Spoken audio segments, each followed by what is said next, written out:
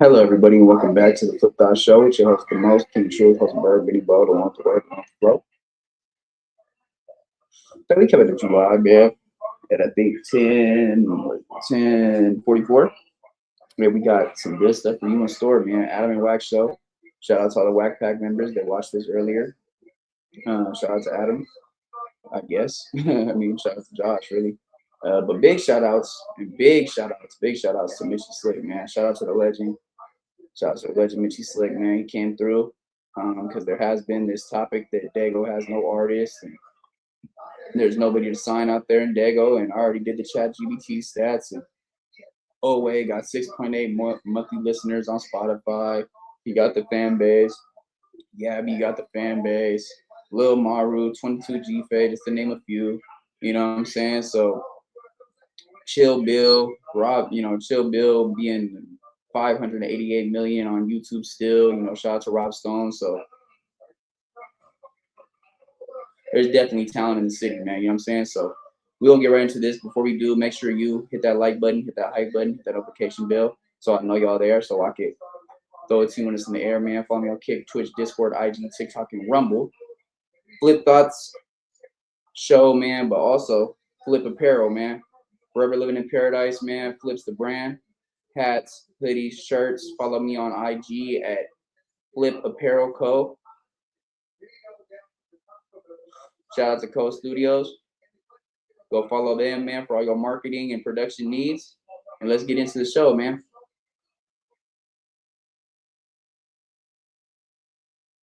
He does. Like what? You gotta, from the beginning, Adam kind of really didn't fuck with me way back. I know. Right? And then I did I always fucked with you. He didn't really fuck with me. I used to call him by my artist, he wasn't fucking with me. So over time, over years, him, his wife, his daughter, his pops, Adam know that WACK ain't gonna go that far with me. He knows that the respect and the brotherhood is genuine. Now he's the fucking asshole. He played on it last week. He played on it. You played on it. He played because I sat next to you and I was seeing him WACK calm himself down. Like WACK was ready to go. Because as soon as he stopped talking, I was like, he's on go mode. I'm going to call you a glazer during this podcast. So listen. Fill in the blanks. So then I got to deal with his bullshit. Right. And then he then said, I'm breaking up my Instagram going crazy. Right. Daygo was on. I said, what the fuck did I do to Daygo? And I'm like combing through it. I'm like, what did I tell my exposed? I said, yo, why? They said, yo, Adam went on there and said this. So they sent me the clip. So I addressed it because I understand that pocket. I understand Daygo. I've been rocking with him for a long time. The problem, the gift and curse with Daygo is they don't follow nobody's trends. You know how Chicago kicked off the drill rap. Then Daygo was like, we doing us. Okay, we'll come up there if you agree to come down here. If not, we doing what we doing. And as a lot goes down,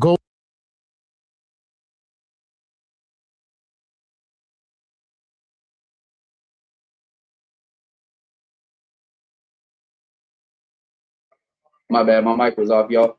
I wouldn't say that's correct, not necessarily, because there's a bunch of Daygo artists that went to LA and vice versa. Those people they work with didn't come back up to Daygo to do any music. Bunch of Daygo artists, such as Mitchy Slick right there, man, shout out to the legend. Went to the Bay, went to Oakland, went to New York, all these different places, man. And a lot of those people didn't return the favor and came back to Daygo, but it's no love lost, though. At the end of the day, everybody's still working, everybody's still networking. So I wouldn't say that's very correct what WACK just said, because yes, we don't go by the trends, but if you really want to be technical and real, a lot of LA and a lot of the Bay, they take certain things from Daygo, we take certain things from the Bay, and we mix it in there, man. It's all the same type of flavor, but really, we're not so quick to follow the trends. That's true. Yeah, we move a different way.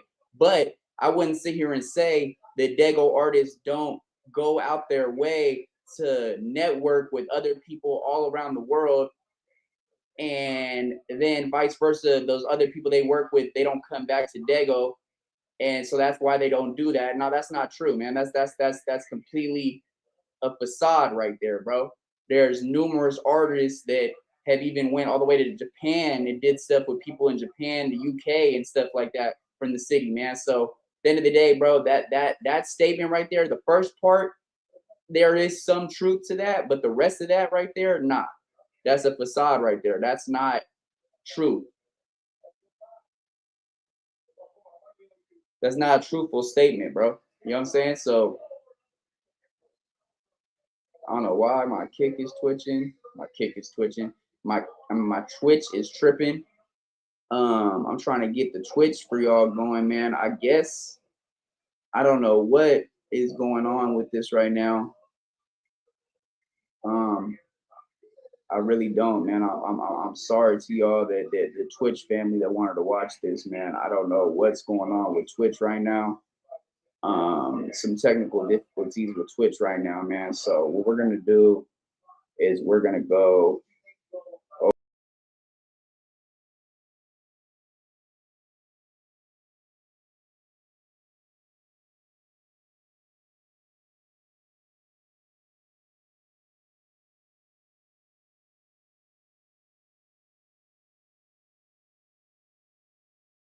Hold on, y'all. Give me like 2 seconds, man. I'm just trying to make sure the Twitch is on for y'all. I don't know why it's tripping out right now.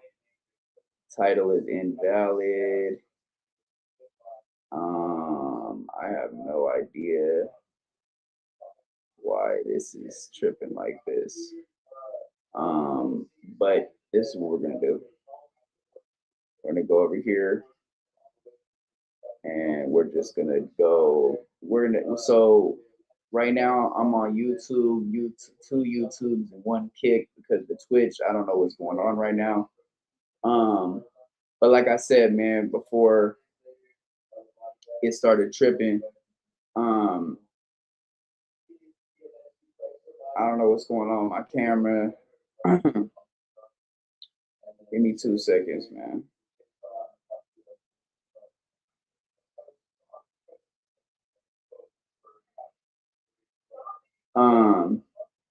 So yeah, man. Like I said, man, I don't know what's exactly is going on right now with my Twitch, bro, but it's tripping. I'm gonna pull the show back up.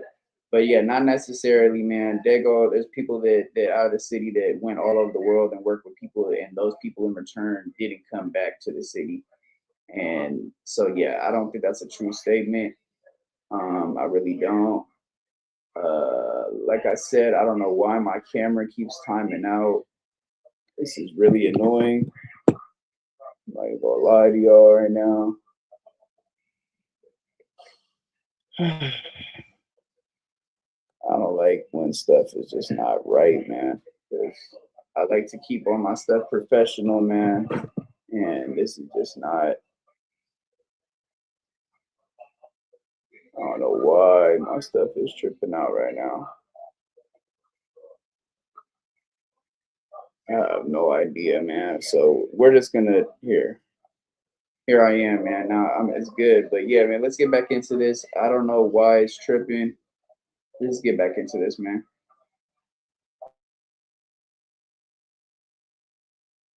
Goes on down there. It's a lot of talent, but they don't come up, right? And I didn't. It's really out of it being the Navy. You got the beaches, the border, TJ, right? People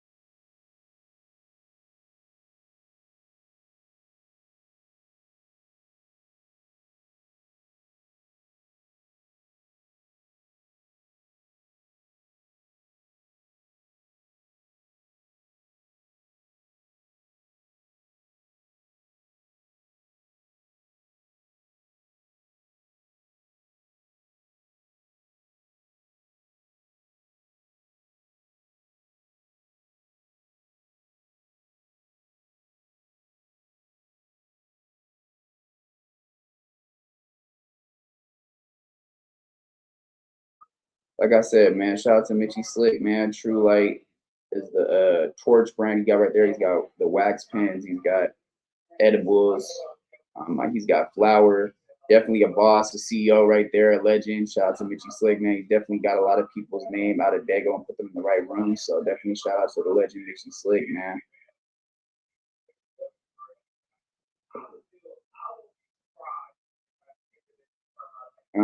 But yeah, man, like I said, man, definitely WACK did say some stuff that was true, but not all of that statement was true. But let's get back into it. Don't know about that inner workings of it, so I had to bring one of the voices, prominent voices, I feel, of Daygo, living legend, Mitchy Slick. Come on, living legend. You know, sitting right across. Right across. And this is why we sit like this. You got to because I ain't guy. Wasn't me. It was the white guy. It was the white guy. I'm gonna whack on this one. He's calling me the most professional glazer ever. Every time I say something about WACK, he'd be like, "You're glazing. You're glazing." I'm like, no, I just like WACK. It must be hard for you to choose who you want to glaze between me and him, though. No. WACK. Nick was here, you'd be real fucked up. No. If Nick was here, you'd be really but like... you know what's crazy? Nick is here. Yeah. He know Mitchy. Yeah. From Nick. All right, but he's not physically here. Nick here with us. Well, that's one dude. You think you get favoritism? Shit. That dude, Nick, but he earned it. He earned it. Nick ever tell you no? He's never told me no. He's never told me no. Hell no. Nick is the homie, man. That's big, bro. The closest I got to no is we gonna work it out. We'll figure it out. He's coming to the Monday show soon. So yeah, shout out to Nick Cat. Nick, Adam, tell me whatever you want to do, Slick. Just let me know what you want to do, homie. Yeah, Adam been over there with Nick, and Nick's been over here. You know what I mean? So they got that relationship. For better or for worse, he inspired me to get this building because I saw his compound. When I took you over, something like that. I think that's when Adam started really realizing. All right, I think WACK really is fucking with the movement. Because everything I was doing, I'm like, Adam, pull up. You know, I wanted him to introduce it. People I knew that could, you know, assist him in what he's doing. And that's what I like to do when I build my relationships is like leave an impression that no matter what, it's like, you know what? I may be a little pissed off, but the little fucker does what he's supposed to do. You get what I'm saying? You can leave it down. Yeah, does what he's supposed to do. You know what I mean? Adam will tell you that I include him. Yeah. Anything I'm doing, I can include him. I include him in. So he an asshole.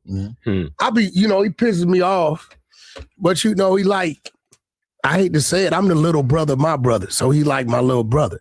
Right. That to where like, motherfucker, that's him. Yeah, I get it. I totally understand it. You know what I'm saying? Yeah. Okay, so what did I say wrong about San Diego? Let's hop into the it. Mitchy Slick version of what he started it. You know he started it. He just told me. The post on his page. Yeah. Hey, first off, Adam and everybody else, not being tough or stupid. I'm not one of these like homie. Right. But niggas really got San Diego like fucked up though, like for real though. Okay. Like I know what y'all see and what's promoted and pushed to y'all and all that type of shit.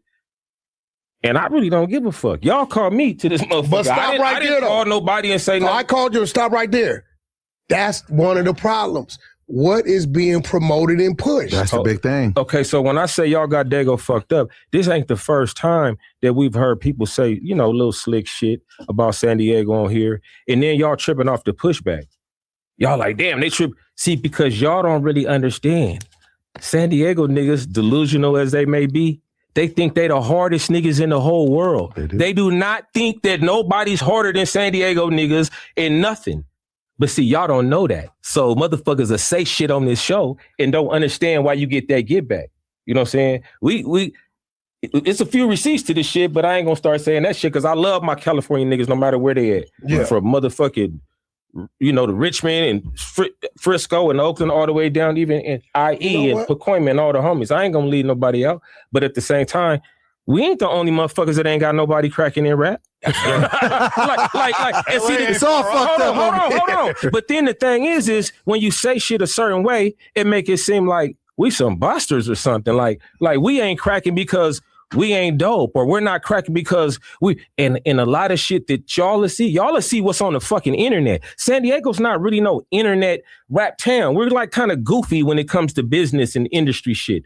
That's why San Diego ain't popping. You feel what I'm saying? Mm-hmm. So But explain that when you say goofy. What I'm saying is, you're saying okay, let me tell you. Yeah. Let me tell you what I'm saying.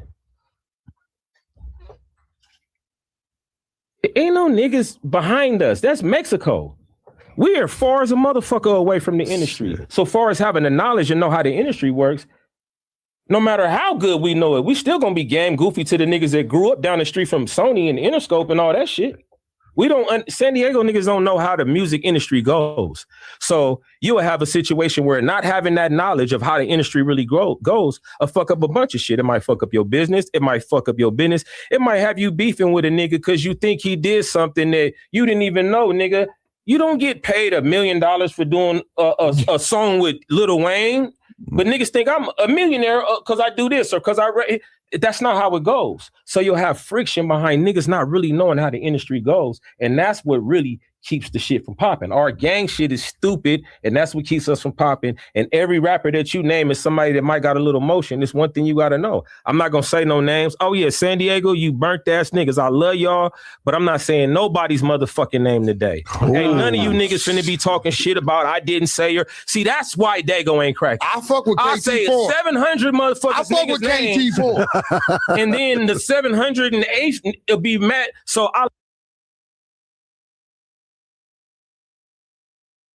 Hey, he just said some real ass shit right there, bro. Because I'm not even gonna lie, bro. The reason why he's not saying nobody's name is because they came about it the wrong way, bro. The only really person I really see that came about it the right way, and they didn't really even mention Adam in the diss, but just just put it out there. You feel me? Hey, we ain't nobody to play with. Is Ryan Anthony. So shout out to Ryan Anthony, man. As well as I think Tiny Bang made a song about Adam, but there's a couple people, bro. But I could understand why Mitchy Slick didn't sit there and say any names, and that's no love lost, bro. But there's something behind that, and that's real though what he just said. So yeah. Love all y'all niggas. Everybody that want to get their props off this motherfucking interview. Put your name in the motherfucking comments and all that shit. Look up every Daygo nigga. Every nigga down there is dope. We all, whatever, you know what I'm saying? But Adam, when he said what he said, it ain't about what you said, homie. It's how you said it, homie. And you say it connected to some like, it's a bunch of motherfuckers that ain't cracking, but you ain't gonna say that about them or about them, because on the internet or whatever y'all will see, y'all will think San Diego is about some motherfucking Imagine, I mean, what you call it? SeaWorld and the beach and man, it's a popping ass. I say this, shout out to my to the young homie Ryan. It's a popping ass brand in San Diego. The motherfuckers barely see the beach. We don't go to the beach. We don't see that shit. We don't go to the zoo. I mean, when we little kids, we do, but shout out to Ryan Anthony, man. Y'all go over to Barely See the Beach, copy some merch, man.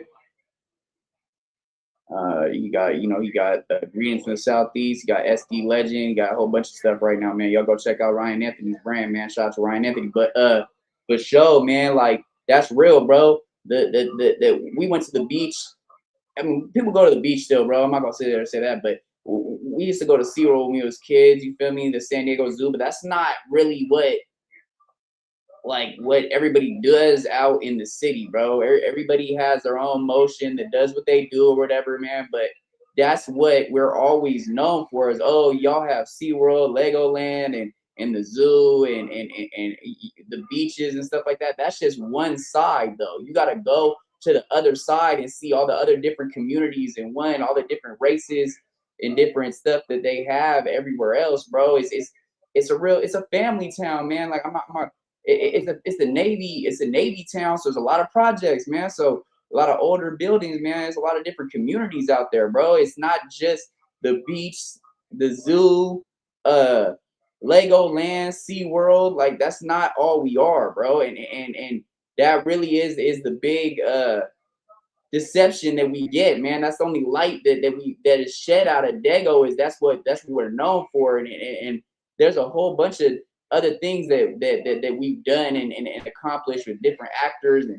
different athletes, and the list goes on, man. You know what I'm saying? So yeah, bro, definitely shout out to Slick for saying that real right there, man, because You know, it needed to be said, bro. It really did. It really needed to be said. And he said it in a professional and not in a threatening way or aggressive way. He just spoke the real right there. So definitely shout out to Slick for that, bro. That was real right there. And it definitely needed to be said, man.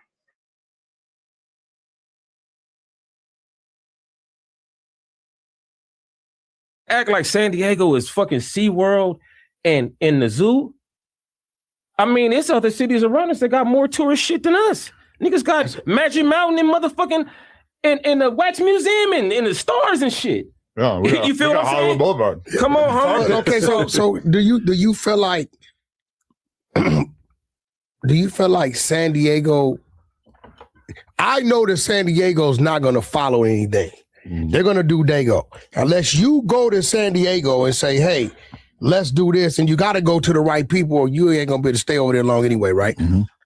Will San Diego be able to adjust the new of today to say it didn't work back in the days staying isolated? Because what Adam said, he wasn't wrong. He like, yo, because the only mainstream dude was JL Felony. For a long time. The biggest musical guy, right, as far as I'm concerned, because I know his work, is Mitchy Slick. Fact. He didn't been on songs with everybody. I remember one day when he like, yo, y'all going on tour? I'm like, yeah. He's like, I'm like, Mitchy, you welcome to come wherever. Let me get you a spot on the bus. He said, oh, no, homie, don't worry about the bus. Mitchy was in some SUVs, and I swear, we got to the East Coast. Every city we went to, I'm like, damn, who was these people waiting in the front? They was waiting on Mitchy. Mitchy's a Right, so that's when I'm like, damn, but why isn't it? It ain't translating. Because, homie, listen, San Diego's not really like, you know how all the other cities, you got this whole trilogy of videos about everybody's hood and who they big homies was and where they started. We don't really do that shit in Daygo. But why not? That's what I'm saying. I'm just saying this is how, like you said, a blessing and a curse. You need your swamp stories. That's a fact. We need that. We need that. Hold on. No. So we can get the origins.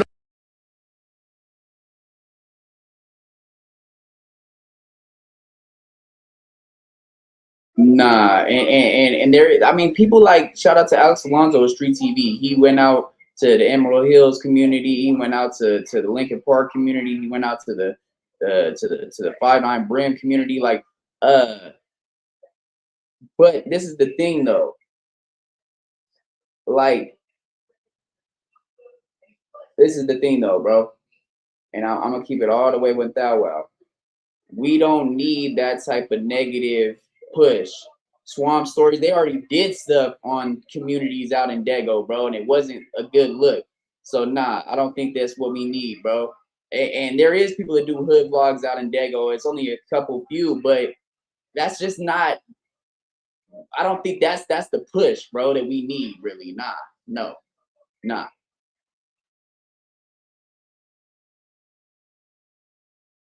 Stories. Bro, they got it for all y'all. I don't know if it's still up. They got a gangland segment. They have, see, you know, I know your history.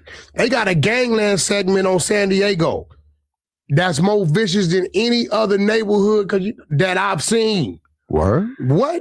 Oh, shit. Listen, that segment, I think that's what caused you from getting banned or restricted. It was a bunch of shit before. He couldn't even go, but then, you know, like back when radio, I swear, I don't never remember on our radio runs, you know, they tell you got to go here, there. I don't remember being like, we got to go to San Diego radio station.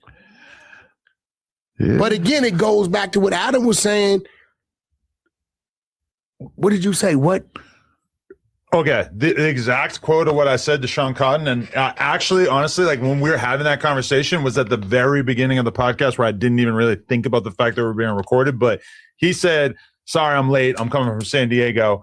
And I said, yeah, you know, San Diego's not so much of a music city these days. I was like, you're probably not going to find an artist to sign down there. But then immediately I shouted out Lil Weirdo, who I believe is coming on at some point in the near future too.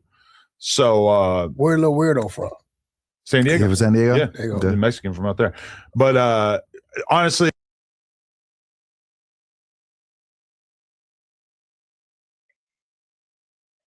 okay, and so this is what's so crazy about that. Like KT Foreign, Little Weirdo, Who else went up to No Jumper? KT Foreign, Little Weirdo. Who else went up to No Jumper? I'm trying to think of another Daygo artist that went up to No Jumper, but like I was saying, bro, at the end of the day, when it comes down to that,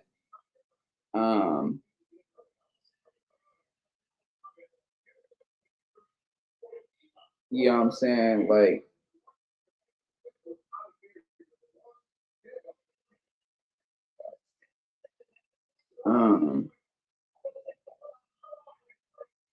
this is what I was gonna say to that. Adam, you've had these people on your platform before, bro. So you know what type of talent. Oh, KT Foreign. KT Foreign, Little Weirdo, and who else went up to No Jumper?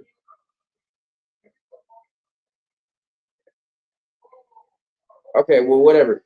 Basically, what I'm saying, man, is just because you said, "Oh, shout out to Little Weirdo," that still doesn't cover up what you said before that, bro. Like, nah.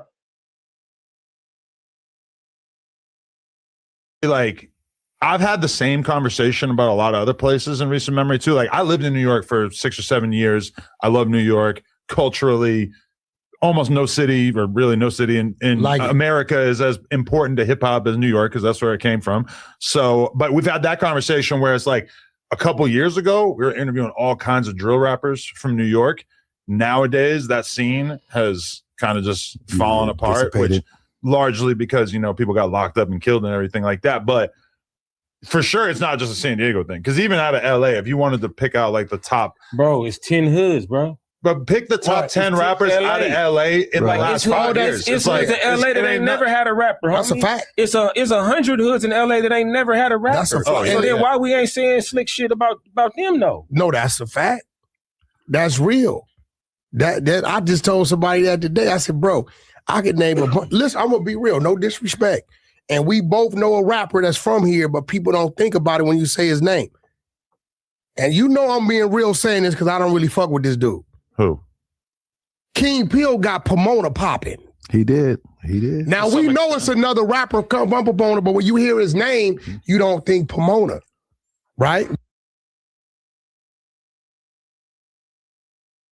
Shout out to King Peel, man. But who he's talking about is, you know, who a lot of people don't know is from Pomona. They think he's from LA.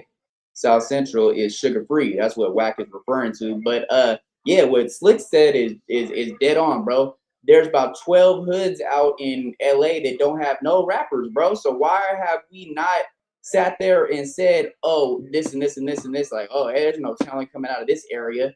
You know what I'm saying? Like, why is it just throwing shots to us? Why is it always just throwing shots to us? Like, what?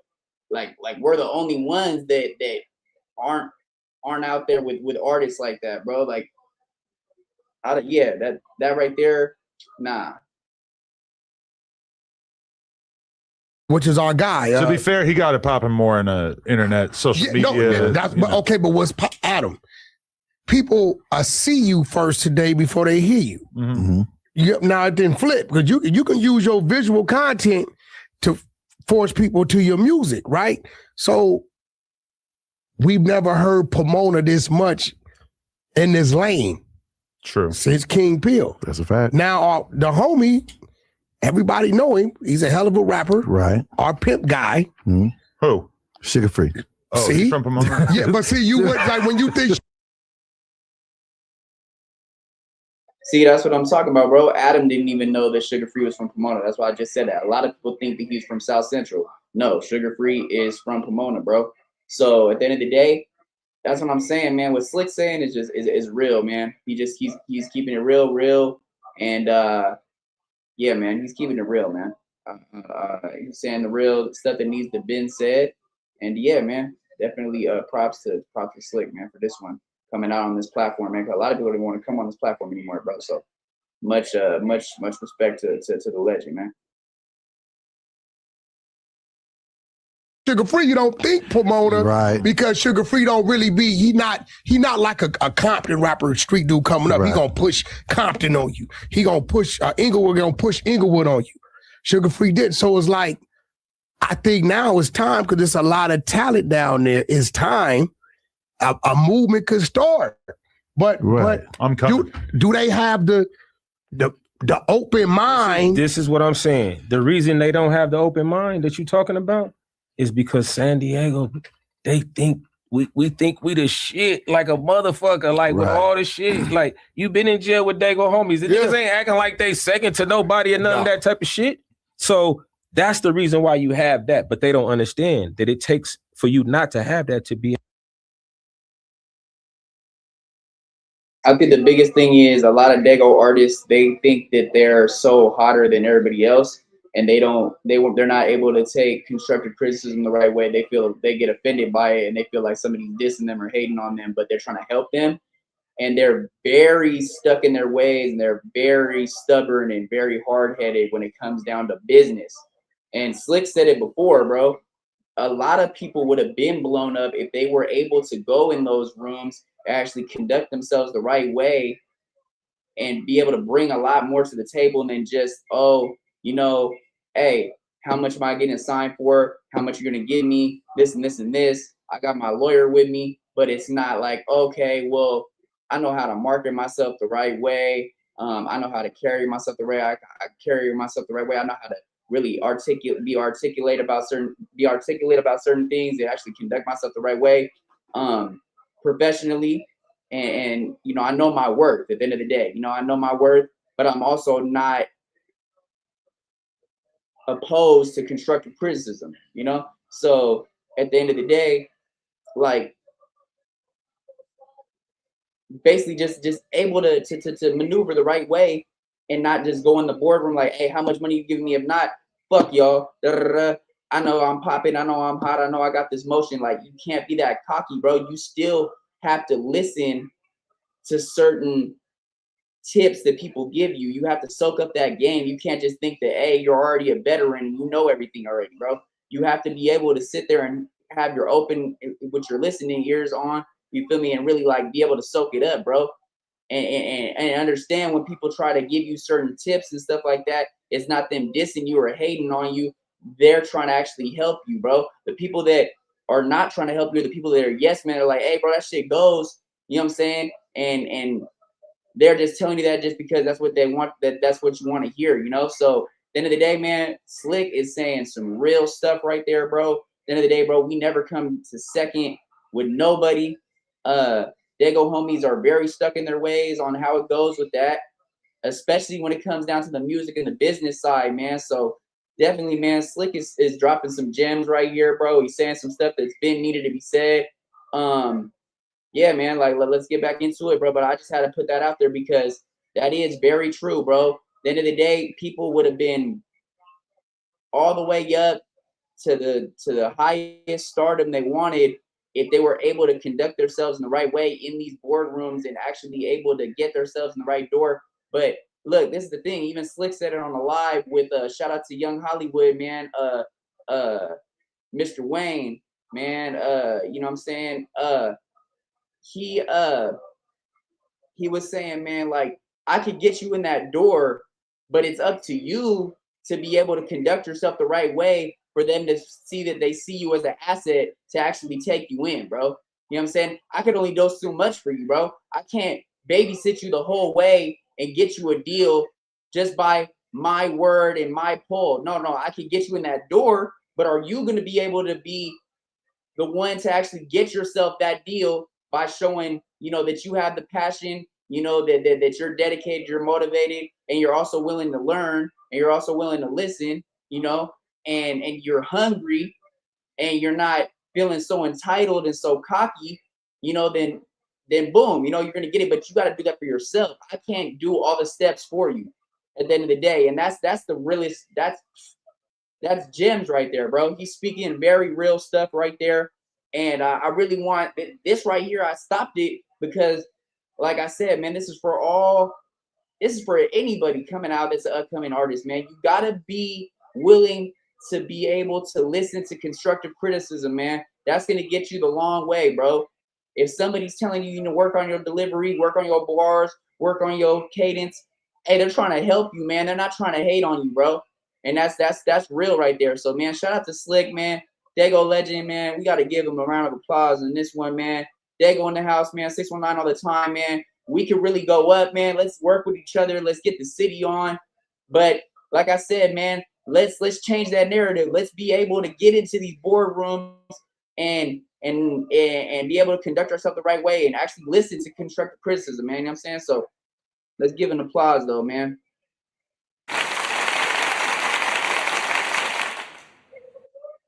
All right, let's get back right into it, man.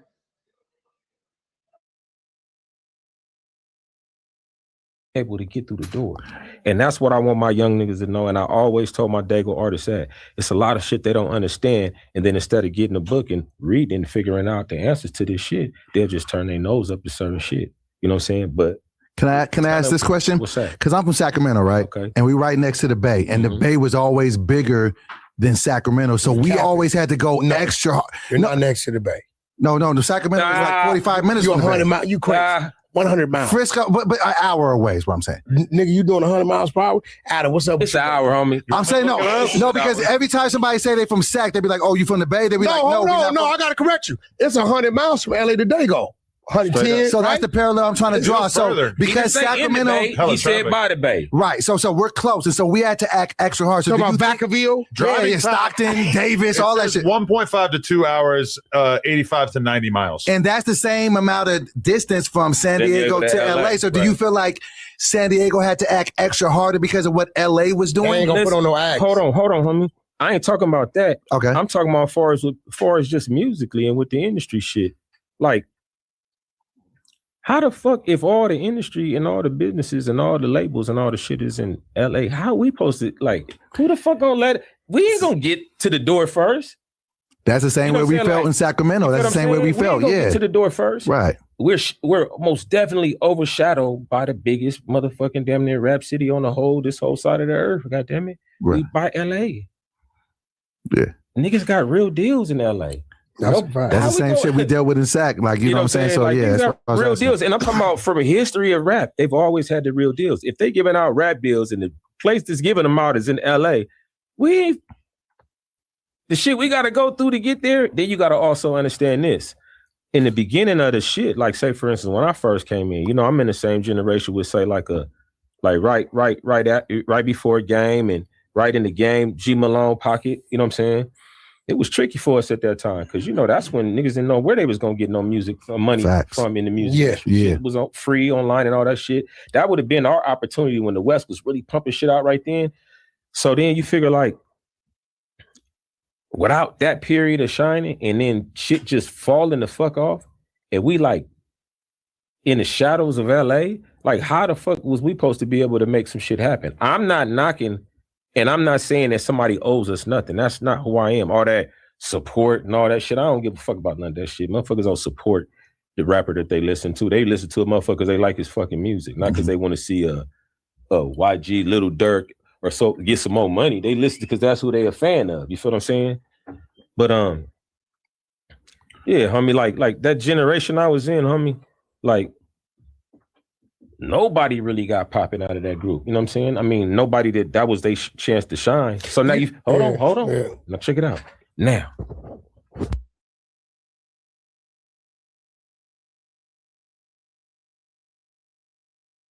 That's real too, bro, because like J.O. Felony seen his stardom for a while, you know what I'm saying? But it wasn't like, it was only for a certain amount of time. So like, we never really got that super stardom for artists like that. I mean, other than like, I'll say like Rob Stone, you know, his stuff went diamond, you know, and J.O. Felony, like I said, man, he's definitely somebody that you know, is known everywhere, you know, but it wasn't enough though, really, to be honest with you. It wasn't enough. It should have been more. Should have been more support, should have been more of a push, should have been more. But that's why Slick was like, hold on, let me speak this. Let me say this, WACK, because WACK was trying to cut him off. Niggas don't understand the gang aspect of this shit. San Diego, come on, homie. That's a straight up blood city. Okay, we were arguing about that. In the minds of the out people, hella Crips and Daygo. Don't get it fucked up.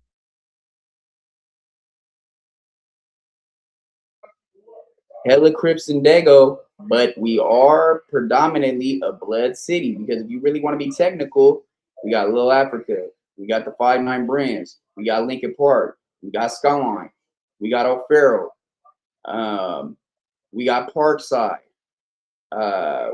we got 5-0, we got the Usos that are whoops, you feel me? We got what else we got? I already say O'Farrell. We got O'Farrell. We got man, we got a lot of predominantly blood and Pyru sections in Daygo. We got the West Coast for the Keyways. We got the 40s for the Keyways. You know what I'm saying? We got East Daygo.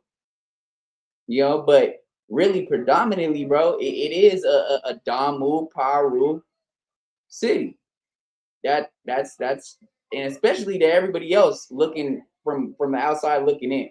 We do have a lot of keyways, yeah, but predominantly though, the sections are the red team, Damu Paru. Feel me? Like that's real though.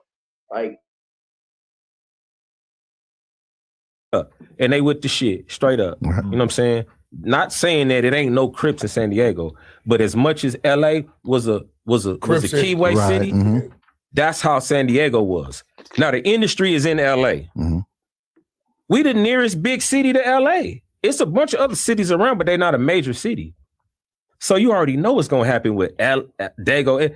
We got a brotherly camaraderie going on with everything. Right.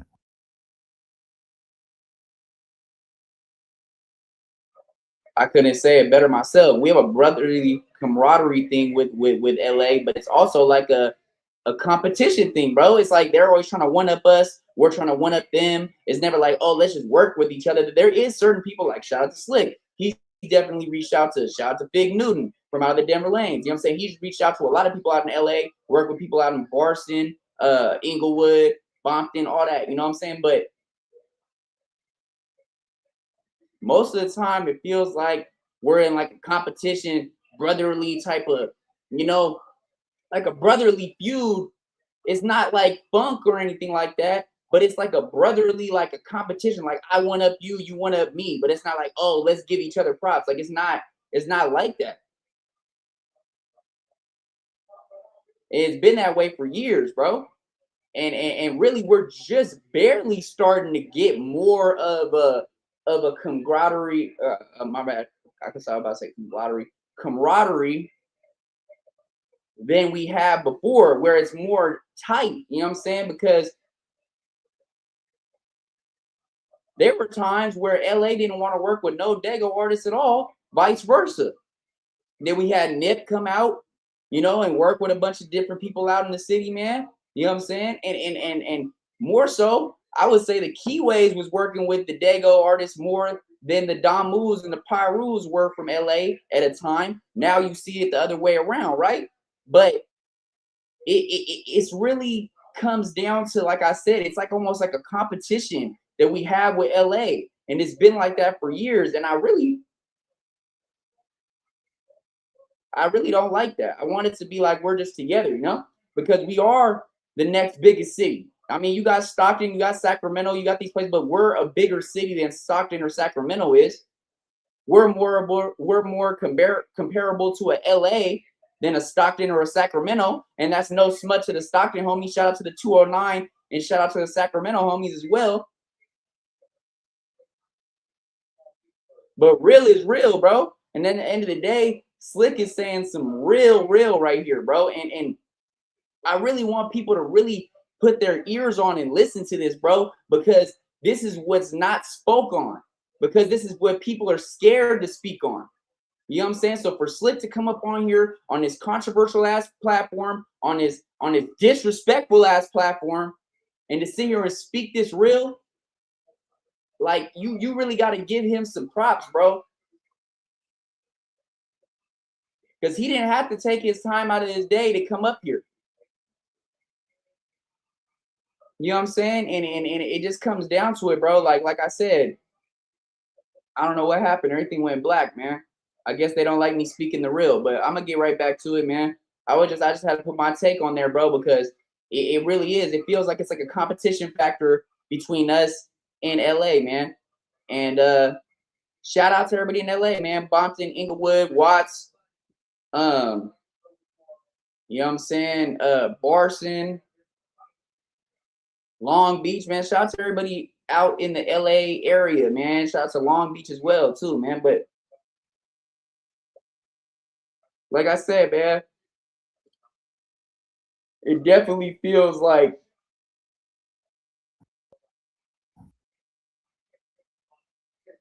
So Bloods, the industries in LA, San Diego camaraderie, I mean, little bullshit. How the fuck? Wait, I have an important question though. Did you feel like it was a bad look or a good look for San Diego when Compton AD got beat up by the security guards in San Diego? You knew he was gonna do it. You knew he was gonna do it. that's exactly what I'm talking about, bro. Slick shouldn't even waste his time coming on this disrespectful ass platform, homie. Because, bro, he's speaking some real ass shit, and Adam has to go in here and talk about, so I just wanted to ask an important question. Was it a bad look for San Diego when Compton AD got into that altercation in that club in downtown, and he got laid out on his pockets? Bro, why does it always have to be some trolling shit with you, gang? He's speaking some real game right now, bro. People want to hear this bullshit. Like, that's disrespectful to Slick's time, bro. You in the presence of a motherfucking legend, homie. Act like it. He over here speaking some fucking real game, and you over here talking about some bullshit. Come on, bro. Like, man, come on, man. Cut that shit out, bro. Like, for real, man. Cut that shit the fuck out, bro. Like, that right there is just, that shit's just bad. That's a bad look on your platform, homie. And Doughboy and WACK are eating it up because they're content fiends, and all they care about is this trolling shit. At the end of the day, y'all want to hear no real fucking shit. This man was speaking some real ass shit, and you over here interrupt him to say some fucking bullshit. Cut that shit the fuck out, homie. Like, for real, bro. That shit pissed me the fuck off. Like for real, bro. I mostly don't give my energy to this man, Mr. Madam 22 to 16, but come on, gang. Like, for real, bro. This man, Mitchy Slick, this legend right here in your presence, was just speaking some real ass shit, and you interrupt him to say some bullshit. And WACK over here laughing and cheesing it up. You got Doughboy's groupie ass cheesing it up. Like, bro, this is not what he came up here to talk about, bro. This man did not have to come up to this disrespectful ass platform for this shit. Y'all wasting his fucking time. Let this man speak some fucking real shit. We hear bullshit on No Jumper all the fucking time.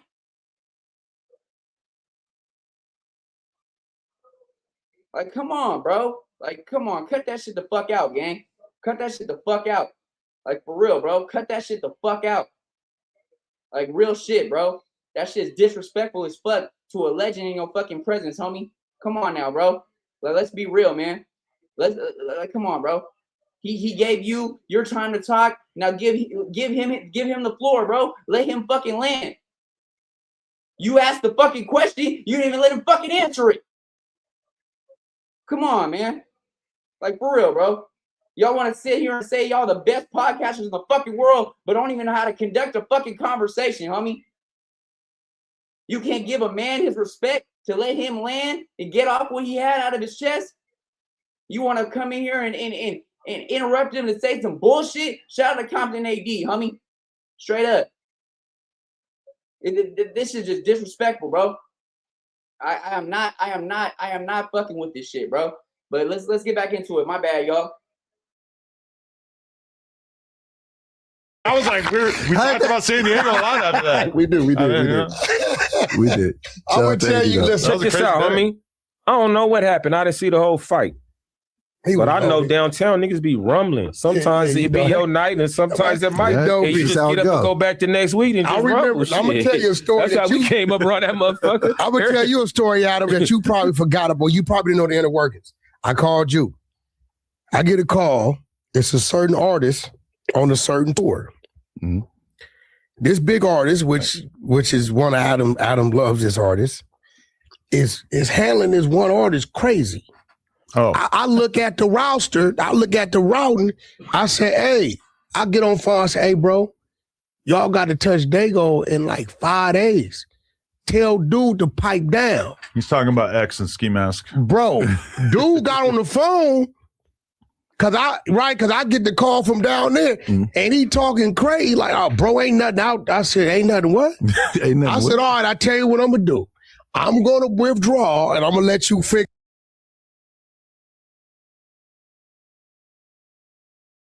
What he's referring to is when X was saying some pretty disrespectful stuff about the city. He came out to perform. Shout out to 1207, Jay Spooks, Rob Stone, Malik Burgers, all the rest. If I didn't mention all of y'all, man, my bad. What's his name? I know there's another person I didn't mention, bro. I know exactly who it is. I just can't think of the name right now, but that's my bad. But shout out to all the 1207. But yeah, man, like, boom, X went to perform with Ski Mask. X ended up getting to an altercation, ended up getting dropped, you know what I'm saying? But that just goes to show, bro, there's a bunch of artists that come out there popping it beforehand, go out to Daygo, and then they meet the consequences, bro, because they really think this shit is fucking sweet. And it's not, bro. It's not. There's been bloodshed for all different sides of the community. And like I said, when it comes down to it, LA and other places, we're not like, it's not like, oh, we don't have love for those other places. We do, but there's certain things that we just don't condone out in the city, bro. Like, it's just certain things. And shout out to WACK for sitting there and telling Adam, hey, look, bro, you might want to tell your artist to pipe down because, hey, there is some people out there that are not going to take kindly to that shit, right? And so shout out to WACK for that, because that was real right there. But it goes to show that happens all the time. That's just one situation. There's numerous other situations that weren't put out all on blast like that went hella viral like that situation. Rest in paradise to X. Shout out Ski Mask to Slump God. Shout out to 1207. Like I said, all I'm saying is this is something that we've seen a pattern of before. But let's get back into it. Get out. And that's when Triple X get knocked out on the stage. Right. So, okay, just to fill in the details, basically, Fill in the holes for us. Rob Stone gets into it with Ski Mask on tour. We only got to go all the details, but basically Ski Mask is drunk and being kind of a dick to him or whatever, being disrespectful. And then X hears about it. X hops on Twitter, I think it was, and basically just violates Rob Stone, talking hella shit about him. And then fast forward, like, I think because this is before X got punched in the face, but Ski Mask is playing in LA, and I pull up, and I'm cool with Rob Stone and Ski Mask, so I say what up to Rob Stone, but Ski Mask is nowhere to be found. So I'm sitting in back, and I look around, and I see a bunch of guys wearing red, and I'm kind of thinking like, oh, all right, like, suspicious. But I'm like hella not gang knowledgeable at the time, so I'm just looking around, whatever. But there's a TV, so we can see, and then all of a sudden, boom, Ski Mask is on stage, he's performing, just him and one homie, and I'm like, oh, okay, like he didn't make his way through the backstage area, but he's performing, okay. And then as I'm like sitting there looking at the TV, all of a sudden, just a flood of dudes just run up on the stage and just start.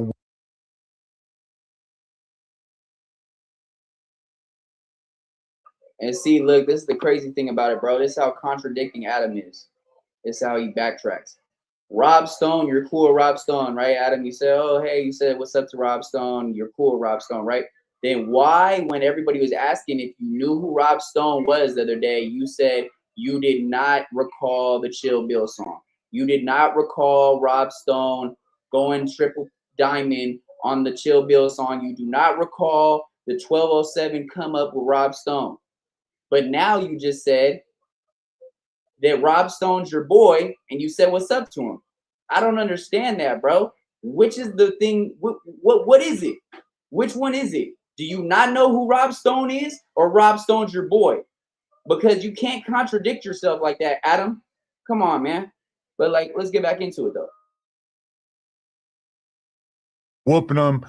I kind of like ran out there, and the only thing I really got a chance. Where you think them dudes was from? San Diego, and I do Presumably. I believe I saw. Hey, yo, I think he was there. I tried to tell. Hey, Nah, I'm no one to speak on no type of 50s politics when it comes down to the dip, when it comes down to Lincoln. But I am pretty sure that it was a couple people from out of 5'9" Brims. Shout out to all my Brims, man. Shout out to the basement. Shout out to the ocean. But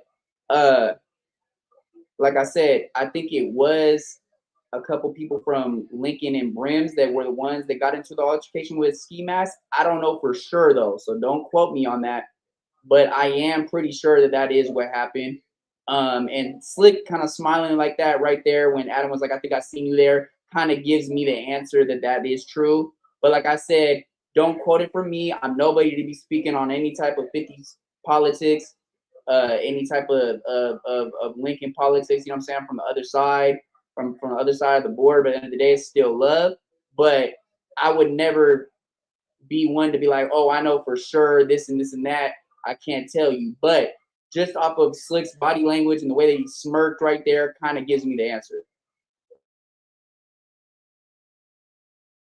Yeah, I'm trying to tell him like, yo, I'm like, listen, because I don't be knowing what people be thinking. Yeah. You know, my celly in prison for 2.5 years. That was a little nigga. I didn't do nothing to that. No, yeah, my celly for 2.5 years was Big Crunch, Big Sad from 5'9" Brim, Daygo. You know what I mean? Right. So I got a chance to hear a lot of Daygo history on the yard with him. And and he right, like them dudes, they think they the swollest, strongest, Toughest. like So they ain't nothing about them minimized. Right. When it come to them. You know what I'm saying? So, but we ain't on the internet doing that shit, so them motherfuckers think it ain't nothing but SeaWorld and the wild animal And fish park. sandwiches, Like, yeah. That's the deception we get because a lot of people aren't cool or comfortable with the social media and the cameras. But when you go out there and see those people face to face, they're on that type of timing. They're on that. It's not sweet, but you think it's sweet because you don't see us doing as much as what LA does with the going on live and popping in with different oppositions of people's oppositions and going back and forth and doing all that. You don't see a lot of that in Daygo, especially when it comes down to certain sections. They don't condone that. So that's the reason why people get the deception like, oh, it's sweet. We could talk about Daygo all we want and then come over there and nothing's gonna happen. But that's a deception. That is the deception. That's exactly what it is. Slick is saying the realest shit, man. Like anybody from San Diego, man, y'all know what it is, bro. Get in the comments, man. Give us 619, put a palm tree, put a Daygo in there, man. Let me know something. But like I said, man, Slick is speaking the real. And if you're from San Diego, you know how it goes, bro. So let's go. Yeah. But listen, I'm not bragging this shit because LA, i.e. them niggas is my brothers, homie, straight up. Everybody know I fuck with niggas from Bonton, Inglewood, everywhere. Right. So it ain't that. I'm not looking at it like it's Daygo in LA. I'm looking at it when I say these things like we right all together. Homie, from Easy E to the homie, shout out to Corrupt, Snoop, to every nigga that came to Daygo, they done rumbled in Daygo, homie. Everybody, homie, since back in the 80s, my nigga. You know what I'm saying? Everybody. Right. It's a city full of knuckleheads, but they not on the internet with the shit. And if you understand, all the rappers in San Diego that's popping, that's on the top of that, it's one thing they got in common. And I love it. But none of the main Daygo rappers, as far as views and shit like that. So is Daygo? They not gang members. Is Daygo? They not from real, a gang. Is Daygo too real to make it in this industry? Yeah. The street part of it is. It'll be some other artists that can make it. But I'm saying the homies, like the shit that built Death Row, the shit that built TDE, the shit that built. And that's very real, man. Rob Stone, Little Weirdo. Little Weirdo is a member. Little Weirdo is a member. But Rob Stone, a lot of other artists that got a lot of the limelight out of Daygo aren't members. And that's why they're okay to do certain things they do, pop it on the internet, whatever it is, whatever it may be. But the members that are pushing the music, they're not getting the push that they need. That's what it is. The members, these certain sections, because every section has a list of rappers, man, out of the city, bro.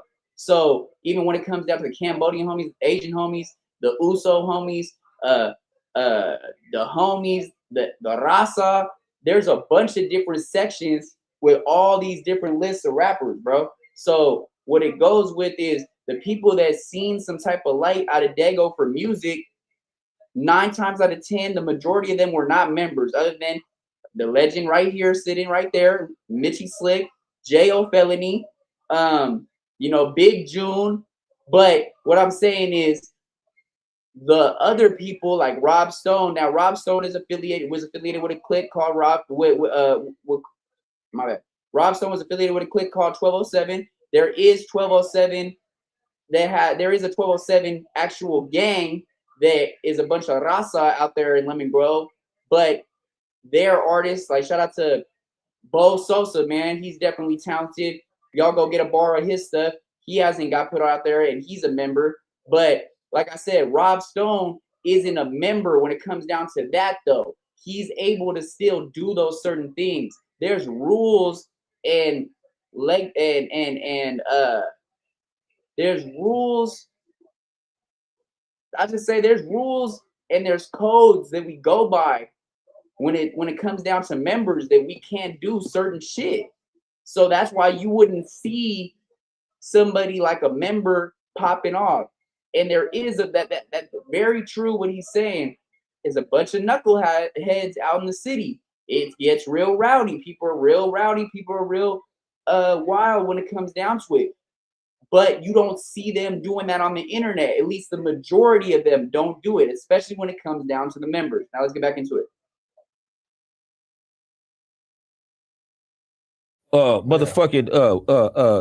Goddamn Cash Money West, the street element of it. You know what I'm saying? That part. San Diego niggas, the hustlers, the niggas that would be in your position, would be in a Suge position, that would be in a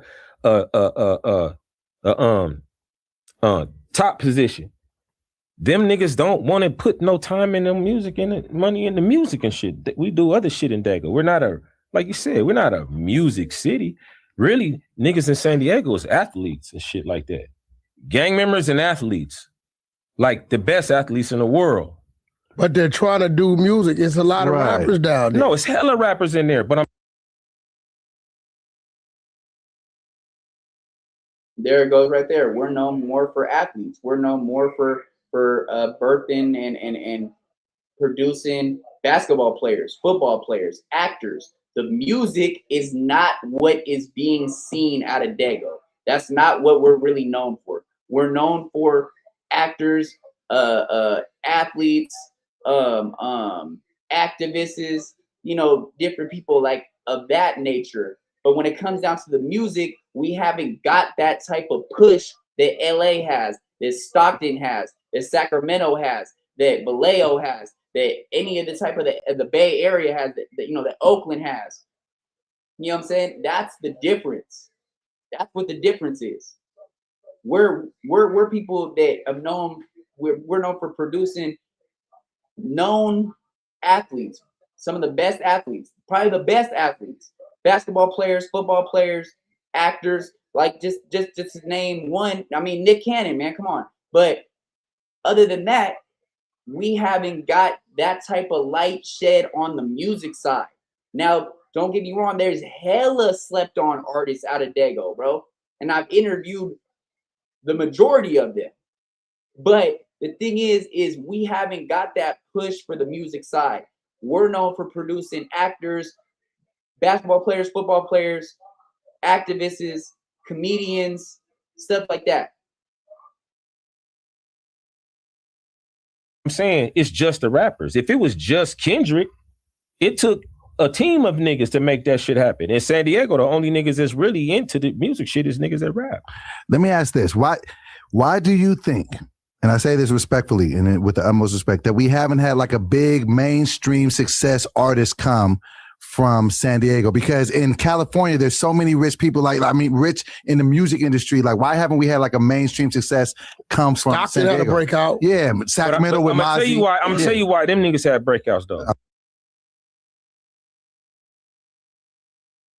Sacramento and Stockton, yeah, of course. Sacramento's got Mozzie, they're Lavish D, other people, but it's because we're not so in tune with the music like that. We don't care about the music like that enough to go out there and work with everybody. There's only a few people like Mitchy Slick, like a J.O. Felony, like a Big June, like numerous others that have went out to Stockton, Sacramento, Oakland, the Bay Area, Vallejo, LA to work with other artists because it's not that big of a thing to them. San Diego's on a different type of timing. We move a different type of way than LA does. We move in the music nature. In the music sense, we move on a different type of timing than the Bay does, than Stockton does, than Sacramento does.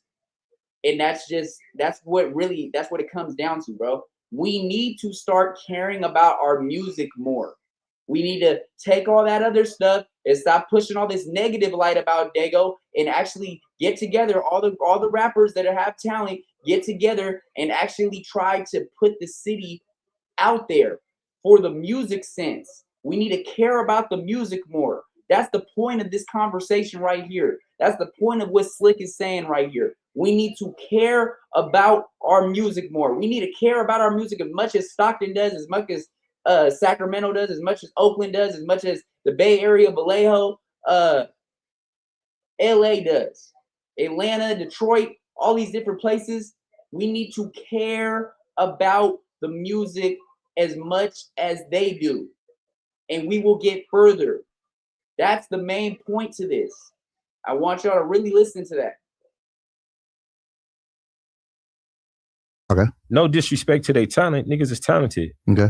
But niggas be living and thriving off of that drama food bullshit. You know what I'm saying? Right. Okay.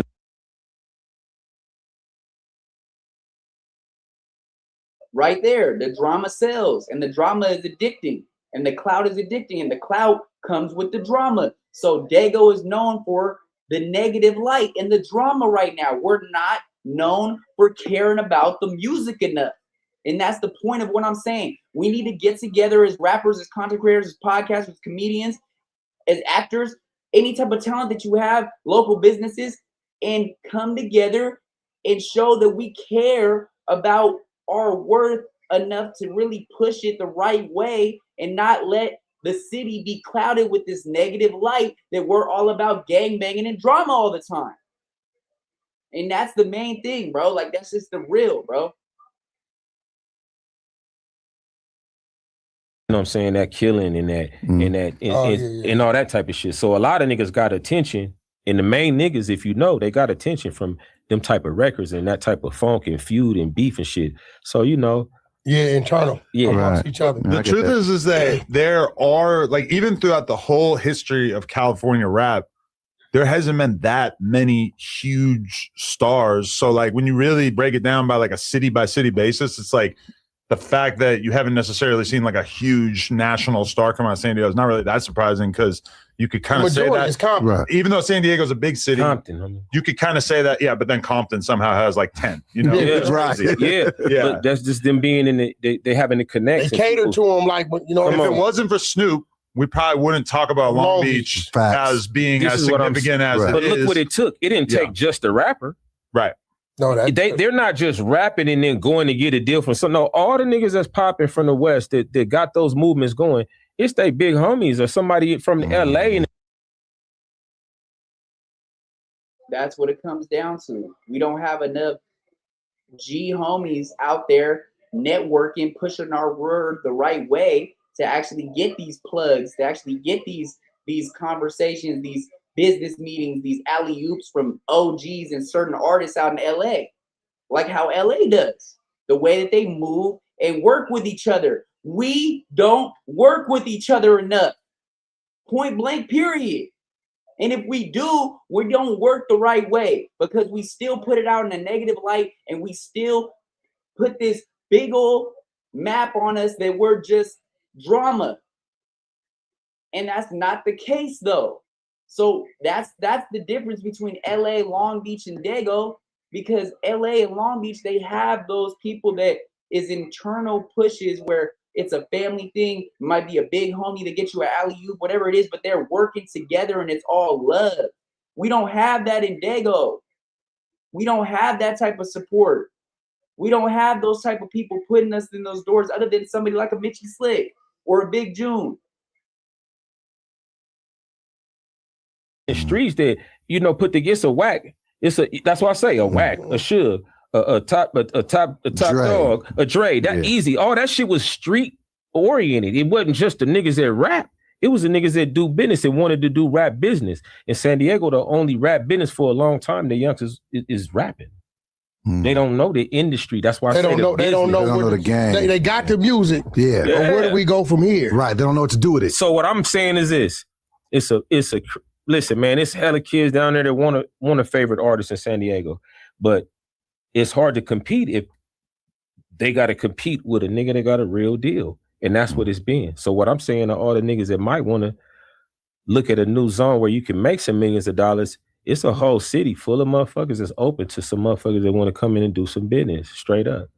Like I said, they're going to put all their names in the comments and all that shit right there. It's hella niggas is talented. It's definitely wide open. You know, it's crazy. It's not because they busters or it ain't because niggas is lame or none of that shit. That ain't why we ain't popping. It ain't because of that. You know how you do those when you be the talent search, how you got Doughboy? Right? I guarantee you it's a bunch of dudes down there. Not saying you should do it, but if you just did like it might be crazy. Hey, like an American San Diego only. We want to see who's down there, who's gonna show up. Because we need to hear it. Because if nobody shows up, we don't want to hear it. We don't hear it no more. But if 20 of y'all show up, and I'm like, yo, San Diego some of y'all kind of talented. I've been to some rap shows in San Diego over the years. Back in the day. No, yeah, that's what I'm saying. Nah, y'all need to just go to the hood and to the hoods of San Diego and grab a homie and watch that movement. That's what I'm talking about. That's what built LA. Homies. That part right there. We don't have enough homies building each other the right way, how LA and Long Beach does. And we do need that. I'll be there. I'll go over there and put my name on the list, whatever. But the whole thing is that's what it is. Y'all need to go out there and find some people that are in the trenches, bro, that have pure talent. That can sing, do R&B, make beats. Shout out to Nick Knox. Shout out to Nick Knox, man. Shout out to 88 the Gang, man. Shout out to Thomas Tyrell. There's videographers, there's producers, there's artists. These people are hungry and ready to work. And they're from the trenches. This ain't no sweet shit. They seen it all. You know what I'm saying? And that's what I'm saying, man. If there was something like that, I hope that I would see somebody like a Nick Knox up there. You know, some of the artists like a Von Dream. You know, a Don Elway. Don is the hottest. You know, some people that are really hungry, bro. You know, and I would love to see that. I'd love to see them get some type of exposure from that in a positive light, you know. But especially like a Nick Knox, a Thomas Tyrell, a 88 the Gang, somebody like that, man. These are people that have been grinding for years, bro. That are hungry still. They still haven't took a break. They still haven't took a day off. Or still pushing every day. So that's really what if Adam and the No Jumper team wants to go out to Daygo and find some talent. Think about those names. Nick Knox, one of the most legendary producers out of Daygo. We got Von Dream, very talented rapper. Adonis the Hottest, Don Elway, and I can name a bunch of others. But when it comes to Thomas Tyrell, videographer, 88 the Gang, producer, beat maker, there's these people right there, man, and those people are hungry, bro. And they've been doing it for years, man. And so that's where he needs to go. He needs to go and find people like that. Not the people that are just trying to get their 15 minutes of fame for some clout shit and just keep it all about gang banging. Nah, that's not what it is, bro. That's not what we need. That's not what we need for the city. That's not the type of light that we need. We need the light for those people that have been grinding and have been hungry for years, pushing. That's what we need. Yeah, that's a homie fact. types. We got it. I ain't saying exclude the other niggas that rap about other shit or that ain't from no hoods. Now you got because until you showcase that, motherfuckers ain't really gonna respect the city because they think the city is some other shit. Go get it. There's probably San Diego hood vlogs going around, right? Is it? I don't know, Not bro. really. I Like don't. they do Right. so much of this shit. I mean, Like I'll say it again, we don't have a lot of hood vlogs going around the city. There is only a couple few people that have done hood vlogs and different documentaries in their sections and their communities. Like I said, shout out to Alex Alonso with Street TV. He went up there to the Emerald Hills community, the 5-9 Grams community. I'm pretty sure he went to the Lincoln Park community. I don't think he went to the Skyline community, but that's no love lost.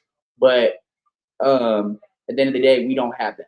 We're not doing that. That's not something that really we're keen to doing or we're even comfortable with. I mean, I'm not gonna lie, I had an artist out of Oceanside. Shout out to Bando, man. To Bando Key. Y'all go check out Bando Key on all platforms, man. Definitely a dope artist out of San Diego, out of the Oceanside area. Shout out to Daygo, man. You know, he locked in with everybody. But he did want me to come out there and shoot he wanted me to shoot a hood vlog in his section, and I told him I'm not opposed to it. But I really don't hear people really saying like, "Hey, I want to go do a hood vlog out in Daygo," or somebody from Daygo saying, "Hey, let's do a hood vlog." It's not as common as you would see Sacramento, Stockton, Arizona, the IE, LA, Long Beach. It's not as common as those cities. Definitely not. if it is, Adam, No, is it like, ain't the real shit. it don't get no boost. It ain't the real shit. Right. They ain't It's getting that somebody push else that they doing need. it on saying it ain't the real shit. It's some bullshit. Cause niggas know you fuck around and do the wrong shit on there. Them saying niggas will fuck you up. The homies, Right. that's why I don't even.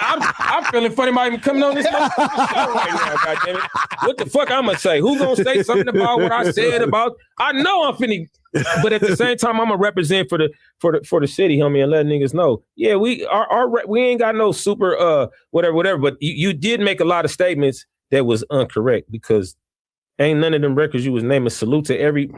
They ain't got no record bigger than Rob Stone. Yeah, record, white bro. boy. What records? Yeah, white The boy. record What's that got up with that? the record that got a White billion, a motherfucking billion streams. That record. Yeah, Adam, that's true. What do you have to say now? Rob Stone's record is 588 million on YouTube and 5.8 billion on Spotify and Apple Music, bro. Chill Bill. Go look it up. Chill Bill. Dun, dun, dun, dun, dun, dun, dun. I'm pretty sure everybody knows that song. Rob Stone, 2 damn phones, Babylons can't crack the code. Used to step out styrofoam, misfigured. I should stick to draw. Backwoods overload. Don't like to smoke no swishers, ho. If you hit my liquor store, it's 50 cents for single post. Come on now, man. That's a classic, bro. Everybody knows Chill Bill, bro, because of the movie Kill Bill, because of the sample. Come on, man. That's a legendary song, and I'm sure you heard it before, Adam, because you said Rob Stone was your boy. So come on, man. Knock it off. Knock it off, man. Talking about what song is that? Knock it off. Well, okay, but Kill what's Bill. not bigger than that? No records. Right. Shit. Who the fuck got Fresh a Montana. billion Well, streams? he stole that record. Is that the biggest record out of San Diego ever? You see how WACK can never let us get any type of shine, bro? We can't just get no type of cool points or no compliments, right? It's just, oh, we stole that record. No, that's a sample that he paid for. Yes, the sample came from the movie Kill Bill, but no, the song is named Chill Bill, and it has nothing to do with the Kill Bill movie. The sample is 15 seconds, 20 seconds long in the hook.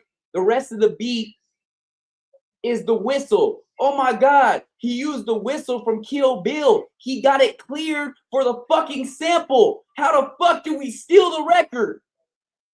Tell me that, WACK.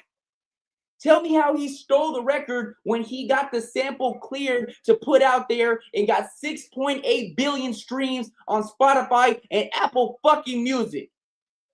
Come on, bro. Knock it the fuck off. Let us get some type of fucking love, bro. We send shots. Send shots of love to LA all the time. Let Daygo get some fucking love, bro. All you have to do is disagree, agree to disagree, or whatever it is, man. Or just sit there and say, okay, well, maybe that's how you feel, or whatever. But at the end of the day, bro, that was a classic hit that was listened to all around the world, not just California. People in New York listen to it. People in the South listen to it. Come on, man. Let us get some fucking love, bro. The first thing that comes out your mouth is that he stole the record. Come on, bro. Because he used a sample from the movie Kill Bill.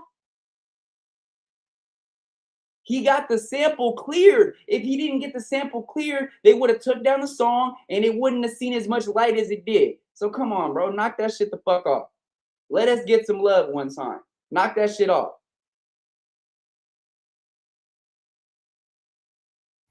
Possibly, shit. That's crazy. I mean, I don't know nobody else who would have a billion. Why are you saying he stole it? Because he didn't have that sample cleared?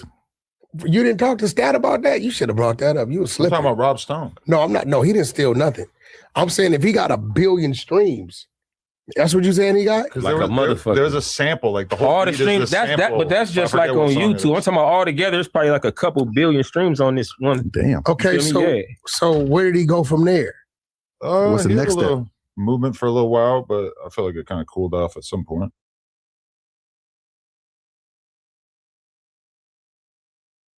One of your most famous interviews, Adam, is with shout out to Ruby Rose. Rob Stone, after he dropped Chill Bill,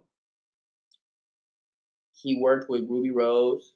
He worked with some of the greats out of LA. He worked with some people in the Bay. But lately, Rob Stone's been focusing more on doing other venues within his brand. But don't get it fucked up. He just dropped like maybe 4 months ago, and that shit's still hot. So don't sit here and say that, oh, he just fell right off after he made Chill Bill, because that's a bullshit lie. So just be real, Adam. Why can't you just fucking be real, bro? You don't have to always hate. You don't always have to be this like, oh, I can't agree if it's not an artist out of LA. I can't give him no props. Like, that's just, it doesn't make any sense to me, bro, because it's not the other way around. We give love to LA all the time. So why can't we get just a little piece of that love from y'all when it comes to Daygo? He watching his words now, huh? He don't want to say the wrong thing. I mean, but it's in his face like last week. Also, that song has 566 million views on YouTube, which is insane. Nah, me and Rob Stone were kind of arguing in the DMs the other day. I ain't tripping on him, though. I wasn't trying to be disrespectful. I just said Rob Stone had a big song. He did an interview, and then it's been a while, and I ain't really heard anything. And he was not feeling that remark. He didn't like those remarks. I will say this. When I fired up Cash Money West, I was Daygo hunting. This is how I came across the KT Forns and people like that. Right. But it was kind of like, I ain't gonna lie, they was playing hardball with the business. Because I don't think they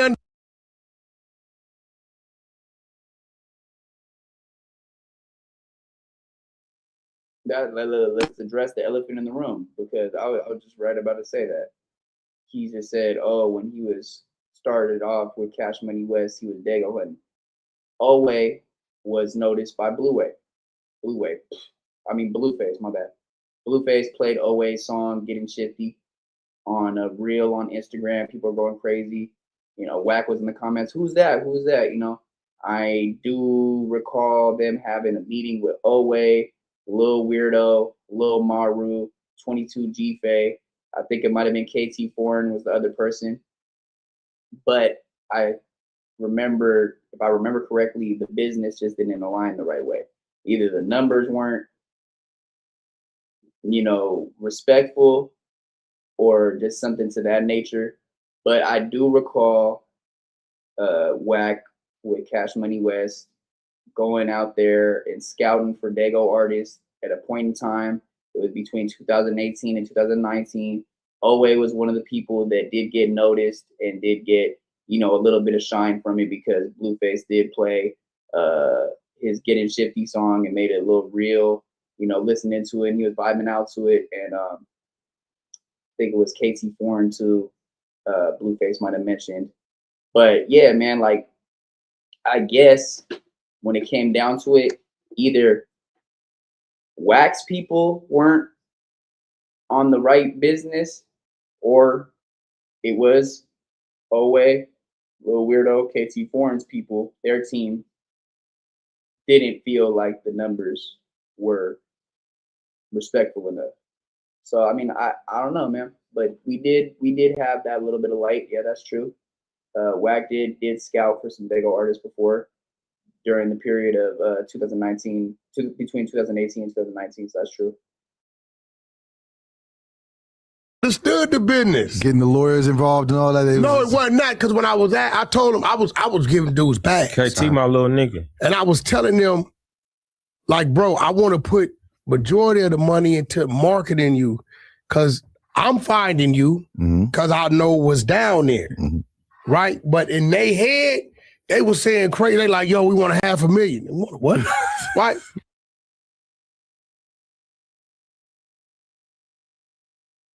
And that's how it goes right there.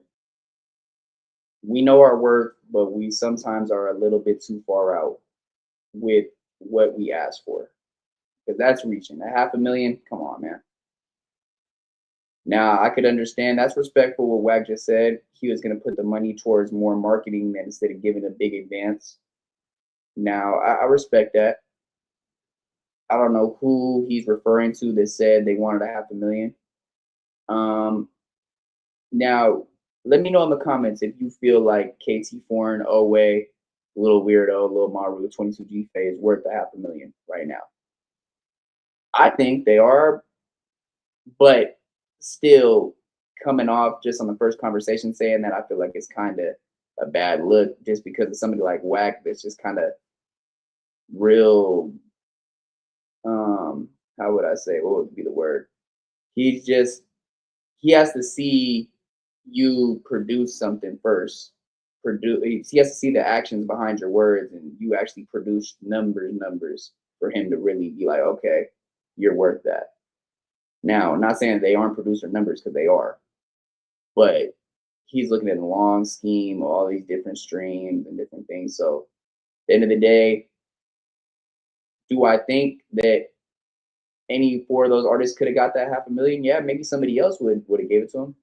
But just WACK, I feel like him looking at it, he didn't see the bigger picture around it, that yes, they have this much motion, the fan base, the streams, the virality, all those different things. And he was like, whoa, that's a crazy number to just throw out to me when I'm already just basically reaching out to you saying, I want to put all this money into marketing you and invest in you.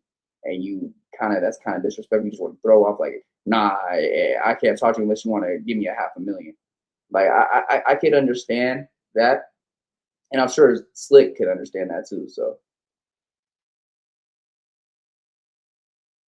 But because they've been hearing these other numbers from these other people, they like, well, shit, if he got 5 million and 10 million, I'm good for $500,000. I said, I tell you what, how about we give you $500,000 budget, and I give you 100,000 out that budget for your pocket, and this other 4 go towards producing the album, shooting your video. He know, all right, go. I got to move. I got to move you around the country, radio runs, promo, all this type of stuff. And they was just playing hardball. It was crazy. It was nuts. So then one dude said, well, how much would you offer LA artists? I said $250,000. I was real with him. Right. And when I told him that, he said, oh, you got me fucked up. Nigga. Yeah. Daygo. Straight up. Right, but he's not understanding. Adam is like, it's a different.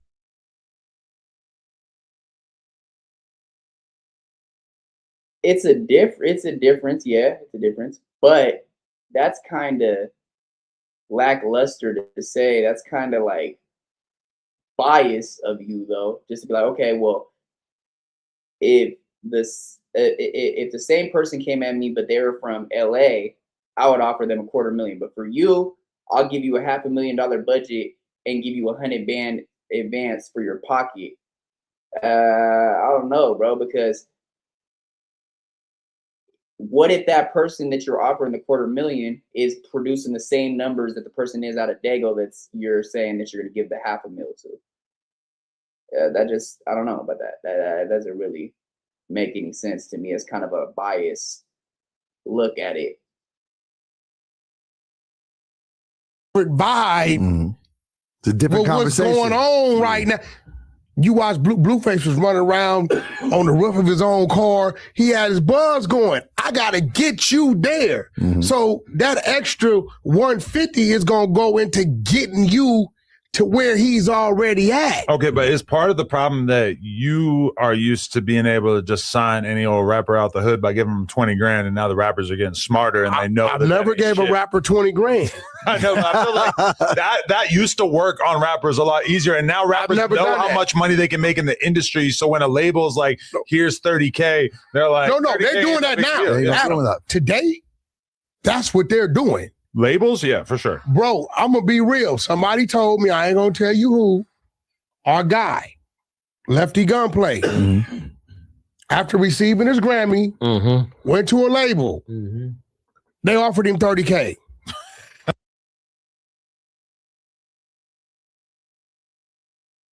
And to be honest, that's sad to hear because I feel like Lefty Gunplay is worth more than 30K.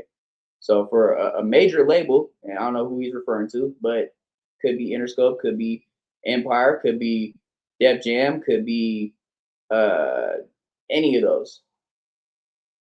I feel like Lefty Gunplay is worth more than 30K. 30K, that's not that much money really to put into an artist. Like 30K is only gonna get you so much studio time, videos, all this different marketing. It's not gonna really get you where you need to be. I would feel like more so like maybe like what he's just said, like $250,000 is sounds more likely because this is somebody that just got a Grammy. This is somebody that definitely does have a big fan base, a lot of virality, a lot of streams, you know, and his face is around, his face is known. So I don't think that that's very respectful. 30K is pretty lackluster. That's a lackluster number. That's sad, like, to hear that, because I feel like Lefty Gunplay is worth more than 30K for sure. I feel like any of the Daygo artists is worth more than 30K as well. Like they at least worth over 100 bands, man. Like, come on, bro. Like he and I'm pretty sure Lefty didn't take that because he knows his worth, man. So respect to Lefty. Yeah. Bro, it's crazy now. It's nuts now. They ain't, bro. Times where a guy get 2 million, he had a dog fight to get 350, 500, and that's to do the whole everything. It's nuts now. But back then, bro, if you are underground artist, and the money I'm telling them was for their pocket, I'm giving you this for your pocket. I still have to do all the other stuff. Yeah. So they give me a budget. So I'm like, shit, where is he weak at? Right. So automatically I got to move him around the country. First, I got to start in the regions.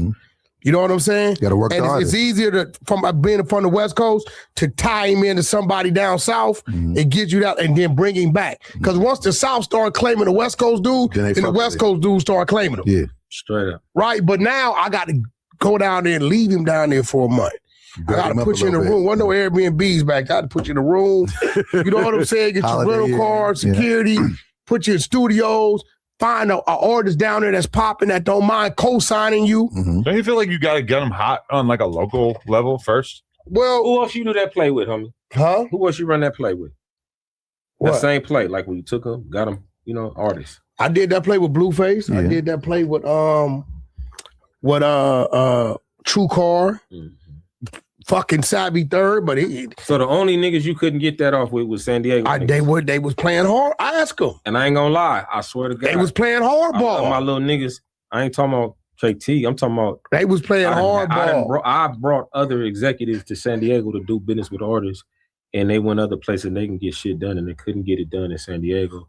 And it's real, I'm telling you. But what I'm saying is it's only because of the lack of knowledge, homie. They don't know. It's not because of the lack of overall knowledge. It's because of the lack of the business knowledge, and that's exactly what is Slick saying is. Like I said, man, I could get you into the door. I could get you into these rooms with these executives, but are you going to be able to conduct yourself the right way and understand exactly what you're getting into and be able to produce these numbers and actually be able to be not opposed to constructive criticism and work with somebody, you know? And that's really where it is, man. Like it's all about, man, getting more knowledge, man. You can learn something new every day, man. Read up on it, man. Do your research, do your homework, man. And that's really what it is, man. If people are not, like I said, those people I shouted out, those people are ready and they're business ready as well. Not saying anybody else ain't business ready, but those people are hungry and they're business ready. Shout out to Wild the Hippie, he's business ready as well. You know what I'm saying? He's ready to get in those rooms. So, and I'm not trying to be biased or smut anybody, but some people, they're not. They have the music, they have the numbers, they're popping, but they're not able to conduct themselves the right way with the business side when they get in the room. And that's just, at the end of the day, that's just the bottom line. Right. We just don't know, homie, because they not in the industry shit. They in the street shit. You know what I'm saying? You won't know that because if you watch just the internet, you're gonna hear and only know what Adam knows. Mm. He don't know that in the streets, nigga. Go to the jail and see who they bumping amongst. Right. You know what I'm saying? Mitchy Slick, you feel what I'm saying? Mm-hmm. Go to the penitentiary all over this motherfucker. But not that that's worth this or that, but I'm saying where we come from, that shit's worth something. So when you say shit like that, they're gonna take it a certain way. You know, they haven't left Adam. They haven't. They haven't left that old mentality. That state of mind. You know the what I'm saying? music is popping, but the business is not caught up. How would you expect the San Diego any artist from 2 hours away to understand the game as well as the cats that's right here by the game? You feel what I'm saying? Like another LA artist or artist for Compton might have understood that play he was trying to run. Hell yeah. He done heard his homie ran the same play. He went and asked his homeboy, hey, check it out, what you call it? Because you know, it's a bunch of niggas that ain't got deals around here. How'd that go? Wait. Oh yeah, that might have worked. Homie, I had a deal similar to that. We don't have no reference. Think about it, I got no reference. Think about it. Because you was a Blueface fan, right? I was. Now. And then. Now, right? To this day. And I'm not taking nothing from nephew, right? But I signed him in like September. Mm. I was working Sappy 3rd. He went to jail. I got him out. And then November, when he went back, the PO told me, we putting a hold. You can't bail him out this time. Mm-hmm. I called Blueface in November. Because I told him, look, Sappy 3rd up first. Here go your bag. Keep doing what you're doing. We're going to plug into you. I said, dude, go. You ready? Mm-hmm. Now, follow this. November. I call Cash Money and say, hey, I'm ready to go on Blueface now. Right? They said he got some new music. I said, yeah, but I'm not tripping his new music. I went through his old music, and it's a song on here I want to remix. Mm-hmm. Bro say, WACK, everybody shut down. I said, bro, I gotta go now. Mm-hmm. He said, WACK, do what you gotta do. You got my blessings. A lot of people don't realize this. So while we at Cash Money West, I went to E1, took Tatiana, mm-hmm. a song that had been out 7 months before I even knew this artist, mm-hmm. and started Lyrical Lemonading it and remixing it. Lyrical Lemonade remix YG. Mm-hmm. Lyrical Lemonade Cardi remix B. Cardi B. Yep. Right?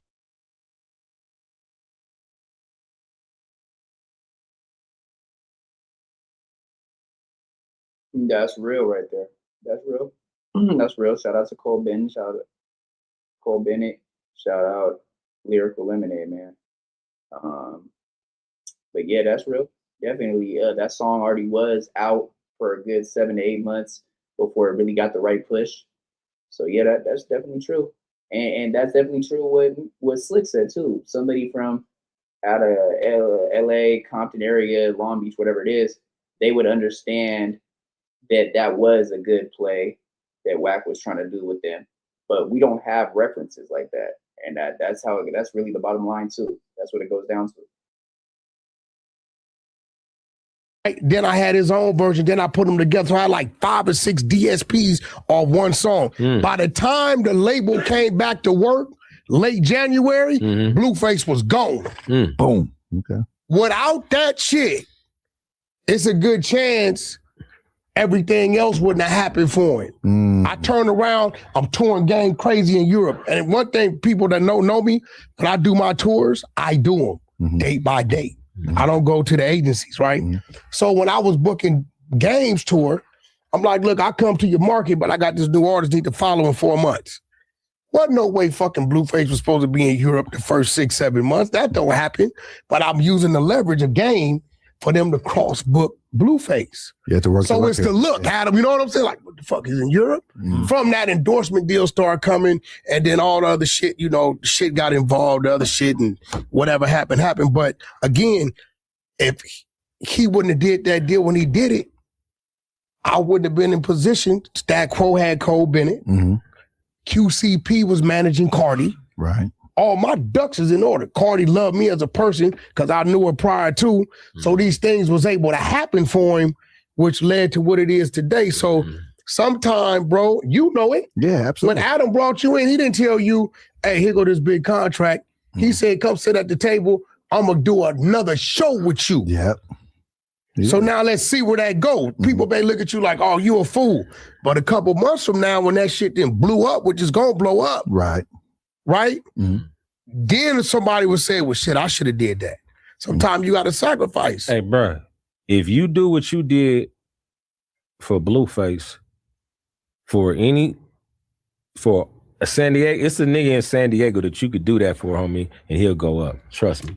Yeah, but the niggas, bro. I wanted to ask this question. Do you feel like, okay, because in the fractions of California, like you got up north in the Bay Area, they got their own sound. You got Southern California, they got their own sound with LA. You on a good topic. You on a good topic. Do you feel like San Diego has their own distinctive sound out of the other shit that goes on in California? Yeah. Okay. But the thing is that that's not the ones that's popping. The Daygo sound is not the artists that are popping. It's not because it's not popping either. It's just that like I said, I didn't want to say no name. I have to go, but I'm saying no, there is a Daygo sound, but a lot of the artists in San Diego don't understand that, you know, that's what it'd take to make it pop. You know, they trying to do what they think everybody else to pop. Everybody else, because they done tried all the shit. They don't know what the answer is. They think that might be the answer. Right. They might think it's the music. It's not the talent. It ain't got nothing to do with the talent. That ain't why Daygo ain't popping. Daygo ain't popping is because lay a play like that for a San Diego artist, and then you'll see what happened.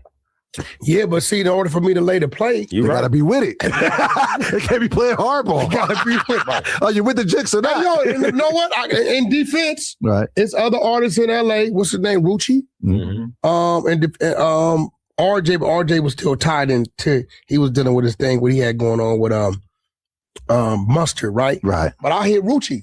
Rucci one of the first dudes I hit because he didn't know I knew his daddy. Me and his daddy did time together. Taco. Much love to the homie right? Rucci. And Taco been Rucci and them remade one of my songs. Man, salute to the young Taco homie. had been expedited and shit. You know what I mean?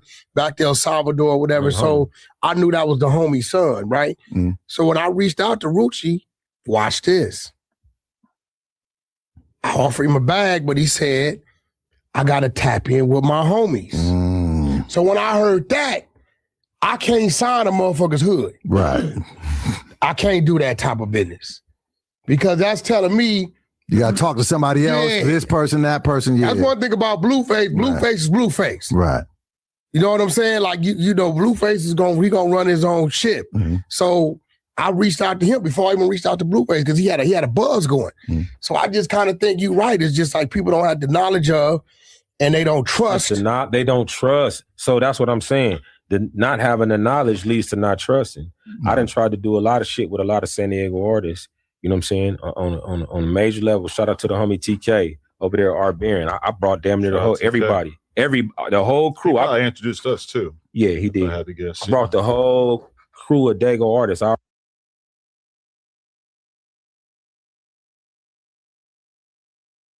Yeah, and that's the thing. Like, we can't have the knowledge. We can't trust the knowledge if we don't know references. Like he said, like we're not going to just automatically, just because of your name being WACK 100 and you doing this for Blueface, us just trust you that you're for sure gonna make us pop, and we gonna take our time out and not waste our time and all that. We don't know we could trust that. And a lot of people still have to do that. Like, hey, let me call the homies and make sure this is a good look. Like, he's not bad people. Like, there's a difference between the industry and in the streets. You know what I'm saying? And they're two different things. Shout out to TK though. But let's go back in. Already did this. I brought every artist that had a buzz in San Diego to the studio, let them work with Ron and them and all the shit. Brought TK in, and for whatever reason, I'm not finna get into all that. They just didn't really understand how I was supposed to go. You know what I'm saying? They didn't understand that TK and them came down there to see me shine. Right. You understand? And then you put the light on them. Come on now. And when I say me shine, I don't mean me shine as an artist. I mean me shine as the executive. We done did business together. These my homies forever. I've been fucking with TK in up to 20 years. Homie. Yeah. So when they reached out to San Diego, it was, Mitch, we gonna get you popping. It's time for you to be executive and do your shit. And so I try to bring that together. Yeah, I was gonna ask him that have that happen if somebody offered it wouldn't be a bad thing for Empire to say, we're gonna create a division to go down there. Let's find some talent in Daygo. He did it with Detroit. It was the time Ghazi was. That kind of shows how you're not very knowledgeable about the city, because Empire is very big in San Diego. Ghazi has reached out to different artists out of Daygo, and certain people are backed by Empire. Shout out, I mean, really bigger labels. Shout out to Juice Lee, CEO Juice Lee. Check out the Juice Lee interview on my page. He's signed to UMG, one of the biggest labels right now, Universal Music Group. Shout out to Marty McFly. He signed to Bungalow, which is under Universal Music Group. So there's people that have got that, but it's not been shown out.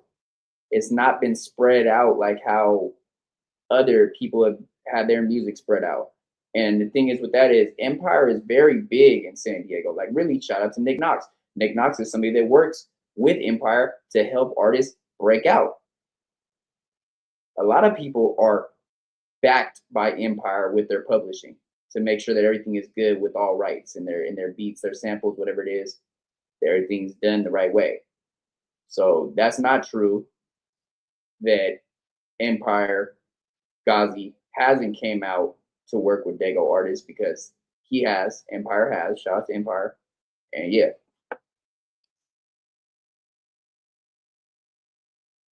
Ghazi would have signed every damn artist in Detroit. Yeah. Rio the Young OG. Ghazi, my brother, man. You get what I'm saying?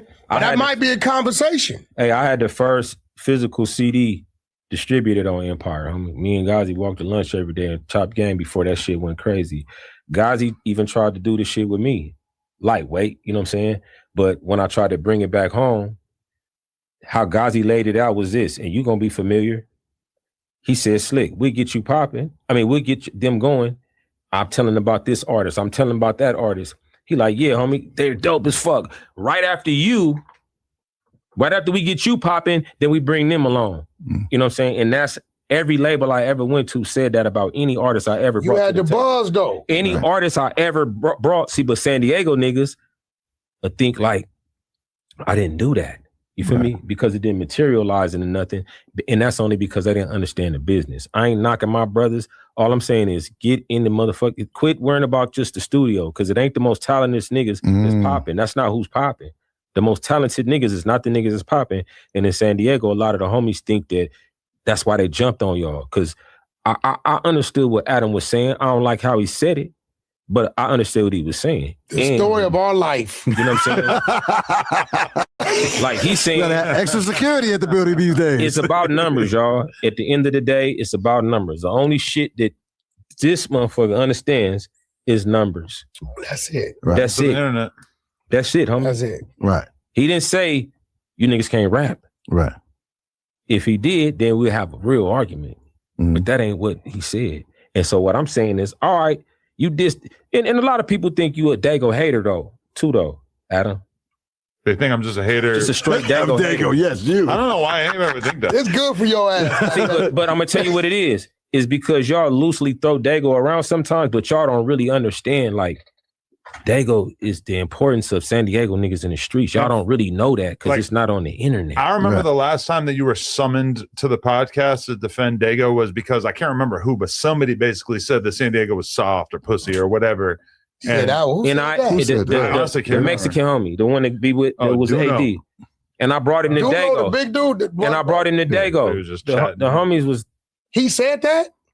He said some shit. Said that? A long time ago, but I guess. Hey, them Daygo S. Okay, that's not exactly what he said, but I'll go back to this is what I remember from what he said. He said they basically the same type of things that they were saying on the Tuesday show that I agreed with. Oh, you know San Diego from SeaWorld and the beaches and the San Diego Zoo and what else is there? Legoland, but we don't know Daygo for being a hard ass city like that, and that's why Slick came through last time. And actually, AD agreed with him. But see, look, this is the type of approach that I respect from Slick. Slick didn't come off like aggressive, like, oh, yeah, watch when y'all come to Daygo, y'all gonna get touched type of thing. No. He took them out to the trenches, bro. They went to the fish market in the southeast and had a lovely meal. They did a food review for like 3 different restaurants out in the southeast, from the Lincoln Park area to all around East Daygo. And that was cool to see, man. So definitely, shout out to Slick, man. And he definitely came at it with the right approach. It was all professional, respectful. But yeah, that's what that was. And that was 2023, 2024 when that happened. They be with tear some shit up, yeah. Ain't nothing soft about Daygo. Yeah, and that's no joke either, man. The Raza don't play in Daygo, man. Shout out to all my Logan Redsteads, Logan Heights, Shelltown, and everybody else that I didn't put out there, man. All the Raza out there, man. They definitely pushing. I have no knowledge of how gangster San Diego is. We know you don't. We know you don't. But he said we know you don't. I don't think I've ever commented on such a thing. That's cool though. But I didn't come here to explain this to you. Mm-hmm. I came here to use your platform to explain it to all the motherfuckers that you influence. For sure. Because you will have them fucked up thinking that Mitchy Slick walk around acting like he tough for no motherfucking reason at all. Yeah. Like where I'm from ain't like, it wasn't Daygo niggas. When they first kicked the Damu shit off and the pen and all. If you really want to be technical, in the 90s, man, we were like the murder capital, bro. They was shooting cops. It was going up with the keyways because there's so many out there, and there wasn't a lot of blood hoods made yet, or Paru Damu hoods made yet. So it was friction. There was riots going on. It was going up. It wasn't like how it is now, where people could just say whatever they want. That's not how it was. So yeah, bro, when it comes down to it, that's the reason why Slick carries himself like that. And it's not a tough guy persona. That's a real OG right there. And that's real for me saying that, because I'm from the total other board. I'm from the total other side, right? But it's all up. But at the end of the day, though, that's an OG right there when it comes to the music, when it comes to marketing, when it comes to just being a boss, and when it comes to the streets, that's an OG right there. I'm gonna give him that. But that's what the deception is. They think that, oh, there's all these rappers out of Daygo that just have this tough guy persona, but live in the nicest places. That's not what it is, bro. There's only one side of Daygo that you guys see, and those are the nicer spots, the beaches, the zoo, SeaWorld, all the different rich areas. But there's still the Southeast. There's still East Daygo. There's still Spring Valley. You know what I'm saying? Like, there's still Lemon Grove. There's still El Cajon. These places still have members. These places shit still goes up at. You know what I'm saying? And that's the thing. That's the deception right there. And we know, Adam, we know you know nothing about the gang stuff when it comes out of Daygo. We know that. And we know that you only care about the numbers. But that's why when you did that ChatGPT stat search, shout out to KO Hustle, shout out to OD Hanks TV, they made you look retarded because they showed you that we have produced numbers. There has been artists that's produced numbers out of Daygo, produced the fan base, produced streams. But you didn't want to see it like that. You wanted to be stuck in your ways, and you wanted to keep with that same opinion and that same look on it. All that shit, like, it was Daygo niggas at that table, day one. That's a fact. Straight the fuck up, though. You know what I'm saying? Straight up. Fact. They mention them. Go look at all them old shits. They're naming Daygo homies. And I'm not saying I'm glorifying that, but I'm saying I know that's what y'all use to judge whether we can say slick shit about this city or.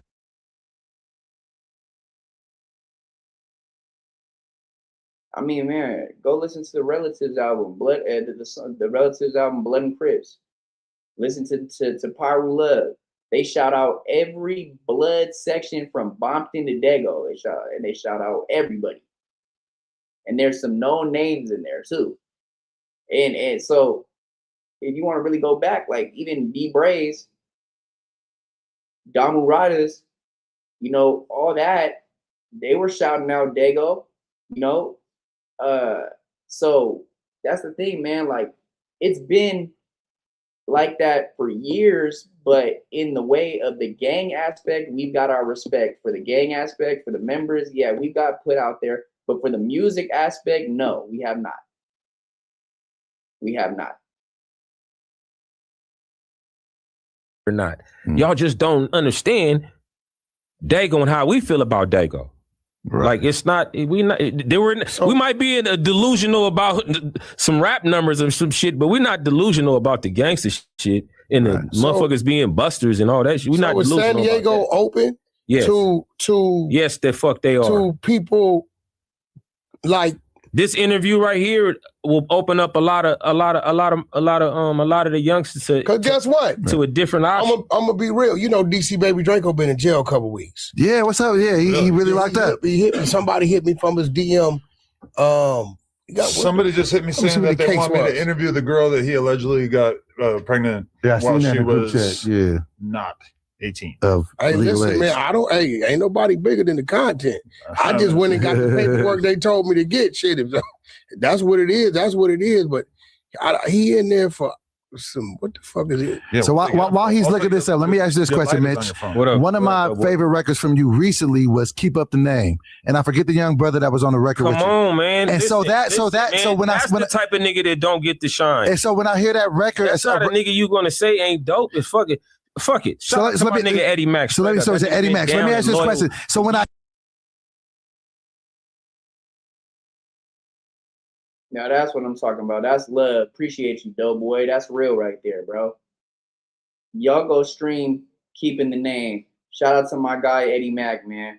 He really been that's another person that I forgot to mention right there that's hungry and that's been pushing for years, man. Did stuff with Mozzie, done stuff with a lot of different people, but hasn't got that push yet.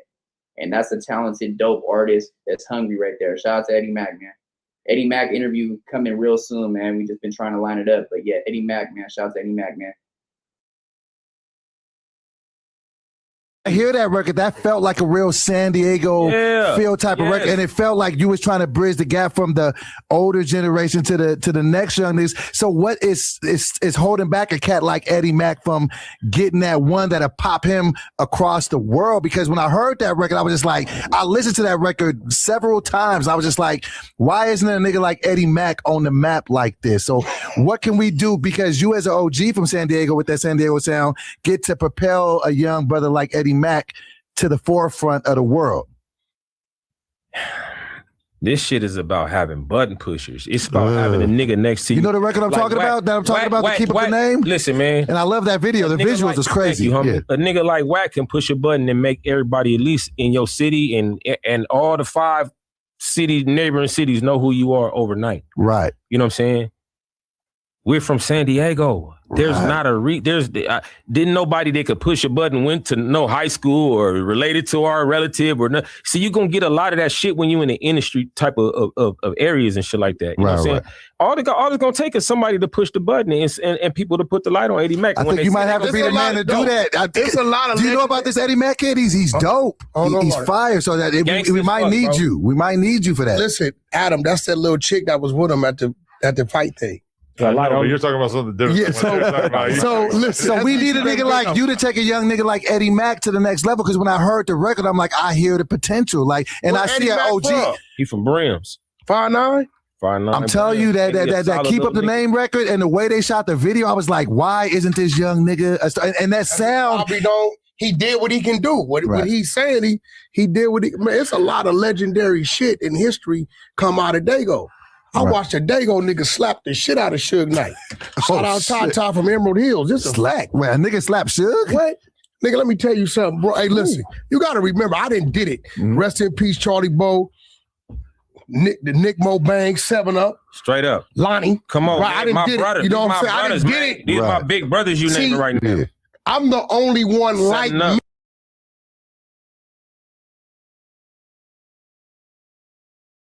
Rest in paradise to all the OGs out of Emerald Hills, man. They definitely did make a name. Lonnie, 7-Up, you know what I'm saying? That's real for me. Like I said, man, that's not my people, but still love. At the end of the day, they did have a name, and they were legendary. So, yeah, man, rest in paradise to them. But, yeah, that's real, man. Eddie Mack, if he could get that push, that would be dope to see, bro. That would be really dope to see. As far as it goes with the other, like, it's just, yeah, there is no button presser for us to just go up like that. Like, oh, hey, I know so-and-so from high school. It's not really like that. We don't have that type of connections.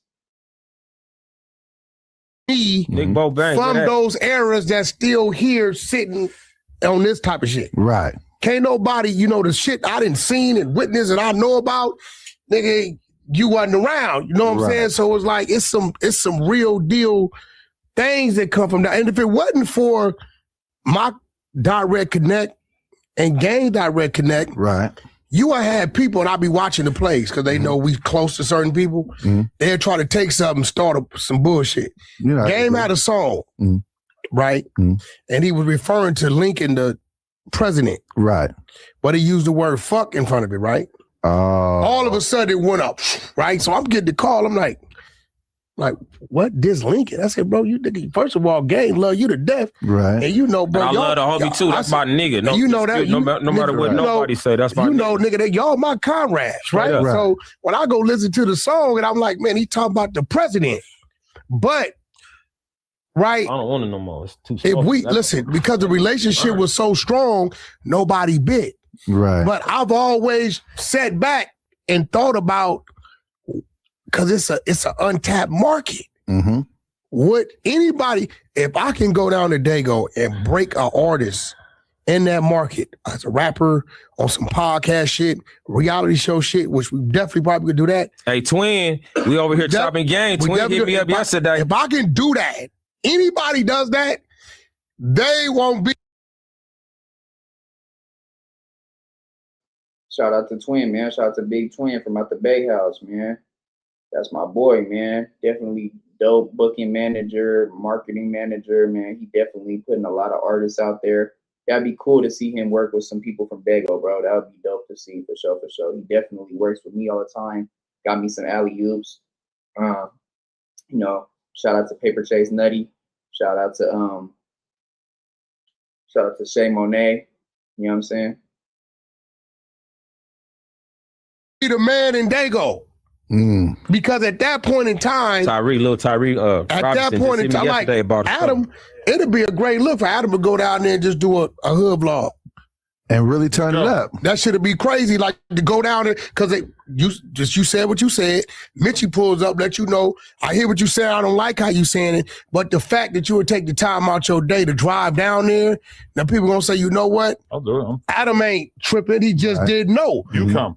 That ain't a problem. You're the ultimate hood pass. Problem. The homie Beezel right here with me and shit. I gotta go to some Mexican hoods down there. Listen, for all y'all that got a problem with the word checking in, I tell people this. I don't know where y'all come from. Right. I check in with my homies when I'm coming to that.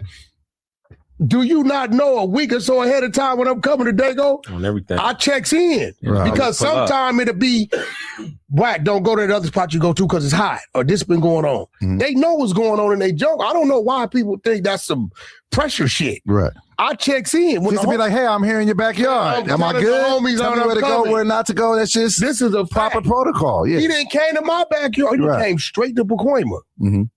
on some real shit. You know what I'm saying? And the love he give me, I overextended back. But Right. Mitchy been coming through all these. He kind of like Mozzie. I think Mozzie studied Mitchy. Yeah. Because the shit I watch Mozzie Shout do, out Mozzie. everywhere he goes, Right. is kind of how Mitchy was doing. Right. And And move everybody correctly. followed Yeah. But I mean, I really think motherfucker go down there and do some hood vlogs because it's like people really think that people don't like Daygo. I think Right. people just don't know. Yeah. You know what I'm saying? Because if Adam go down there and witness some shit and meet a few people, hear a few people, see a few people, some personalities, some characters, now he has a different conversation because he's in touch, he's in tune. Yeah. He didn't know about rolling 60s like that until Brick came up here and was damn near living with him. He knew it existed. Pause. He knew it existed, but I don't think you know what I'm saying? You really wasn't engulfed in it. Hey, we got to take in the triggeration station, homie. Oh, yeah. We got to take in the triggeration station, homie. This the hand Come guy on. right here, homie. Hey, this is the 25th anniversary, triggeration station. This right here kicked it off. Damn. E40 on that thing, Yuck Mouth on that thing. It's crazy. All right, so let's get this clip. What's happening, man? Can you tell us about how you and Lil Wayne joined forces at that time? Because in my head, I'm imagining like he comes to San Diego, he's a Blood. It was with Menace. Right. He taps in with you. It was with Menace. What were you Blood doing niggas. together? Him and Menace got an incredible relationship. Me and Lil Wayne don't have no real relationship. Shout out to the Okay. homie like that. No, that was through Menace. Right. I fucked with him, good nigga and all that shit, but Menace did a good favor for the homie, you know what I mean? Mhm. And his appreciation for that was shown by doing the record and for us. Nice. Right. And at the time, Menace was freshly coming out, you know what I mean? And he wanted to have his best street nigga that was a Damu and his, you know, and his best industry nigga that was a Damu. right. And it was right before Weezy was finna go to the jail where he went to the pen or where he went to. Yeah, I think it was right before that. He had to go to New York. Blood niggas. That was a I'm was a talking about fire that record. video drop, and that, Yeah. the next week that nigga was in jail. You know, so he set it up right. Shout out to the homie though. Yeah. I got love for the homie for doing that for some niggas because most niggas on that level. You know what I'm saying? Yeah, they don't. You know, one thing about that whole Cash Money crew, they on that level, but when you meet them in person, they don't make you feel like that. Right. You know what I'm saying? Them niggas like, yo, let's go to the liquor store, get a bag of chips. Right. You know what I'm saying? On Absolutely. some real shit. You know what I'm saying? So Let me ask this question. The Strong Arm Steady crew. Right. How did that come yeah. about? Because that's such a diverse group of individuals. Like, how did that group even come together to build that powerhouse on the West? that You know, was that Exhibit's move. That was Exhibit's group. But you was a part of that, right? For sure. Right, yeah, for sure. Fuck yeah. Right. Did Big Reese play a part in that? Big Reese played a giant part in that. My story is kind of you know long, but we go fast. I met Sir Jinx through Reese. Reese met Sir Jinx through DJ Jam. Shout out to my big brother DJ Jam, legendary DJ amongst all DJs. He'll tell him it ain't no fucking talent in San Diego. He'll fuck around it. Turn this motherfucker. DJ Jam ain't trying to hear nothing. DJ Jam like, nigga, I'm the first DJ for Dr. Dre and Snoop, the whole Dog Pound, all that shit. Anyway, he turned Reese on to Sir Jinx. Sir Jinx turned me and Reese on to Exhibit when he was working on his album 40 Days and 40 Nights. And then we was around Exhibit for a long time. We started a group moving around with him. It was a lot of other artists around, Razcast, The Far Eye, motherfucking Chase, the homie Chase Infinite. Right. It was a lot of other artists around that had deals and shit. We was like the only homies. And I was tied to the alcoholic. the whole man, it was all the movement, liquid, yeah. it was all You know, liquid crew. Yeah. It was all liquid crew shit. Shout out to J-Ro King was T. the only what we would consider mainstream artist from Pacoima. Right. Oh, that's crazy. That was my nigga, man. Yeah, you know me and That's my J-Ro used to nigga. live with our parole. We lived For real? I did not know that nigga. J-Ro from Pacoima like a motherfucker. What was the homie name? Which was one? it Milk or something? The It was- kind of albino dude. Crondon. Crondon, yeah. Crondon. fuck So with anyways, Crondon. we just started going on tour with X, but this is during the time when you know, the mixtape game was crazy. G-Unit and all that shit. Yeah. And we started going crazy and tearing the streets up and really started really making a name and had the shit in every store, everywhere, every hood, from here all the way up to the Bay. Strong Arm Steady mixtapes. And then, you know, Exhibit went and did, you know, a deal with the Pimp My Ride shit. And then we went over there and started fucking with Talib Kweli. And then I got to, you know, I toured the world, you know, I mean, mostly Europe and shit with all them niggas and shit. But, you know, I learned a lot of shit. But you said we were so diverse. We was together because I was just there because we was holding X down. That's how I got on. Just me and Reese and all my homies and Beezel and everybody just holding Exhibit down, you know what I'm saying? Right. I don't think it was because of no other reason other than that, you know what I'm saying? Big Reese used to be security and hype man. You know, remember the big black dude with like, the big pump it up and knock you out. with the Straight up. Yeah, that's just real shit. You know, Straight up. And so, you know, that's why it seems so diverse. But then it also, I like to look at it as like the first stages of niggas coming out of having to basically wear khakis and shit to get accepted on the West Coast. That was the first shit. And then from that, we happy to say, we know we had influence for sure, like on Black Hippie and shit like that. Cause Black Hippie is like it's like an extension or like that's crazy. That's the same type of, you know what I'm saying? That's the same formula we had. You know what I mean? Right. So shit, you know. The Far Right, that was a school teacher, homie, right? The Far Right. I'm school teacher. Yeah, I remember him. Yeah, man. That's all. That was you know, believe it or not, that was my introduction into music, because when I paroled, Wolf from OVG started Wolfpack Records, right? And Wolf, I was part of that. Man. Right. Dave Elliott and all that. We did the Roger Troutman project, and they was always around the Far Right licks. This back before Exhibit even got his deal.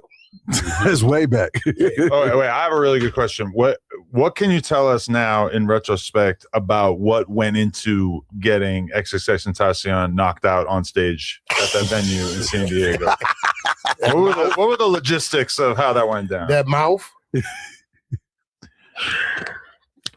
But it's a whole fucking story on YouTube with the whole shit. Yeah, but you got the insider perspective. They really got that shit right though. This is exclusive. Oh, no, they got it right on the YouTube shit. It's really. I warned him. Nah, what happened was he was talking reckless. What happened was little homie was on tour, wasn't he? Yeah, that's where it came from. Listen, they was on tour, and what I heard was Ski Mask wanted to perform right before X instead of being Ski Mask, Rob Stone, and X. Yeah, they had Rob Stone at the top of the bill. I think Designer might have been the headline. I forget exactly who's the headliner, but like they had Rob Stone right below it, and Ski Mask felt like they're going more crazy for me. I should be moved up on the bill, which probably was true, but it's like, you know, you got to talk to the team about that shit, you know? It was more Rob Stone and them was out on the road with just young homies. And then they on the road with they big homies and everybody. They're like, nigga, get you know what I'm saying, trying to push on the little homies like way. You know what I'm saying? As they should. Nigga, that's how it go. Niggas, dog, you feel me? That's what they was supposed to do. But they didn't really know that little homies, you know, the Daygo niggas is Daygo niggas be wanting to sock niggas and shit, you know? I told him, I said, bro, something gonna happen. Something gonna happen. He knocked him out on stage, right? I've never seen a rapper put him in the bed. He put him in the bed. Whew. I mean, it's the craziest. Like you probably never seen a rapper get knocked out like that. Never mind on stage, and he's at the quiet part in the song where he's like, you know, singing and shit, holding the mic, and then all of a sudden, Shaw's on the other side of the stage. Hey, check this out. Planking. Hey, I gotta tell the whole story. So y'all say why Daygo ain't popping or whatever. Imagine this. Do you know motherfuckers was saying fuck Rob Stone, chanting fuck Rob Stone after this happened for knocking a nigga from Florida out in San Diego? That's crazy. That's wild. That wouldn't happen nowhere else. That shows a lack of unity. Come on, bro. In Daygo. It's on video. They saying fuck Rob.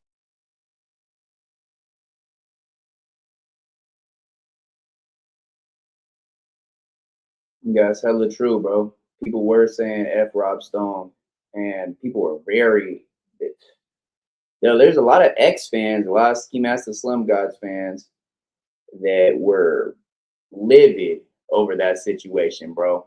And these are people that lived in Daygo, mind you, that were just livid over the situation. And that's true. You would never see that anywhere else.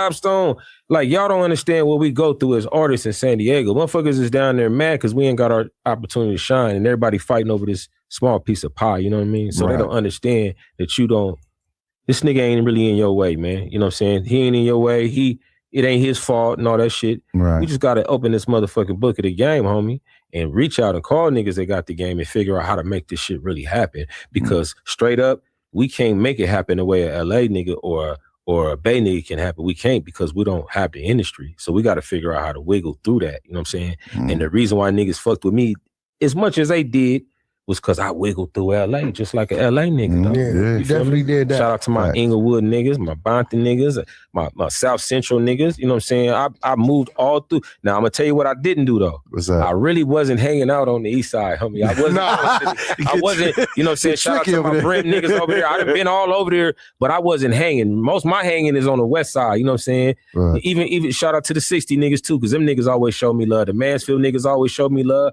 Like I walked to the store and all that shit in the Mansfields. You know, over there with crying down the field and the homie Mac and all them and shit like that. So me being in LA and actually being around motherfuckers to learn the game for real, see what's happening and what ain't happening, I was privy to have information that most San Diego niggas really got about the game, homie.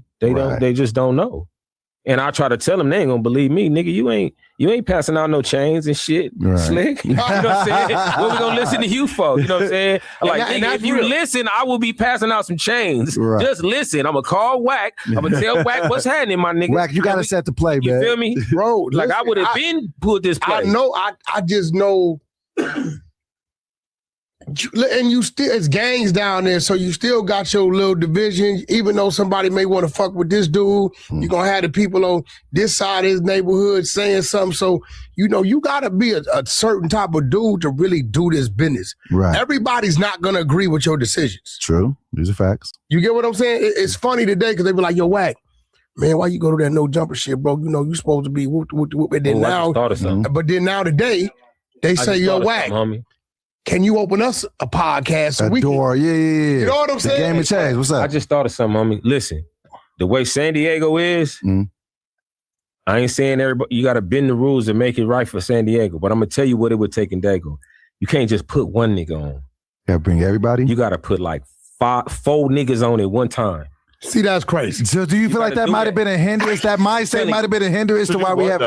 No, I'm saying just... Like we pick a nigga from here, there, and there. So everybody can't be mad or nothing. Everybody got their guy. Now everybody got to do their part. And if your guy don't do his part, then y'all ain't in the shit no more. You know what I'm saying? But it ain't no reason to look at it as a bad thing. That's 4 motherfuckers. That's 4 times money. That's 4 bread. So you're talking about like a rap group, or you're just no? I'm saying like let's take 4 artists that's crack. Got something. You know what I'm saying? What about so that way? The main thing, the problem that we got, that'll eliminate that. Maybe what he just said. We gotta eliminate cannibalism in Daygo, homie. That's what about a group like up super north, group in the Bay and shit? They got one umbrella right now. It's like a movement with a 22nd gym and all. But is it working? I feel like they got motion. Like I feel like they probably got. It ain't gonna be a group. It can't be a group. No. Okay. Just you got to keep everybody apart. Okay. Just get him something. And then whoever is involved in the shit, believe me, they gon' see why it makes sense. What about giving them an opportunity? Yeah. Right. Okay, because we this Sunday we launched Nothing But Content. Right. I have a reality show that I'm supposed to shoot. Come on. It's called On the Fingers, which that's Lil Jon's thing. But On the Fingers, it could be Crip Blood, Fuck You Love, Power, it could be whatever, right? So what we're doing, and I've already contacted about 20 neighborhoods, and they want in. Mm-hmm. So what I'm doing is I'm going to different neighborhoods, and we jumping out with the camera, and it may be 2, 3, 4 cats. And we may be like, look, them 2 is hard. We ain't fucking with them, but only one of y'all come back to the compound. Mm. Whatever they got to do to figure out whatever they want is, they squabble up, they toss a coin roll. I don't know. But we're bringing back a representative from 10 different neighborhoods, Crips, Bloods, Power Rules. We even threw the Hoovers in there, right? Mm-hmm. Back to the compound. But when we get back to the compound, all the challenges is going to be like a artist development course. Ooh. It ain't going to be no gangbang shit when we get back. It's going to be all shit that you supposed to know or learn in the game, right? Mm-hmm. But at the end of it, it's going to be a deal. It's going to be marketing. It's going to be promo. It's going to be features, a distro deal in the bag. So quite naturally, when I'm talking to the fellas on the phone, all the neighborhoods is going down. It's LA County neighborhoods. Mm-hmm. Now, I said I got to include Daygo. You know this, right? Because I called you. You damn sure did. I called you, right? But listening to what you saying. About a month ago. Yeah, listening to what you saying, we may have to include more than one fraction from the Daygo compound. Of it from the Daygo compound, right? But I'm gonna tell you this. I'm not dealing with the politics, so you're gonna have to tell me. So you, Mr. Mitch, go have to tell me. Hey, listen. Okay. Who's the guy? Hey, we're gonna find a way from everybody to pick this nigga. He ain't gonna kill me around that. Y'all figure it out. Hey, y'all got it figured. Because what I'll do instead of it just being one, I'll open the gates up to it like 2, 3, right, from Daygo to come compete for it, right. But y'all got to figure out where we gonna end up going to do this with these people to get them back up to the compound. Discuss it you hear that, Beans? He said you got to figure out where you're going, homie. Yeah, that's a good idea, G. Beans figure it out. Listen, down there, you got burgundy bandanas, red bandanas, green bandanas. Right. Yeah. You get what I'm saying? And they all, the older cats is tapped in, but we don't have time to deal with the politics. Y'all got to figure that out. The Skylines is already looking at me like, nigga, you got to come over here. Right. But before them, the Lincolns is looking at me like, WACK, we've been your extended family. Hey, B said he got one from over there too. You got, so right? Right.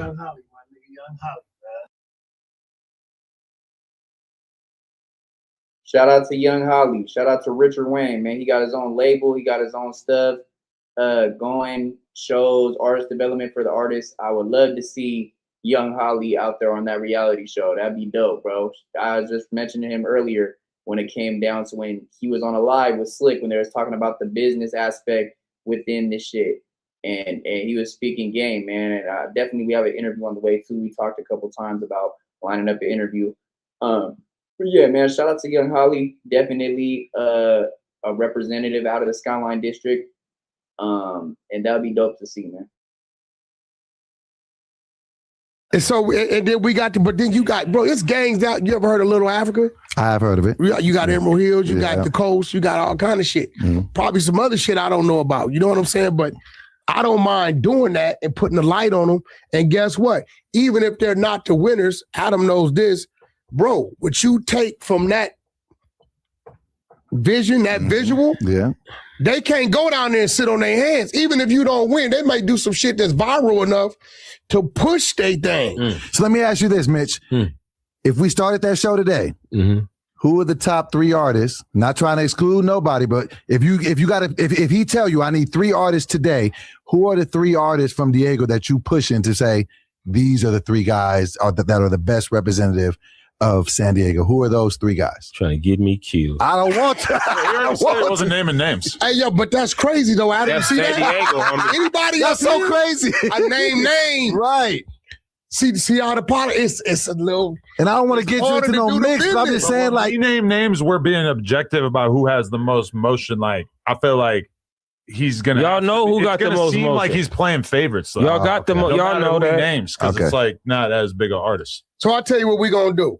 We ain't gonna single out nobody. Everybody, all the Daygo. Y'all figure out what neighborhoods, right? Yeah. And we gonna pull up, and whatever ones is fair, we gonna give them action, and we gonna let the people tell us right there what it is, what it come down to, and who gonna be the one. So if it's 5 niggas from over there, 6 niggas, we gonna put the top of the camera to see what they about, and we gonna get to the bottom line. I got a question. Do you look at Wes Watson as a Daygo representative? Wes Watson? Yeah. You know the white boy. You know, hold on, no, bro. I mean, he's locked up again. He's locked up again. They try to give him all day and night. He's locked up in Miami. No? He's a white boy. Yeah, he's a white guy. He's a white boy. He's a skinhead white boy? Nah. I ain't never. I think he won with the white card when he go to jail. Maybe I have though.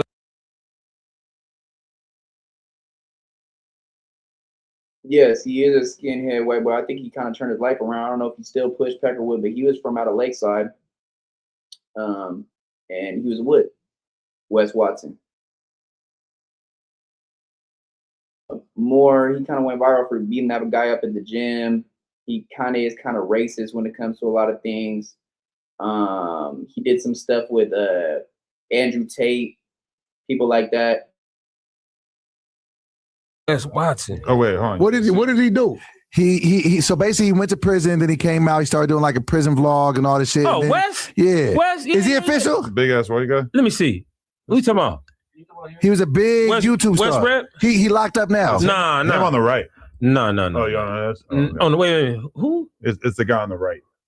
Big ass muscle head. No. So what did he do? He got a blow. He got a. Where he from? So basically he blew up on YouTube, made a bunch of money, was like doing this whole self-help thing, and then he got caught up, got a bunch of money. Now they got him with some shit with him beating up his girl. He beat up a nigga at a gym. Oh shit. And now he about to do like they trying to hit him with like 30. He's from San Diego. Yeah. Okay. He reps San Diego hard.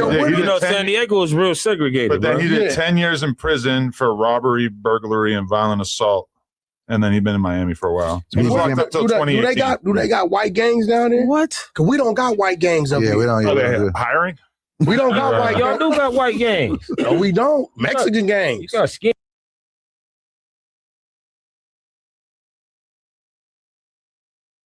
You see Adam, he's like, "Oh, you guys got white gangs out there? Are you guys hiring?" Like, it's just, bro, it's all fun and games then. But yeah, bro, we do.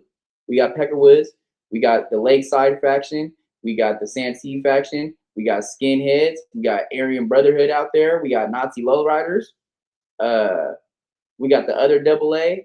And so yeah, there is some white gangs, more predominantly skinhead Nazi gangs out in Daygo.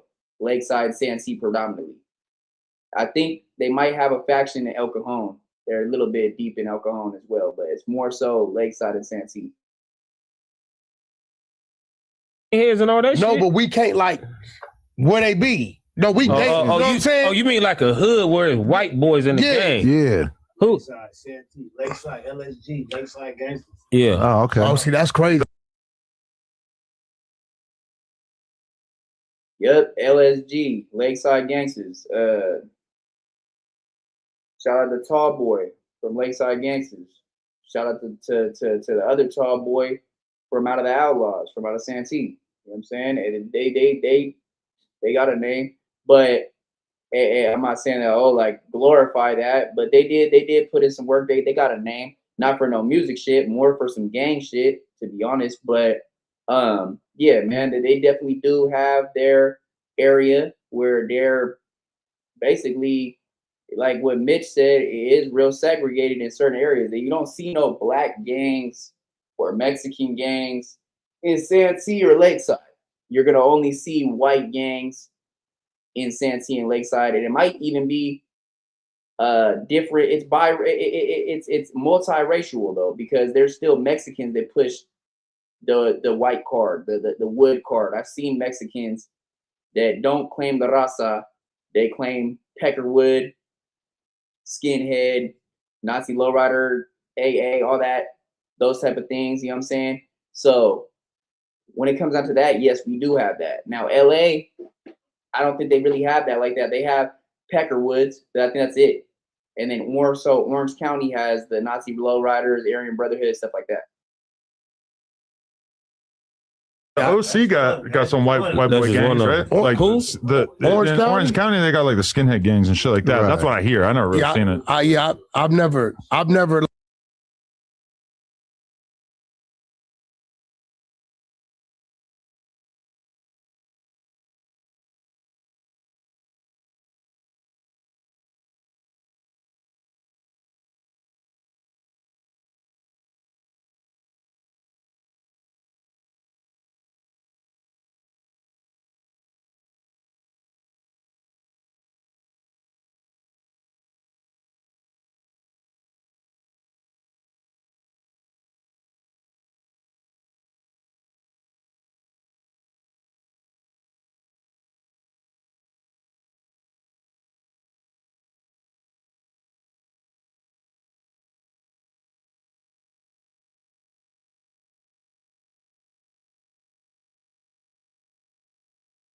What the?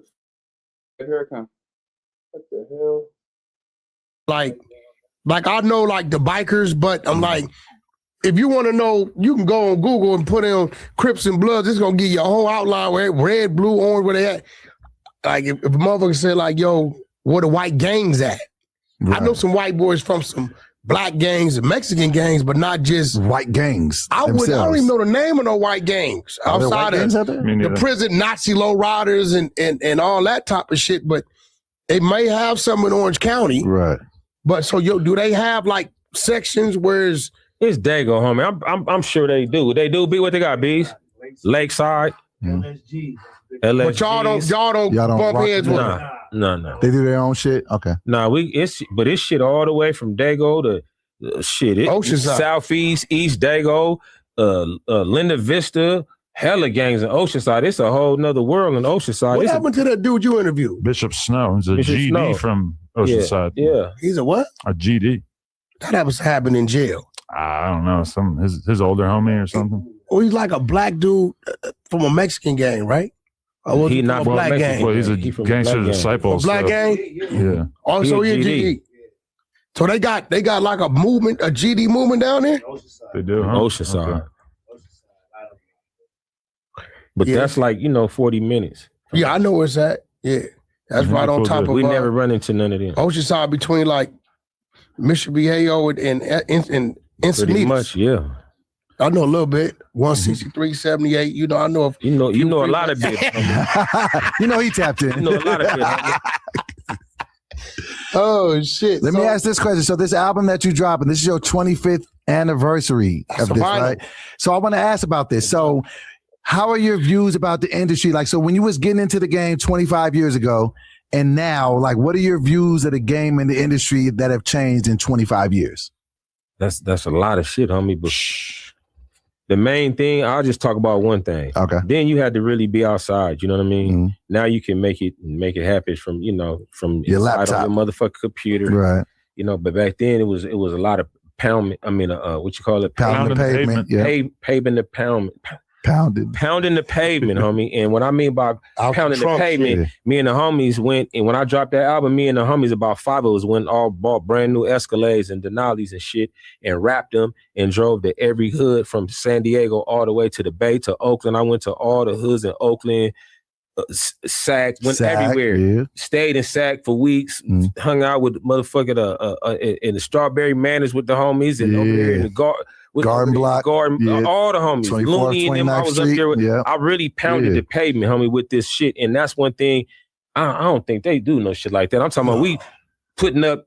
Remember the shits? Yeah, street teaming. The street teaming. So is it almost foreign to have to do this digital shit now these days versus the on the grind shit? Me, because I'm from the beginning of digital shit. I just missed out on being a kid during that era. Right. See, me, G Malone, if we'd have had Instagram and all that shit when we first started came out, shit would have been way easier. Story right now. Because the shit we was doing, then I would put it on. But now I'm not finna show y'all what I'm doing every day. Right. Where I live and how I ride around. I'm too old for that. I mean, but think about it though, Ruck, with the shit they had to do. He talking about driving a 500-mile radius. Everybody on rims with TVs and they shit. We smashing all the way to the Bay. And with the cars, so the visual, with the loud music. Right. And you stapling the posters to the poles. But we could just go on Instagram and do it way faster, and then the world sees it. Yeah, but you got to be a certain type of nigga to even jump out in the middle of Oakland and post some shit up on the wall. It was dangerous out there back then. You couldn't just hop out. But niggas was loving us and was loving the fact that we was coming like that. Niggas went on Southern California niggas driving all the way up to Frisco, and that's how I built the following I got in the Bay, to where I got songs with all the legendary niggas and all. They don't love. I don't give a fuck what they say. They don't love no Southern Cali nigga in the Bay more than Mitchy Slick. I say that more than no, that's facts. Hey, you go look at my listens and streams and all my analytics and shit. The Bay, Frisco, all that shit be up there. You know what I'm saying? Shout out to my nigga Messy Mar. We got an album that's a classic. Shout out to my nigga Recipes Jacka. Them niggas like, it's one thing you underground street nigga and a nigga come call you up to hop on some shit and he put you on a song with 40. You know what I'm saying? Right. That's different. You know what I'm saying? That's the type of love that niggas that have with me. Facts. Shout out to my niggas, all my mob figure niggas, everybody. Let me get Messy Marv's number. I'm trying to get it. Man, please, man. I'm so sad about Marv is a legend. Messy Marv is a legend. We gotta do something about this shit. I set it up. Straight up. What do you mean? Because the homie needs the game right now. So he's not in a great spot. Not in a great space.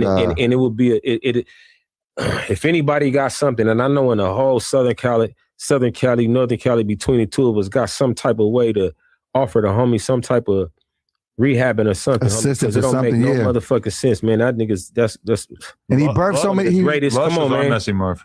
Yeah, Messy he Lush. definitely is. But no, Messy Marv is definitely a legend. He definitely influenced a lot of people, and I think that he gets kind of like tossed by the wayside because of whatever he might be going through. And But I most definitely he's a tried to hunt legend. the homie down and reaching and shit like that. But right. I'm gonna find him. yeah, man. Are you looking him up right now? No, I'm gonna find him. Oh, okay. I Yeah. just I messaged him. I hit, for years, but I'ma hit General. Niggas need to make something out of it, especially in the Bay. They need to make it a real deal obligation to the whole Bay, man, to go find Mess and put him up, man. Yeah, fact. I'm gonna tell you who I want to interview Who that?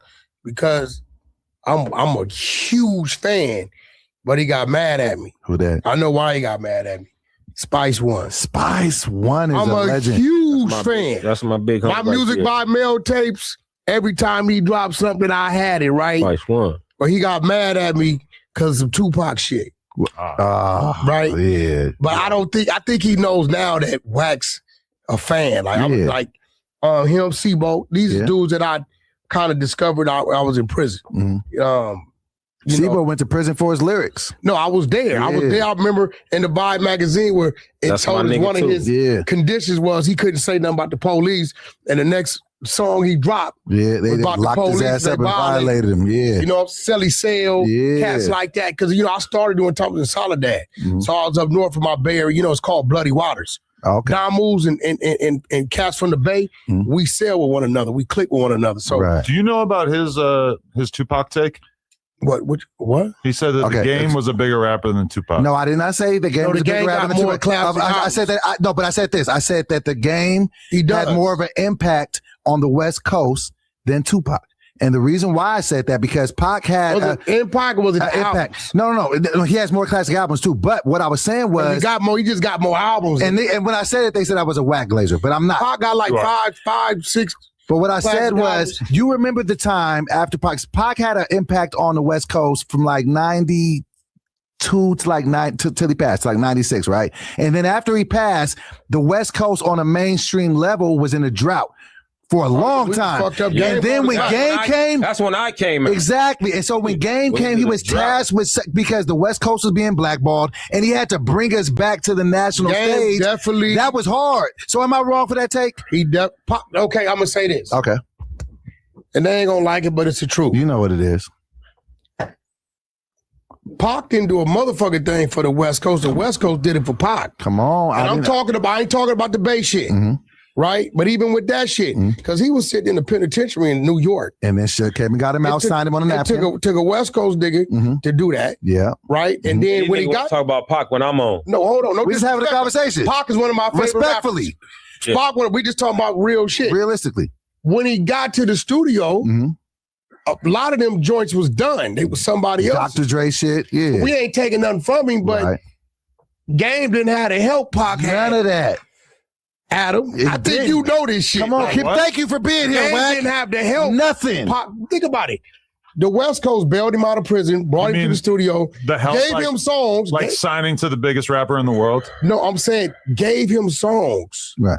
Like these shits 50 was Cent done. gave Game his biggest No, songs. we're talking about Pac in there with Dre. But how is this an argument against? This is an argument about why Game had a lot of help. No, listen to me. Game definitely got help from 50. Right. Right? But Pac never had to face the opposition that Game had to face That's what I was saying. and still survive. And it was difficult because at the time we was dry. We 50 didn't have was, shit 50 going. was a monster. You don't get I don't points think for having nobody- to face more opposition. And win? It's about your contribution. And that's why I feel like he was more impactful to the West Coast. It was no disrespect West. to Pac. To the West. But to the West, what Game had to We was do, dead. it was You don't remember that shit, Adam? that was I tough. We remember. was dry out here, bro, Motherfucker. on a Listen, mainstream man. level. Pac, Biggie had died, Pac had died on the West Coast. Niggas was like, I ain't even fuck. Thank you. I'm talking about nigga. I'm And talking Game about I brought been in us Atlanta back. at the time. I go out of it, nigga. They wasn't playing a West Coast record And nowhere. And Pac didn't have to go talking against about that. not They hated niggas. They hated it. Exactly. And Pac didn't have to do that when he was doing his thing. That's why I said what Game did was so difficult, such an uphill battle. That's why it was more impactful to the West Coast. But of course, when I say that, But they we say I'm have to glazing. say Pac did it by the time he was 25. Yeah. Yeah. I get that. Game I'll give had him like that. 30 years. You know what I'm saying? But Game was young when he came out. When Game dropped his debut, what was he, 22, 21? He was young. No, what I'm saying is Game still up and kicking. Right. To this day. Drillmatic just dropped with a big Easy on him. He just dropped a mixtape with DJ Drama. Too. Yeah, you get what I'm saying? So and he did the shit with Mikey Keys. That shit dope as fuck. I think it's at least a discussion speaking to on say Mikey what he Keys, let's talk about who developed them. A Daygo nigga. Come on. That's Big Reese. Talk on it. Speak on it. First time I met them, they was just over there. We was in the jungle sleeping on the floors. Them niggas was so dope. I was like, I ain't leaving these niggas until we get some shit finished. I just went over there, stayed with them. We just lived together for like, I had my gates up in Malibu, homie. I built them niggas a studio in my house and all that shit. Like, I believe T-Fly was over there with us too. I had T-Fly at the pad. You know I believe Mike and Keys got the most Nipsey Hussle, unreleased Nipsey Hussle songs. Damn. Them niggas got a drive. Ooh. Maybe we get that music one day.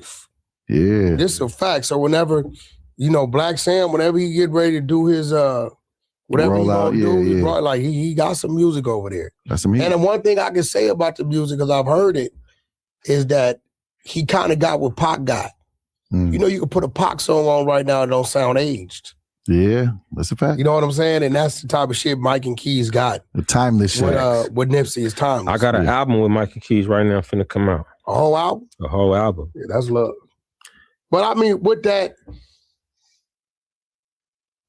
you're not gonna win that one. Yeah, I know, and I know. I got creamed in the comments, and they was getting that. Hey, I got CeeLo Green on the album. That's hard. That's hard. You did a record with Gladys Knight too, right? Talk to me about that. How the hell you get a hold of How you get Gladys Knight on a record? Not many people can say that. Hey, I'm gonna tell y'all a better story before we talk about that. Okay. On the Dead Homies, I think it was Christmas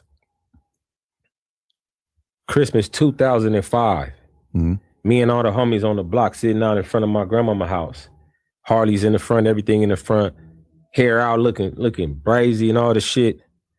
And my uncle Doug Rashid come walking across the street, and all I hear is "Trickeration, station,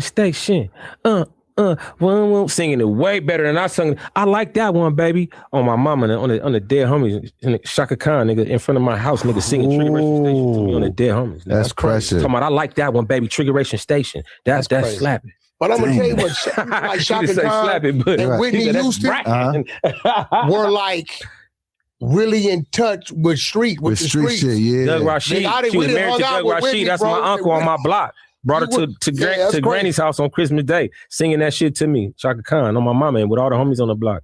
And so you got Shaka Khan singing your stuff, and then you did a song with Gladys Knight. How does this even happen? The Gladys Knight collab, how does that even happen? Gladys Knight married to my uncle. Dope. And I just spend a lot of it's family, and it ain't just we family. Just being at the studio, and we just knock one out. That's crazy. I got a call. I got a call. I love my auntie Gladys. Janet want to do a song with Kendrick. Shout out to Uncle Will. Love you, Unc. You already know. Janet and a Kendrick record. That makes sense. That make a lot of sense. Right. When's the last time she put music on? It's been a while. I don't know, but shit, it don't matter. That damn movie out, she could put some. You know what I'm saying? And guess what, Adam? Guess who called me? Fucking Stutterbox. Yo, what are you talking? J Hood, brother, I swear to God. He called me. Whack. Janet want to do a song with Kendrick, and I know you were too with TDE. She did put an album out 3 years ago. And then he puts me on the phone with somebody, one of the top NOI guys who were covering security, and there it went. I sent Top the email, and whatever they doing. So it'd be a lot going on, bro. Behind the scenes. Yeah. It's a lot. I would love to hear that though. Janet and Kendrick, I think I'd be here for that. Yeah. Now I got a bone to pick with you. Oh shit, here we go. Let's do it. And then I'm gonna put some shit on your ass. We're gonna rewind. Oh shit. Out of respect to you, I had the conversation. I heard you say WACK was scared to sit down with Moose because of the conversation. But when I had the conversation with him and asked him what his issues was, everything he was talking about was some YouTube shit that he was unaware of the inner workings of. He didn't really have I thought he really had him to like really try to say what he wanted to say to you. It left a little bit to be desired. Yeah, he didn't really have much to say. Bro, and to say, stop shitting on him. I'm not shitting on him. No, Adam. I thought. Listen, Weasel boy. listen, Adam. I thought that he really has some real Little Weasel. on some. I thought he had some. Bro, his whole shit was people that no jumper. No, but this was the contradiction. He was coming at WACK saying WACK is bad for no jumper because he promotes division. Meanwhile, he's beefing with Flacco. He's beefing with TF30. He's beefing with you. He's doing the same things that he doesn't want you to do. And even as my brother, I have a podcast with him. He's cool. He's a good guy, but I got to call the ball, and a strike. You're not keeping it. How are you going to call this man out for creating division? But here's the thing, though. Who do I got division with? You got it. Because everybody on the no jumper schedule has always been off my schedule. Fact. Now with him, he bounced it around to the new TF30 may want to do the news. Right? Flacco may pop up you bounce it around in areas and spaces to where it may cause a rift. But with me, it's always been Thursday, every single time. And that's it. And the last show. And it sucks because I have a podcast with him and with Adam. I'm trying to figure out. Maybe I said, let me see what the fuck he got on his mind. Everything the dude mentioned, I said, bro, do you not know how long I was up here before Munchie B came through them doors?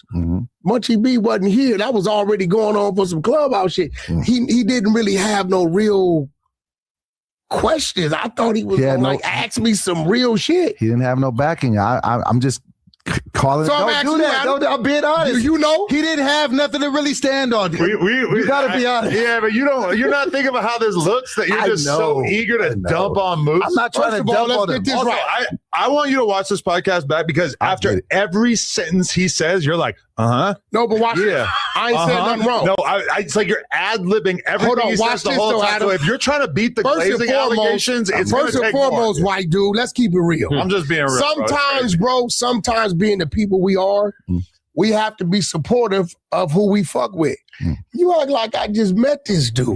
I've known him. You said you didn't even know who he was. No, but once he thought about it, he realized we met each other years ago. Not only that. You said that you hung out with him 10 times, and you said you didn't. No, I didn't remember. We have been at the Nick Cannon shit, eating $400 worth of sushi. Reddit, put the clips side by side. No, this real shit. Nuts. Right. I didn't realize it. Once I realized it, he was like, "Oh, that's." I said, "Oh, that's bro." Okay, I we've been. I don't remember what it was a few minutes ago, but that's bro. No, we was eating we was at the Nick Cannon shit at a sushi spot. Sushi. We was eating all type of boats of sushi. I've been. Not only Adam on some real shit.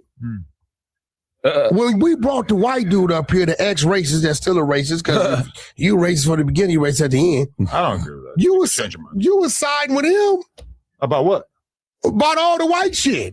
What white shit did I side with him? The white dude from Lancaster. He's not even racist. So what the fuck was I siding with him? So he's an ex-Nazi. Do you remember him saying anything racist that whole time? No. Listen. He's a white guy who used to be in a Nazi gang when he was in prison. Well, that makes him a racist. No, it doesn't. You said he was. What do you mean he used to be? He's not a racist. He used to be. Was he cool as fuck? He was cool as fuck. Hey, I ain't gonna lie. I had a homie that was banged out, was a skinhead from I think it was but he changed. He changed. Okay, if you're a blood and then one day you decide, you know what? I'm not a blood anymore. I'm gonna become a preacher, and I'm never. That never works. I denounce gangbanging. I'm against it. Blah, blah, blah. Why it never works. He's still a blood? No, he's not. He's an ex-blood. No, but let me tell you why it never works. My homeboy Charlie. Okay, but watch Charlie. But watch this. Let the wrong something happen to the wrong motherfucker. Or let the right motherfucker knock on Charlie door. Straight up. That shit never is still gonna. Listen, I'm that way. Nah, Charlie ain't But if the right way, if I get you touch the wrong one, straight up, I'm back. So your ass ain't never just gone. I'm sorry. Now he was cool as fuck. I fuck with the dude and did not say anything racist though. No, not at all. He was cool as fuck. When you hear the big tall white dude from Lancaster, cool as fuck.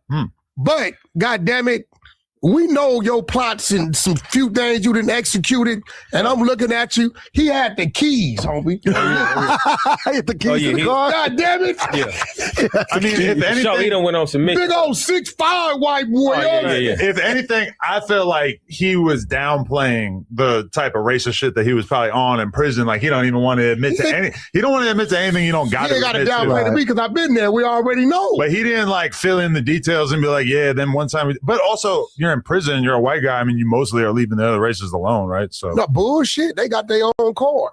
Now the essays, they're not like interacting with other races. They interacting with the essays. This is the crazy part about it. It's not like they're beating up black dudes all the time unless there's a race riot, which don't happen. If it's a race riot, everybody rumbling. But no, you ain't. They're not pressing. L.A. County, they catch the blues. Then when they get to prison, it's white dudes from all around California. So you ain't gonna like, you'll go up there and I find a San Diego card. Mm-hmm. It may be 20 niggas just from Daygo. So you're not gonna find this 20 white dudes from San Fernando. Right. It'll be some white dudes from all around and they come together. You know what I mean? So, but you act like if I'm not saying nothing wrong, and I'm gonna be real, I was a little unimpressed because I thought dude really had some real questions. Now, I don't know if he shot some of the questions at you, but everything he asked me was like some YouTube shit. Yeah, I wasn't really that impressed. But yeah, I'm just being real. Like, I really thought, and in my mind, it really pissed me off more, but I couldn't do nothing because you had left. Right? And the fact that you had left, I couldn't even frown because, the fact that Adam then left, because once Adam leave the building, it's kind of like on me. Right? And I'm telling myself, motherfucker, you went through all this shit and you really ain't talking about some YouTube shit. And this is the thing with Adam, man. Adam's giving me a complex, right? Because it's making me feel, because he's giving me, and I look up to him as a mentor on this podcast and shit because clearly he has more experience than me and I'm trying to get better. But you what? Listen, fuck that white boy. No, he's good at what he does. I mean, it's a combination of what I say and what the fans say. So now, every time I say anything positive, like towards you, it's like it comes off as like overly glazing or trying too hard or disingenuous. You don't got nothing negative to say about me. You do have a real problem with that, though. That's not something I invented. So anybody he got something good to say about. Watch this pod back. I'm gonna watch it back. Whoever got something good to say about he glazing. Okay, it's not just that you're glazing the fuck out of WACK, but it's like every single thing that WACK says, you're just ad-libbing it. Like you never let the conversation breathe. You got to let motherfuckers talk instead of just immediately saying something after everything people say. Okay. You know what it is? I can live with that. You're not doing that for him enough. No, I mean, he's been critiquing me. Would also be great. He's been critiquing me about it, and I can work on that, but it's just like, you're right. That's why I'm gonna just take the critique. Shit. I'm just trying to help. Tell the truth, bro. I get it. He's the only one that defends me with facts. That's all it is. Everybody else, I know it's some bullshit, but if it's said against me, they just won't say nothing. So, and peep this, because I called you last night. Did you see me call you last night? Was you I was already checked out. So I was on the podcast with Munchie B. I don't want to say I made, but Spody Face, the dude I'm about to be getting a boxing match with in August, he changed his stance because Spody Face told me, Doughboy, you should have rolled with Moose versus not the pro-black guy. Yeah, and so shout out to Gainland, because Gainland Neiman said he was just like, why is it that Spody Face is always on his pro-black stuff and ride with your people, and then because he has so much hatred towards WACK, he told me to ride with Moose. Your podcast co-host is your people. Stop right here. Even if you only did 2 episodes. Stop right there. Spody Face ain't even got a reason to be mad at me. He's only mad because he told me to go get the dude's paperwork, and when I got it, it wasn't in favor of what he said. Remember, I got into it with the other dude. What's his name? Who podcast it is? The brother be coming up here. I always forget his name. Bro Rogan? Bro Rogan. Right. Because remember, I set the whole deal up with Bro Rogan. That's Bro Rogan's podcast. Right? A lot of shit was going on behind the scenes. Spody wasn't privy to because I never did no business with Spody. All my business always been with Bro Rogan. That wasn't the first time I potted with Bro Rogan. You get what I'm saying? So my issues was with him, drop it, release it, drop it, release it. Right. And then he finally told me he wanted to drop it, but Spody didn't like how he looked on the podcast. So let me ask you a question. What did you see me do wrong to Spody Face outside of produce the paperwork that didn't say what he said it said? Nothing. Spodyface doesn't like you at this point.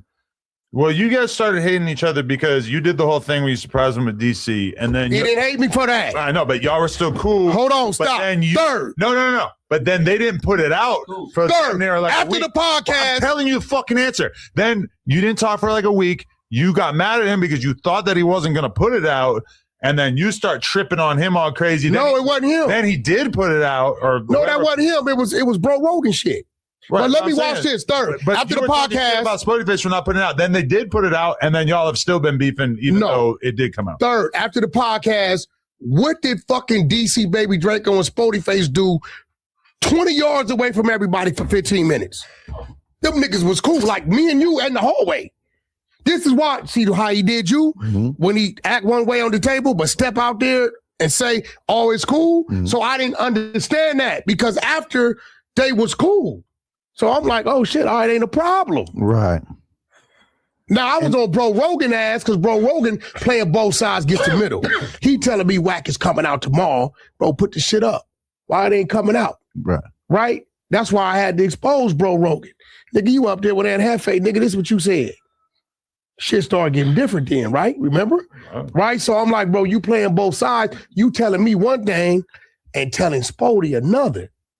So remember, it's Bro Rogan's podcast. It ain't Spody shit. Right. So I think he just really got mad because I didn't agree that the paperwork said dismiss, but yet you still gonna put the charges on the nigga. You can't do that. Listen, if you get caught in the county jail with some fucked up charges fighting the case, they might do something with you. But if you get to the penitentiary and your paperwork say dismiss, it's a dead deal, can't right? use it against you. And even to this day, what you learned, once Spody get in his head, that's what it is, he ain't changing it. And I had Spody on the phone last night and he switched his position. It was so crazy because he said, you know what, though? Had I known all the facts, I would have told you to ride with WACK. What? He didn't. And Spody said that. He didn't even know all the facts. You didn't know all the facts. Till the next day he said, I didn't see all the crazy shit that had been said. And you didn't even know, because I don't know if you see, because I'm pretty sure you didn't watch the whole thing. Moose was talking crazy about me. He was calling me a WACK agent. He was talking shit about me on the 24-hour stream. He said I'm disloyal. I was just like, I mean, I'm on board with all that. Moose is a Mexican, bro. Nah, I mean, yeah. Moose is a Mexican who disrespectful for no reason. His brother is black. And his rapport with me has always been solid. Why would he go against me? Nobody was saying that he should have done anything aside from stand in between y'all when you were. He sat down. And this nigga's a listen. No, the sitting down is the problem. No, here goes the problem. Standing on the wall is Let the me problem. tell you something. You got to get involved. Let me be Adam, real I with got punched in the face trying to break up a you. Hey, fight before. let me be real with you. So when you understand a street dude, right? And a street dude sits back and goes into this quiet zone. If I watch him in an uncomfortable situation and he goes into a quiet zone, in my mind, I know what comes after that. So I'm going to look at the situation and say, is it 2 niggas or 3 niggas or 1 nigga? If it's anything other than 1 dude, right? I'm going to let the homie do what I know is coming. If it's 2, I'm already telling myself when the homie move, I got to move. When I went into that quiet, you never seen me do that. if Kimbo Slice walks in here and let's say he's my boy, rest in peace also. If Kimbo Slice is my boy and he walks in there and he's trying to fight you, I'm going to get on it. I'm going to get in between you. I'm going to try to stop him at the very least. No. Yes. No. If I told Kimbo No. Slice, fuck you, you this, you that, you this, you that, you sit your ass down. Right. Well, And it's partially because I don't want anyone fighting in my building, but it's also That's because cap. even if he's bigger and stronger and likely to fuck you up, I'm still going to try to stop 2 of my friends from fighting each No, other. you- I'm not going to listen, sit there like a listen to doughboy. me. First of all, you ain't even listen. Let me ask you something. So you at this point in time, let's be real, dealing with all the bullshit we didn't deal with motherfuckers, you build motherfuckers and motherfuckers getting weird. No. You embrace Moose as your friend? Yeah. Okay, so when it comes to Moose and it comes to WACK, so it's the same level of it?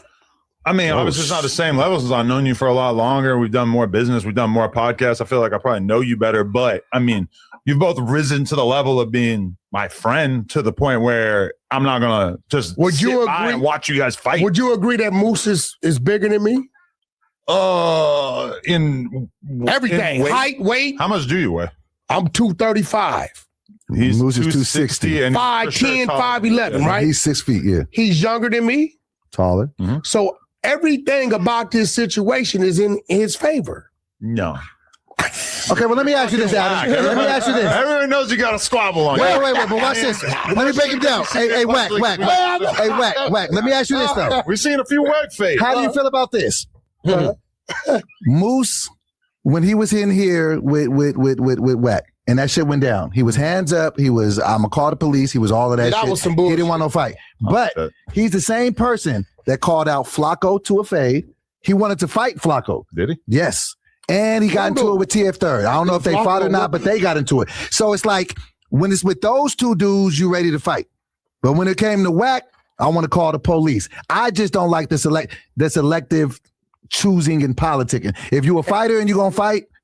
He just wanted to talk to Wack, though. He wasn't trying to fight Wack. He just wanted to do a podcast. Okay, listen, you know me. Look, Adam, I really want to believe, after getting your text the next day, that if you would have saw all the crazy shit he had been saying, I wouldn't have brought him in. It would have been a different vibe. Yeah. Okay, so you got to put my shoes on. This is why, and I think when I text you and told you what I told you, you was like, Wack go some bullshit, whatever, right? But bro, you have not called dude out on like, yo, Moose, you playing this innocent shit now, but the shit you was coming with wasn't no innocent shit. Like, I know if I'm talking to a priest or a gangster motherfucker. You get what I'm saying? You tell a priest, hey, fuck you. God bless. Gangster nigga, fuck you when I see you, whatever, it's gonna lead to something. So I'm asking you, at what point in time are you gonna say, yo, Moose, you sitting up here, yeah, Wack, I feel Wack overreacted, right? But Moose, stop acting like you didn't give dude a reason to trip. I told him. Because dude be on the podcast, like, man, I don't know, man. I just wanted to pod. Nigga, when you say fuck you, you ain't shit. And to all my Mexican community, let me clear this up. You hate I didn't say I didn't like Mexicans. You want them deported. No, a black dude who come from doing time in the system, is two ways with a Mexican. It's respect, it's disrespect. There's no how I'll bullshit with Mitchy, crack jokes with Doughboy. I don't do that with Mexicans because it's the turmoil I've been in, my neighborhood been in, right? So there's no room for me to clown and bullshit with just a Mexican dude I don't know. I'm not going to do that because I don't know how he's going to hear that, and I'm going to hear it off the back as a negative. It don't matter. That's shit, bro, I'm from Pacoima. My last 10 homies called life on a Mexican, not a Crip. My last G homie, rest in peace, J-Dog, was killed by a Mexican, not a Crip, right? So I got a bunch of Mexican comrades, but I don't pussyfoot and play around and with Mexicans that I don't know. We got a relationship and a rapport that we however it is, but I don't do that. All he had to do is say, yo, Wack, I got a few questions for you. Let's sit down and talk about it. And I would have did it. Well, you know that Moose got put off Norte because of that conversation. They said he can't even go back to SAC. They said claim Davis. I'm going to tell you this. This another thing he ain't did the math on. Man, these motherfucking Mexicans down here ain't going to give a fuck about this dude. You from Sacramento. He running around here wide open, and I'm looking at him like, bro, chill out. You playing, I don't know why I think you know what? Did you see what he did? The nigga hopped up on the chair. Like you knew it was going to be some bullshit. Yeah. You hopped up on the chair like you getting out the way. I was trying to be funny. No, I took he wasn't serious. playing. And that's what he said like that when he calmed down. So like when I seen Wack get quiet, I seen a man trying to contain himself. And that's why I even give him credit for like not blowing up the spot, because when he banged on the table and said, I want to get out, everything in Wack wanted to get out. Bro, have you ever been in the, you know what we do, go to the mental struggles with ourselves? I seen it fighting with itself. And then fuck it, then like grabbing ourselves. It may be with a little homie. It happened a lot with the little homies. Man. Little nigga, you know, don't, that's the homie son, rest in peace. So I'm going through like, I'm literally, bro, I thought about my wife, my kids, Lena. Yo, I like that Moose Man can bring out all those. Because I know if I snap It's gonna lose it all. Exactly. And I don't want to go over there. I don't want to go over there. Imagine sitting in prison doing 20 over Moose, man. Now watch this.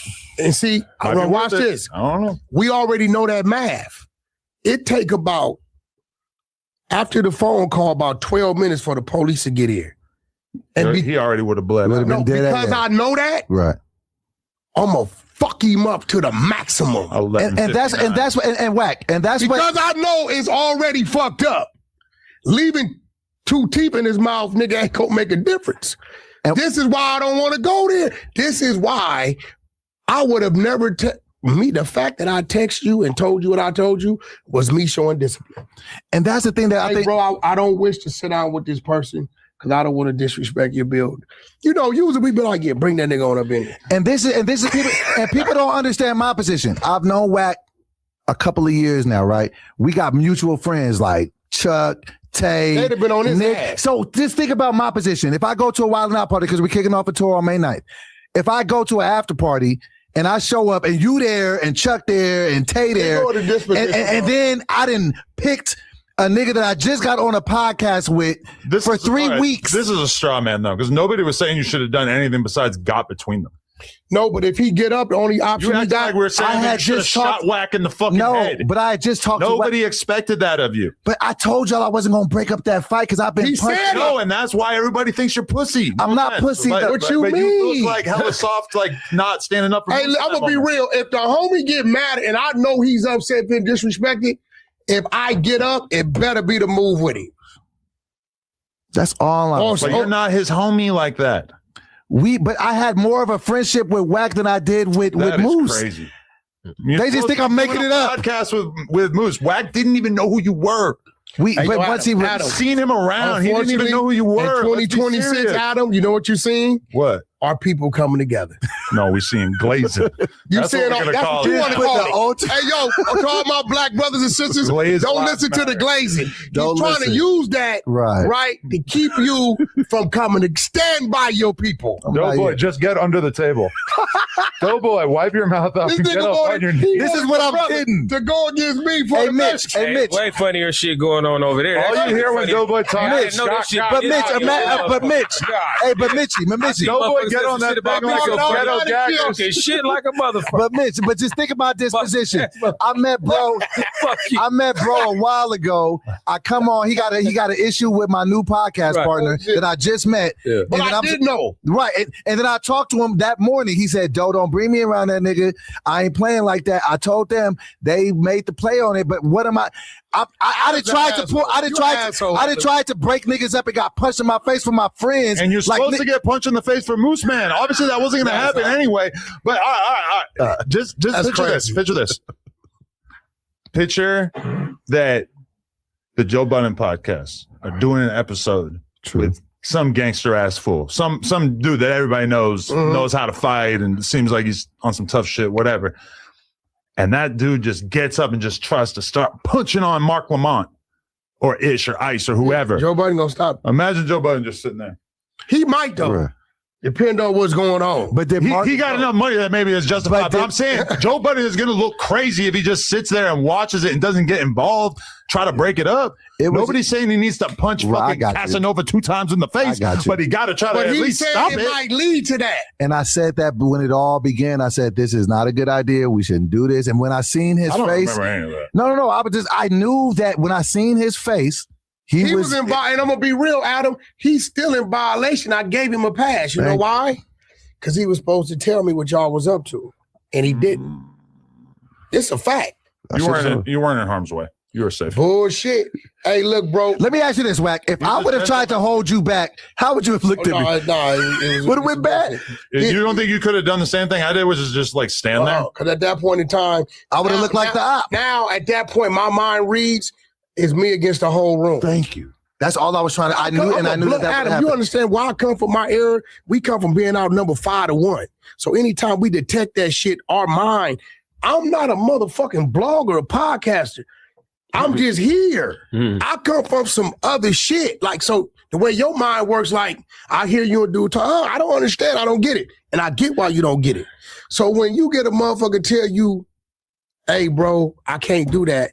That's just somebody trying to respect your shit because we know we gonna go somewhere where we might not come back. Hey, peep this, Wack. Even in Wack. No, I'm funny. Hey, Wack. Even in the confrontation, you said it in the middle of the conversation. I don't even know if you remember this, Adam. You looked at me in the middle of the shit like, you ain't gonna clear this shit up. So I knew that there was some responsibility. Why you lying too, bro? Like he didn't say nigga. He said nigga. Let's bet 5,000. He said nigga. I'll pull it up. Let's bet 5,000. I'll pull it up. He's he said Mexican. nigga. No, but he lied and said he didn't say it. I'll pull it up. He said Do nigga. you want to stand behind that bet? In front of you. He said nigga. I will. When did I ever say he did? I don't give a fuck if he said that. All y'all said no. Look, listen, we ain't tripping. But all y'all, the dude sat up here and said, "I never said that word."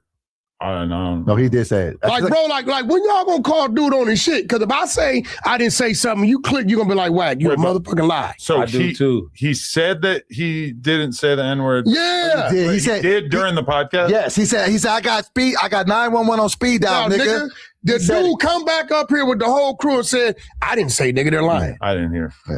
It's on your shit. I mean, I didn't hear it. I don't know. And he said that you put $1,500 on his head. That didn't happen why he either. keep saying All that? you said was you cost $1,500. I said that's all you cost. He didn't say I was going to put that on your head, but he didn't That's say that he was going to do anybody. it. Yeah, he said you cost $1,500. Yeah, Nigga, but- 500, you go to the right place. But you were saying I could get you killed for 50. No, I didn't. I said, you were. no, what I Cost said $1,500. was, I said, look, bro, stop playing with people because all a motherfucker cost today is $1,500. Right. You, me, So you're you get saying that you could get him killed for 50? it's He didn't say- anybody. right. I just said anybody. But in he general. didn't. But you didn't say I'm going to get you killed never for said $1,500. that. That's a And terrorist. so what I'm saying is this: if dude is playing police games, don't speak on. You get what I'm saying? Like if this is your building, right? Don't antagonize a motherfucker. Leave me the fuck alone. On some real shit. If I'm not fucking with you, why you fucking with me? And then it was thrown off. Adam, this is from real shit. Now we're trolling. Me and Brick troll. You ever heard me have a problem with? We troll. You wanted to fight each other. Very Nah, badly. You definitely. wanted to hurt each other, yeah. Me and Brick just talk on the phone, bro. Probably a large. You had some bad 3 days before that nigga went to jail, we was on the phone some talking. bad vibes. going on. Listen, What size? 2X. I'm XL. listen. Appreciate you, brother. The only thing I'm saying is stop letting dude play victim, bro. Thank you. You let me play victim. That's the merch for my new. That's the merch for my new pen I got. Is there another 2X over there? Hell yeah, it gotta be. Can I have Good these one. fruits? And then, Yeah. Doughboy is saying Hey, I got. Hey, he want to Adam, bet you on a weight loss thing. So I do want to get that down. So Pete, we got a weight loss competition going on. You probably lost a lot of weight I have, but- during this episode. But motherfucker, I hate you, Adam. So as we, God damn it. So I want to continue the weight loss challenge, but let's put a little bit of a wager up. I bet you, watch this, that I will double your weight loss. Let's put a wager up. My 1,000 to your 5,000. That I will double your weight loss. Whatever you lose, I'll lose too. I'm not gonna lie, like I don't really feel motivated. He keeps eating the bread. Right now. He keeps eating the bread. I just told him I will double you up, and you won't take the bet. So if you lose 10, I gotta lose 20. Bro, you compared to me in terms of available fat to burn, it's not really. So do I gotta go 3 times to get a bet? I'm just probably opting out either way, but So you're not gonna put nothing up. You're a betting man. Poker only. 3. Okay. This is my. No, I'm good, but yo, I got to dip because I gotta go put the fucking kid to we sleep. all got to roll. We got. But nice podcast, Mitchy. It was cool. great to get to connect with you. Shout out to San Diego. We're going to be doing some San Diego stuff coming up in the near future. I'm happy that I could help light a fire under the ass of some San Diego area rappers. yeah, because they think you be kind of like us. Got something against the town, homie. Nah, For real. I love them. If anything, I might love them too much. All And right. thank you for the shirt, brother. I appreciate you. Hey man, that's a pen I got through my drops I've been doing with Classics, the Classics brand. I got a vape pen. It's in about 300 stores all over California. Oh, that's good shit. Yeah. Right. And speaking about glazing, Okay. on some real shit, Talk to me. sometimes you got to assess the situation, bro. Hey, you smoke out a bong, homie? This nigga got a moose out a on his bone? chest. Once in a while. You got a moose on your chest? Look, You motherfucker. Who's the Clean glazing glazer. now? Who's glazing now? Me. Hey, this the dopest shit out. Oh shit. Listen, Oh, yeah. it's a butaneless, windproof, rechargeable, Is there another lighter one? with the for sure, homie. He don't do nothing but You use the bone? Yeah. Oh, for real? There you go, homie. Yeah, okay. No, it's the fly shit, homie, for That's especially hard. for a You bone. said grazer. it's windproof. Windproof, and that ain't just no shit I picked up. No, me and the homies Fuck is windproof. created that shit. I can have meaning this for me. that. Listen, no, you can use it too, homie. Meaning I that don't bait. you don't got to. That you could be in the woods, lost or something, and that motherfucker gonna light a fire with the wind blowing because it's listen, but it's butaneous. You know, it's a healthy lighter. I mean, imagine never had to buy another lighter. There we go. Pro Light. All right, I'm taking ProLight.com. Straight up. Shout out to everybody who watched this live. Shout out to Mitchy Slate for pulling up and Doughboy. Yep. Make sure y'all smash the like button. And for the record, my homie Bumpy from Skyline Paru said WACK is mandatory. You call Mitchy. Straight up. I love that. Salute. Much love. See what I'm saying? Much love, homie. I had a Salute Skyline to you. tell me it's mandatory WACK. You call Mitchy. See, you know, got they might not Skyline understand homies. what I'm saying, but that means something. Straight up. Facts. We had this thing. Salute. Shout out to everybody who watched it. Smash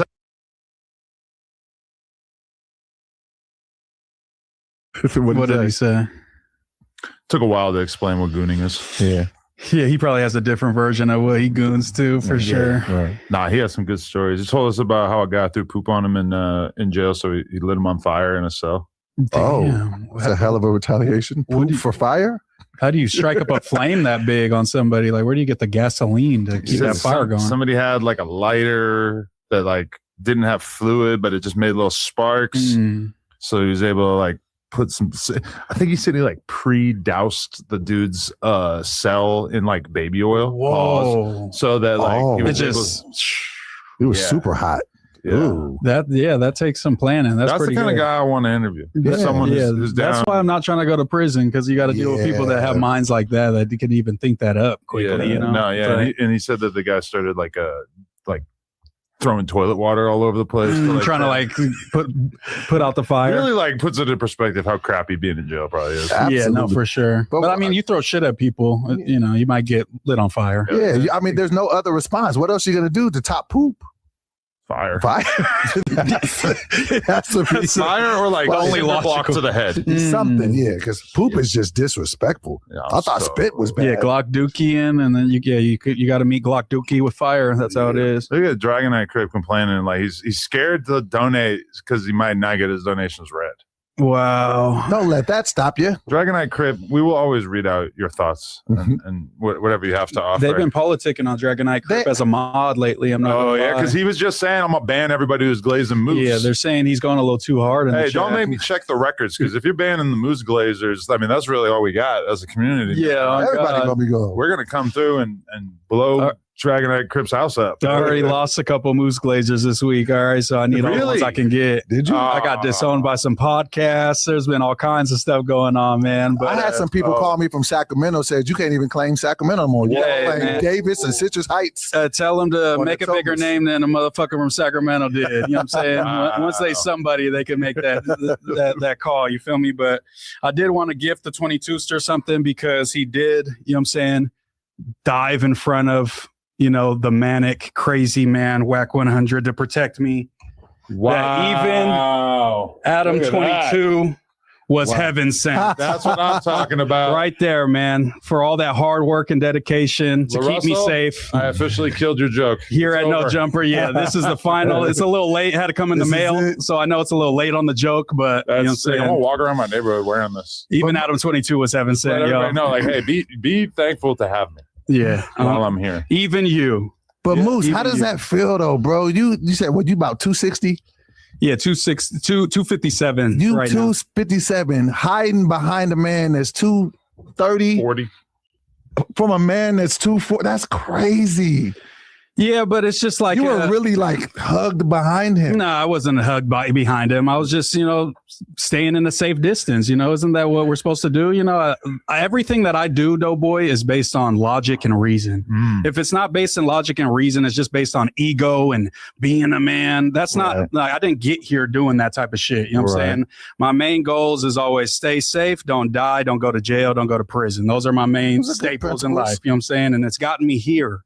So the fact that people want me to crash out, there's no possible situation where I take that fight in that room, in that studio, and it works out for me. One, I'm getting J-Reeded. I'm the next J-Reed Alley That was victim. bad. And then two, all the equipment's broken. Adam's looking at me crazy. Instead, WACK's the one looking crazy. And, you know, people could just say I'm marked out or I didn't do the manliest thing, but I take that over, you know, ruining an opportunity. No, I appreciate the way that you did it because, okay, like me and you have yet to be on camera together. Me and you spent dozens of hours, it feels like, on camera the other day, although we were just high as hell and I don't know how much we really talked about anything. But you came in while I was sleeping. I did a 6-hour sleep break in the middle of the 24-hour pod, and when I got up, you had already been there, recorded the whole song, but I didn't actually cross paths. And that was like my goal. Is like I knew that you guys were saying you were going to fall asleep, so I'm like, I'm gonna come do the night shift just because I know people start getting tired. I remember how our stream was, so I was trying to just bring some energy throughout the night. No, I was appreciated for sure. We somehow managed to pull off 2 24-hour streams in a week, even though one of them was not currently archived. Hopefully, it'll make a return. Hopefully, yeah. That was have we got a final answer on that, or are we just still in the air? Okay, it's like I think basically at this point, we're not going to be able to recover it from the computer, and we're not going to, the file is not just going to process. It's not going to just pop up one day randomly. So basically, like, YouTube has to like aid us by sending us the original video file, and I'm not sure to what lengths Josh has necessarily gone to try to get it, but that would basically be what would have to happen in order for us to be able to post it, which, trust me, whatever you're feeling, I feel the same way. Like, it stings. The idea of losing a pod, even though we did stream it, so it's not quite as bad as just losing a pod, which I've done a handful of times over the years, it hurts. Like, I want everything that I do on the internet to be archived video-wise. Like, even our kick streams, I just immediately archive them to YouTube and everything like that. And it's not a great feeling. I hate it for Munchie and Lush, because I feel like they both shine so much. I'd never seen that side of Munchie.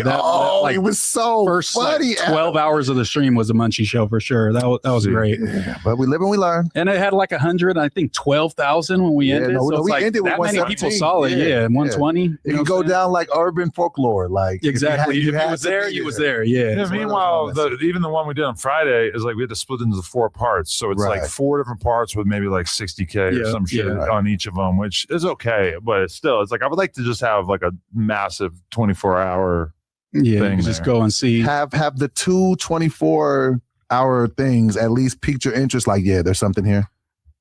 Streaming, or you're still not sold just It's yet? A cool idea, but like financially, it doesn't really make sense in comparison to the amount of work it is. Yeah, right. You know, like when I was kind of doing my like back of the napkin math, it was kind of like it's cool.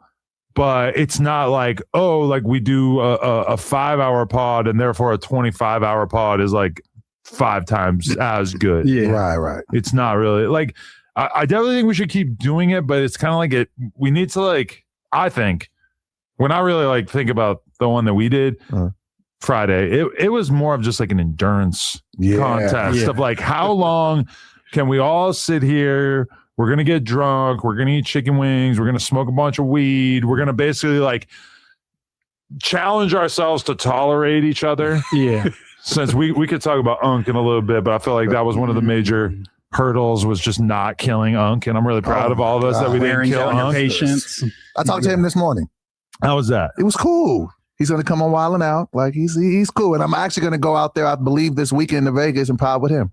See, okay, that's an interesting decision because you were actually like losing your mind towards the end. It was, but then once I started to understand, like, that's his character, that's who he is. Like, it's hard to like just let people just say whatever it is. But I learned even today, like, I'm no longer taking what anybody says personally. He called you gay for hours and hours. And B-word. Really got you to the point where I felt like, even though you said that you haven't been in a fight in like 30 years, I really felt like I was going to have to like dive in there. It was good. He was pushing my buttons and he knew he was pushing my buttons. And I was just like, but I got a lot of self-control. So, you know, plus I'm not that guy. So it was just like, all right, but I'm not taking nothing that nobody says personally. It just felt like somehow we had created a scenario in which like perhaps the goal was to push Doughboy to his limit. That kind of felt like that. It kind of started to feel very like attacked. It's talking about my mental health and shit. I'm like, God damn, have you known? You lied you won't cross? I was tuned into that live. I was like, wow, they're getting in depth, man. This is definitely not the party vibe I was expecting. I was like, is that what you want to talk about? Yeah. Yeah. I mean, it was definitely a party vibe, but it was just a different party vibe than what I expected because there was so little to talk about at a certain point. Just like, what are you going to talk about for 24 hours? It's almost impossible. So it just ends up getting to the point of like, let's call each other gay over and over. And that's what happened the first one too. Me and Lush were just saying like queefing out the pussy 100 times and just laughing. It's just like at some point you get delirious, you run out of topics. You just think it's genius. And like, what it sounds really funny doing? And like 3 people in the chat are laughing with you. Exactly. Like, yeah, it was interesting because it's like, you know, you have the girls come in and then that like gives you a little energy for a little while. And like some other girls come on. It's like, oh, I guess we could get like 2 hours of like talking about these random hoes, whatever. I don't know. I definitely like, I like the idea of just doing like long streams in general. I'm just like not really sure if the juice is necessarily like worth the squeeze for the 24-hour thing. Yeah, that's extreme. You talk about 5 days. What the hell would that look like? But what do you think of like a 24-hour stream? Like you guys broke it up, but then there's like a new cast every 6 hours or something like that, like a whole new rotation of fresh people and like different kind of vibes for the different chunks, you know what I'm saying? You know what I do think it was good for? I do think it was good for team building. It felt like real good, like just being around your people. Yeah, once Lush said that, he was like, this is the most like kind of together I felt No Jumper since like, you know, Prime, whatever, you know, a few years ago. I was like, oh, that's a pretty big statement. I think it would have been even more lit, like if even more people would have came out like from the No Jumper family, like the Aunt Hefe's, the, you know what I'm saying, just everybody, you know what I'm saying, the suspects. I think it would have been, you know, but we did it, and you know. We did it, and I think it was dope to do it just because, like, for me personally, especially, like, you got to look at, like, No Jumper in terms of, like, what does it do? And for the most part, we do weekly pods where we talk to each other. There's the news, which is kind of like, you know, the people who are, it's without me. It's like, oftentimes that's kind of like where we try out people and stuff, even though there's more established people as well in there. And then we do interviews. So like the 3 main things that No Jumper does content wise. And then this, like, okay, last year I did a bunch of vlogs where I went to different people's neighborhoods in Texas and New York and all over the place and tried to do the more like high quality vlog thing, which is kind of what you've like learned to expect from like the Tommy G's and the Brandon Buckinghams and whatnots of the world. And I ended up feeling like, although we put together a lot of content that I was pretty proud of, that it just feels like the vlog thing is just kind of not what it once was. So this year I've really been trying to like experiment with streaming more and just what that looks like in terms of us doing a lot of different things streaming wise. And it's dope, but it also is kind of like, I don't know, it's just sort of, I got so many thoughts. I got a lot of messages. I get a lot of messages on like a weekly basis telling me to tell you to do more kick streams. People love that's like one of my most DM thing is like, yo, tell Adam do more kick streams. Everything we do though is like live stream, kick and YouTube at the same time, just for the hope, the goal. Like while we had 4,000 people on the YouTube stream during the 24-hour stream, we had like 100 on Kick. I didn't know that. I didn't know it was multi. Probably it was higher at other times, but like, I mean, we multi-stream for the most part, but like doing the IRL streams. I think that's what they're referring to. Yeah, like what does a 24-hour version of that look like? We did the Sigil Cult one. We did the one where we hung out all day, and then we went to the King Pill fight. You know, it's like, and what's interesting about it is that it creates so much content for us to talk about on the podcast. That even if it's not like immediately profitable, especially given that you have to be out filming all day, usually we need security, etc. You get shot gate out of it. You get, you know, Lush pressing smokers out of it. You get, you know, all the great moments. Lush getting killed by his girlfriend because he was cuddled up at Skid Row. Sigil cult members killing each other. You know? Murder the next day. Exactly. We never even like found out what happened with that. Like, but you would never even been in tune with those folks if you guys weren't streaming IRL, you know? No, definitely. But I mean, overall, I had a good time. I thought that it was fun. I mean, I don't know how much it was devalued in people's minds because I slept for 24 hours, but for sure, like me, by 3 a.m., like when I went to sleep and I was like back on by like 9 or 10, I was like a different person. Like it was crazy how much. It's just, it'd be a lot. That was like one of the only times I've ever been on camera without like pre-caffeine. Yeah. Because normally I'm always going to drink caffeine before I get on the podcast. And like, I definitely sat down and started screaring at people and tell Unk in particular, shut the fuck up. Shut the fuck up. Dope, I saw some people coming for you for kind of coming at Unk and like a couple other instances where like even when you checked Bo Jackman over certain words he was saying. Right. But you kind of been clear that you're, you know, comedy's legal again type of guy. The N-word doesn't mean nothing to me. Like these words don't mean anything. But then you kind of like certain words to you do mean things and then you trip on people.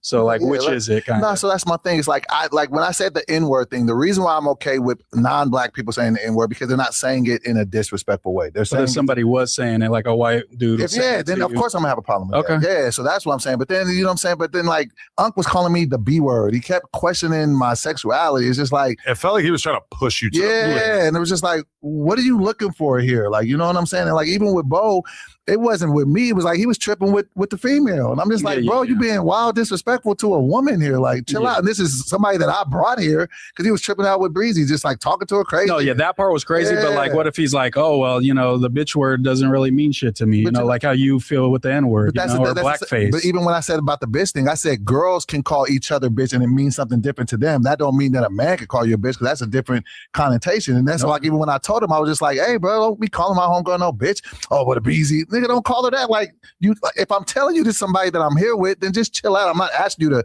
call her Queen Elizabeth, but maybe nigga, just her name. Disrespect my homegirl. Okay. Like, yeah, so it was just weird. Interesting. And then I found out this is another reason too. I want to address this too. So you know who's talking crazy about me? Who? And this just threw me out the fucking loop. Smack and T-Rail. What'd they say? They said I'm over here dick sucking because I got the tattoo. Oh my god. And it's just like, bro, and it just threw me off because I actually met T-Rail. And he was cool. Yeah. I met him at, with Nick Cannon and shit. So he has 22 derangement syndrome. So anytime anything involving me or no jumper comes up, he just jumps out the window and starts contradicting things he said in the past and everything like that. And they were just like trying to call me a goofy and shit. And it's just like, oh, well, why would he go from wilding out to over there? It's just like, first of all, you don't even know me. You don't know nothing about me. And you're just talking crazy about. That's why I said, you know what? I'm no longer taking this shit personal because it's this is why, like, you know what I'm saying? You're just saying things just to say them. Like, even if you didn't agree with me getting attacked, just be like, oh, that's crazy. You ain't got to say how, because you know, in our community, if you say a nigga dick, so that's like the most foul shit you could say to somebody. But then I was just like,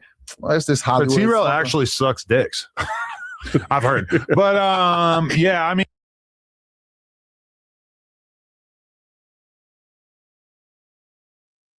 All right, man, we're gonna go over here to this Duty Low interview, man.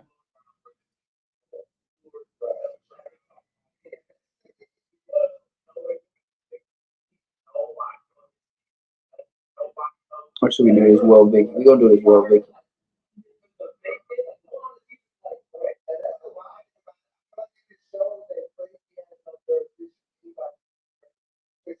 Coolest podcast in the world, and today I'm very, very happy to be reunited with my old friend. Period. Whoa, Vicky, how you living? Good, blessed. How are you? I'm pretty good. Feeling fresh. Period. It's a big day. Big day. It's a big day. Why? What you got going on? I don't know. I just have to do another interview after this with WACK 100. You know him? That's cool. Yeah. You like him? I don't know him like that. Okay. It's very controversial, right? Very. Yeah. Aren't you too? He's shaped like a cannonball. Y'all be beefing? Not beefing, but I tried to like bring somebody else onto our podcast the other day, and he like attempted to beat them up. So why? Why? Because they're Mexican. Really? He's intimidated by Mexican people, to hear him tell it. That's what he says. Really? Yeah, he's from like a project that like beefs with. It's like I know I like a lot of gang stuff, right? Out here, yeah. Yeah. You into all that? No. You try to avoid that? I'm from Miami. Are you originally I'm too? from Atlanta, but I've been in Miami 5 years. Right. Okay. Yeah. So yeah, because I'm trying to like think back to like I think it was 2018 we did our first interview. Yeah. At that time, you were still living like in the Atlanta area, right? Yeah, back and forth. Okay. Mm-hmm. And then you blow up on social media. Mm-hmm. And then at what point, I guess COVID era, you decided that you wanted to move to Miami? Oh, a little bit after. Okay. How come you decided to make the move? I love Miami. I always was going there back and forth, and I'm from Atlanta, so I feel like it's a little bit similar South. I didn't really like LA. Yeah. Yeah. What's wrong with LA? A lot. What? Satan is there? That too. A lot of people say that. Yeah. We got a lot of Satan going on here. Yeah. That's what they say. Well, I mean, Miami too, right? Yeah, in different ways though. I mean, you go to the clubs and shit? No. Never? Never. Never. Yeah, I don't go to clubs. So nobody can tell you, like, come to our section? I would never go. You would never go? Yeah. How do you? Like, look, somebody random in my phone just texted me last night. Let me show you about going to booby trap. I just liked their message. With the down vote. Yeah. Really? Mm-hmm. Just not your scene anymore? Just nothing good can come from going there? Yeah, nothing good come from going there. The club is the devil's church. Really? Really? No cap. That's where people go to like worship the devil, you're saying? No, they might not intentionally know they're doing that, but Right. but the devil knows. Yeah. Yeah. Yeah. I mean, you go to the club to do what? To Sin. smoke, drink, do coke, do Lust. Yeah, take Ego. pills, find people to have sex with. Realistically, that's what a lot of people are doing there. So I guess I get that. Yeah. But you go to actual church as well? Yes. Okay. What is what's the church scene like in Miami? Yeah, it's cool. It's good? Yeah. What kind You of want to church? come? You know, people are always trying to get me to go to church. I know. I don't think it's gonna work. I think it's gonna work. Okay. My kid always wants to high five me too. Wait, you just have one daughter? Yeah. What's her name? Parker. Nice. She's 5. How old is she? 5? 5. Yeah, I think She's very into high five and then low five, and then she'll go tickle my finger, and then she'll go 6, 7. Really? Can you show me a picture of her? Sure. Yeah. I think she's really cute, but I haven't seen her in a while. Oh yeah, so Right. cute. Period. She looks like her mom. Thank you. Appreciate that. Yeah, her mom is beautiful. Thank you. Oh, as she points to her fleshlight. Yeah, I don't, yeah, not that. Wait, isn't her mom from Armenia or Glen or Iran? Armenia. Armenia? Yeah, Yes. Yeah. Right. I almost said Glendale. Me too. Yeah. Wait, really? What do you know about I Glendale? used to live there. Wait, really? Out Yeah. here? Yeah, And so you were around Armenian people in that Yeah. environment? yeah. How was that? Well, I lived with the family that took me in. I don't know if you ever met them, but they was the only black people that lived there In all of Glendale? in their neighborhood. Okay. Yeah, they lived in the hills. To hear the Armenians tell it, yeah, I don't think I've ever heard anybody talk about a lot of black people living in Glendale. Right, yeah. Although I'm sure they'd be welcome with open arms. Don't get it messed up. There's still some keyways out in Glendale. Yeah, they got some gangs out in Glendale. There's some black Mexicans out in Glendale. It's not just Armenians and Persians and that type of shit. Yeah, it was cool. Right, for Yeah, sure. yeah. So, okay, like when you first came out, you were kind of like the most famous, like, wigger chick on the planet at that time. Yeah. I think so. it's safe to say. Yeah, I mean, that was like More than Bad Baby? yeah, in a way, yeah. Really? I think so. Really? I mean, at that time, okay, Bad Baby came out for just being like a crazy ass Uh-huh. kid. Uh-huh. You came out and it was kind of like, oh shit, look at this white girl who is really confused about her identity. Like, she's saying the N-word. She just like you really seemed like you believed that you were black. Whereas like Bad Baby, maybe it was more like she was just kind of white trash. Oh yeah, I Okay. can see what you're saying. But looking back on that, like, what are your reflections on the way that you became famous so quickly? Well, like I said, kind of how it happened was that family that took me in. I love them, God bless them. Well, they were like marketing geniuses, and so when they met me, they was like, "You can go really viral," because this is around the same time that Catch Me Outside Girl was going famous, and they was like, because of the way you speak, it doesn't look like you're white. I mean, it doesn't sound like a white person would speak like that. Right. So they were really good at marketing, and they were just like, you can go viral by the way you speak. Just keep making videos, and I was living with them and stuff. So yeah. Wow. Okay. Mm-hmm. So, but like, what was the first thing that went viral that kind of took your whole career, like made you sort of famous? Yeah. Looking back on it, was there like a particular moment that stands out? No, probably just, the videos and beefing with Bad Baby. Yeah. Because you ran down on her at the mall. Yeah. To fight at one point. She right? ran down on me. Oh, okay. She pulled up with you. You were with Lil Tay. Yeah. And she pulled up to fight you. Yeah. And looking back on that, is that just seemed like the craziest like little kid type behavior ever? Like the fact that like that was something we hadn't really seen. It was just funny to me. Like a bunch of teenage white girls Really? They fighting never each seen other that at the before? mall. Really? Like famous ones. Yeah. And it's kind of like out there. She was serious about it though. But for me, it was just a joke. Really? Yeah. Yeah. Yeah. I mean, that was one thing that helped make her so viral, is that she was very serious about everything. Stuff, always just getting super mad or just like aggressive about shit. For real. Still, yeah. Yeah. That's kind of sad though. It seems like she has a lot of anger built up, but I know God and Jesus can help her with that. Really? I know, yeah. Okay. You think that's the thing that could sort of save her from wherever she's at? Because she had like cancer. I know. And she pops back out with a BBL and shit. I know. Yeah. I was just telling my friend about that, and I'm gonna really pray for her because, stress kills. And I do believe when you stress too much, that can eventually turn to cancer. Yeah. And I know, like, when you have God and when you are not living such a toxic lifestyle, you will definitely be healthier and have peace. Okay. So I'm going to mention that to her, is that maybe if you want to get rid of your cancer, you need to stop being so fucking stressed. Give your life to Jesus. Just take a Xanax. Yeah. And then you have cancer. If you can die any moment, you really want to make sure you have Jesus Christ, because you don't know where you're going when you die. You want to make sure you know where you're going. So you believe that all you need to do to get into heaven is to be saved before you die? You do need to be saved, and then you have to make a decision to live a certain way, and that's following him. Yeah. But isn't religion all about, or Christianity all about forgiveness? So like if I ask for forgiveness from God, then I can kind of keep fucking up and it's not the end of the world. I'll still get into heaven, right? A Bible verse that says, I read it earlier, it says, shall we continue living in sin? Of course not. So basically that means stop living in sin. Yeah, don't make a decision to live in sin. We're human beings, we're gonna mess up, but at a certain point you gotta make a decision. Yeah. Definitely. Yeah, we should definitely talk about religion more as this keeps going. But I have a crazy memory, is that like this is how viral / toxic you were viewed at the time. Is that I remember when I interviewed you, and all of a sudden multiple people that I was friends with were like so mad at me for interviewing you that they like unfollowed me and were like tweeting, talking shit about me and stuff. And like most of those people are basically like homeless or like live with their parents again now. But like at that time, it was just kind of like mind blowing to me. Like, what? You guys cared that much about me crazy, right? Interviewing this girl who's viral that I just like kind of wanted to find out what she was all about. Yeah. Was that the first interview, or was that like the Rico Reckless one? That was the first one. Oh, okay, yeah. Because then, later on, me, you, Lena, and Rico Reckless did an episode. And I understand you and him became good friends after that. We became best friends. Really? Yeah. What would you guys do when you hung out?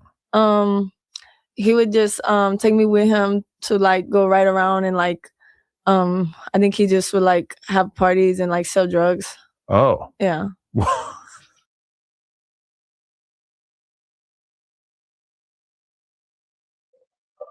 Whoa. And she didn't even say allegedly, bro. That's what I'm talking about, man. Shout out to Rico Reckless. Man, I was supposed to do the interview. I don't know if you guys still want to see that. Let me know in the comments, or let me, tell one of my mods to hit me, man.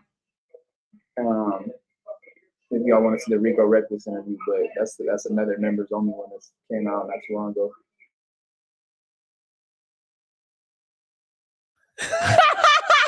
Would you ever do the drugs with him? No, never. Oh. Actually, I did try lean with him. Really? Yeah. And how was that? It actually tasted really good, but no. Yeah. Did you feel really good afterwards? Like maybe it was going to take away your cancer? Probably. Well, you probably didn't felt tired.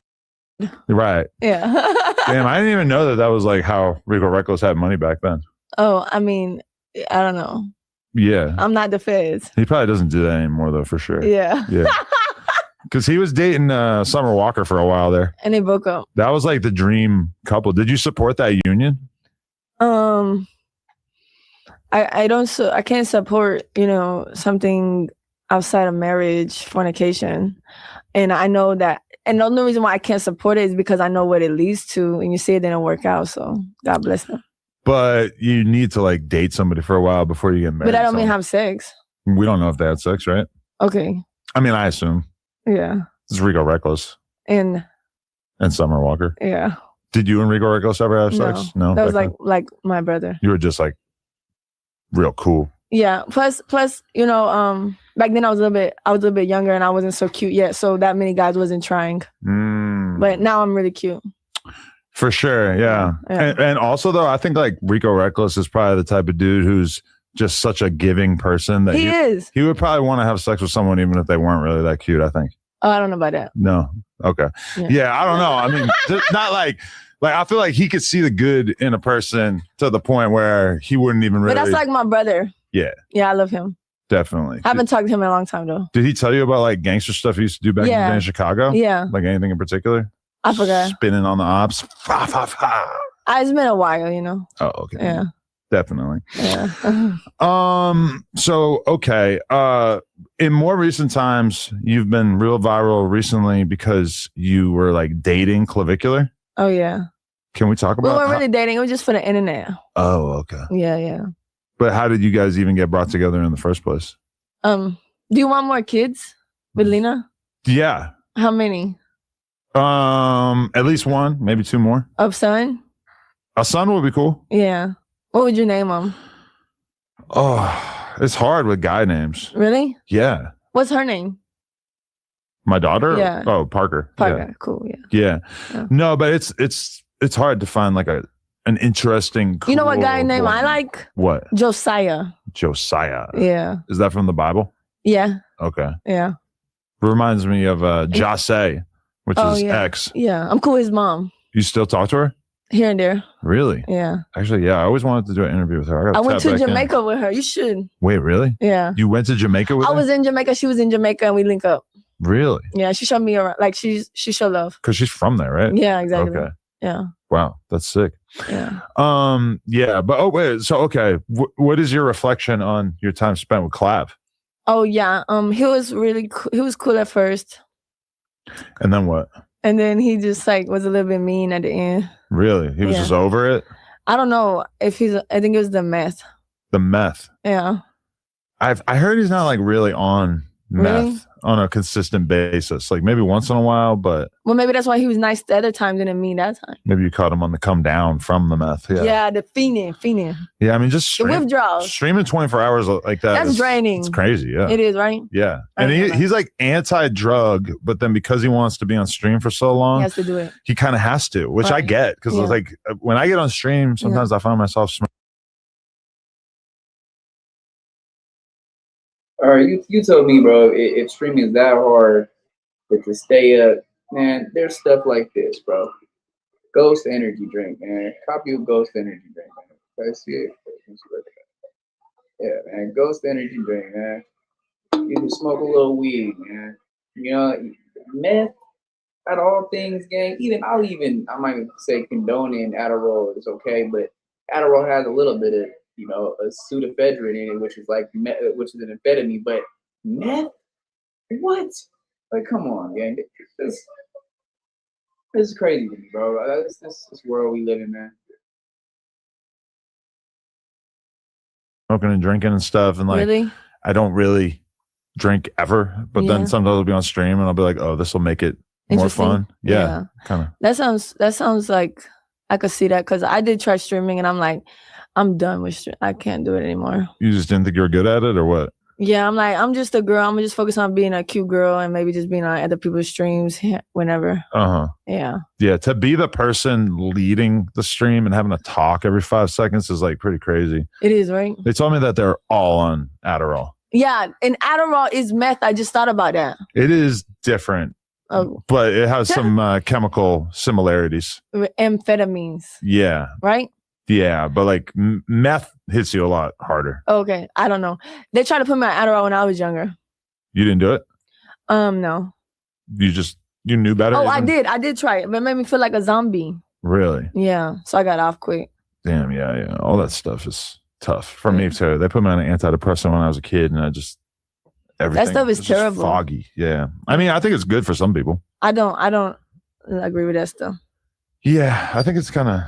I don't know. It's unnecessarily I got the hated best on, I think. antidepressant. God, The Bible. the Bible, the Word of God. Yeah, amen. You know.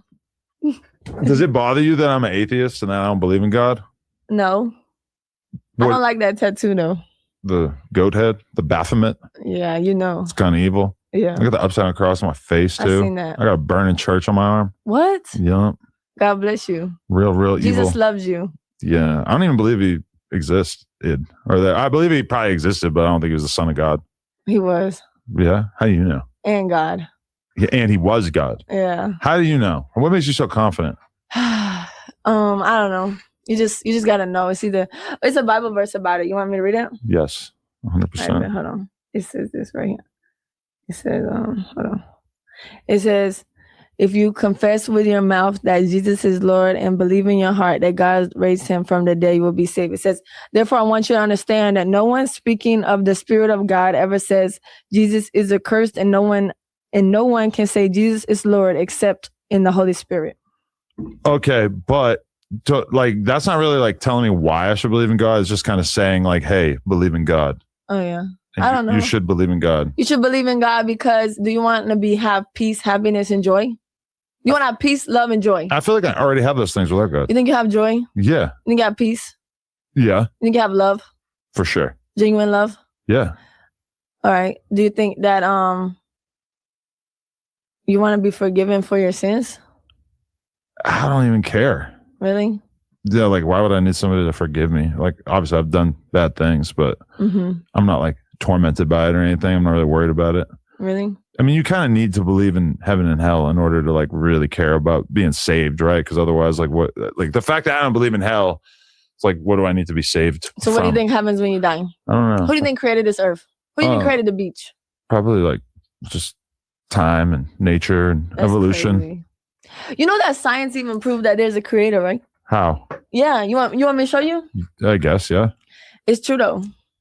Science proved that? Yeah. That's crazy. No cap. And the Bible says, seek me and you will find me.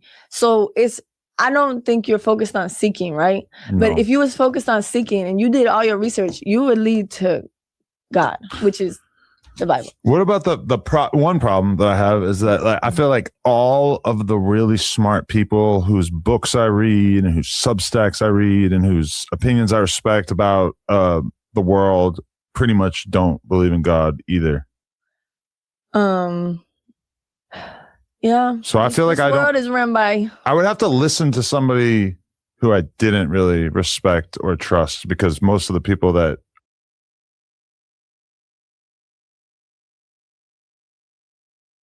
And that's because this world is ran by the devil, man. And greed, the devil, envy, lust, all these different things, so it's hard to find God unless you are trying to seek for him. That's true. This is a cool little conversation, man. I'm definitely I'm seeing that Adam does not care though. He's not even taking it in at all. It's going right out the other ear, man. But I'm hearing what she's saying, and she's saying some real stuff that is definitely true. Seek me and you shall find me. Look within, gang. I don't believe in following people or religions. I believe in God though. That part, bro. I don't have to be tied down to a religion to know that there's a higher power, to know that there was a creator, to know that God, created all this stuff, But me myself, I do, practice a certain religion, but that's not no smut to anybody else that doesn't. But if you could find God, man, that's true. Peace, love, and happiness, you will find those things. You will find those things, bro. That's just real, man. Shout out to Gangland DJ, man. He always up in here saying the realest stuff up in the comments, man. We need to give him a round of applause up in here, man. Give me 1 second.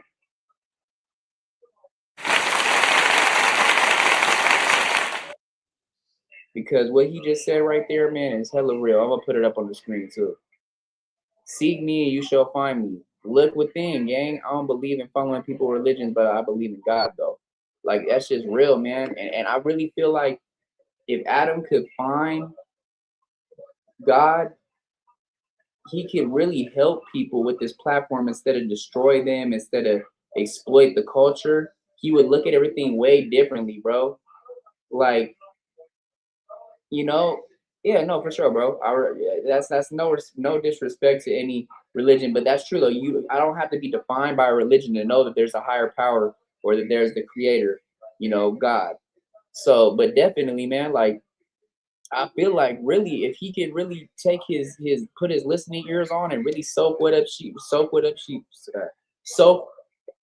she's saying up, he could really go far with it, bro. And you might even see Adam change his ways and everything would be more positive, and he could actually help people and not destroy them and exploit the culture. And it might really help him, man. But he's taking it in one ear and out the other. So it's not even, I think she's wasting her breath even telling him this game, because that's game right there. To be honest with you, That's that spiritual game.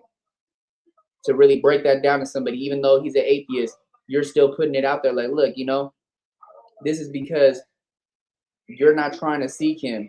And he said, oh, he wouldn't believe because all these people he respects is under influence of the devil. So you have to be able to seek him and literally look for God, bro, and do your research. And once you come across and you find that spiritual journey within yourself, and you understand that there's a higher power and a higher creator, and you feel it, it's going to completely change your life, man. Adam got that JE complex. Some want to be worshipped as a god, so they can't believe in anything bigger than themselves. Yep, that's completely true, bro. That's completely true, for sure. That's what it is. Adam thinks that basically he considers himself a god already. He doesn't think that he needs to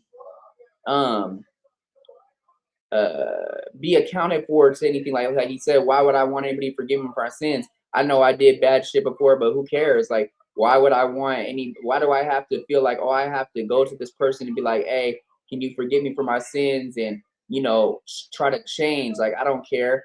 You know, that's because he feels like nobody could be above him.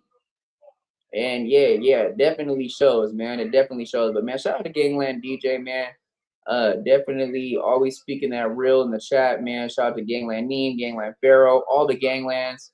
Those are all my guys, man. Yeah, man, we gonna get right back into this. But yeah, that was some real stuff spoken right there, man. But I really think that Adam's not even really listening to it, so she's wasting her breath by even trying to break it down to him.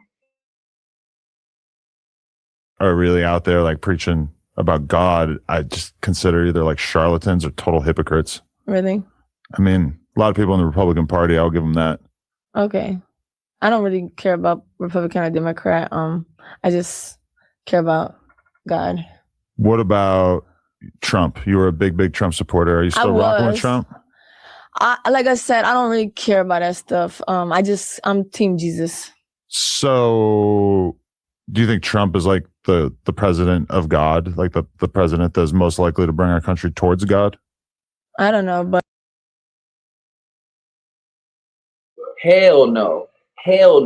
Now, I'm not trying to get political like that, but Trump, the only reason we really went to war with Iran like that is because they sat there and they burned the Baphomet, bro. And that's what Trump worships.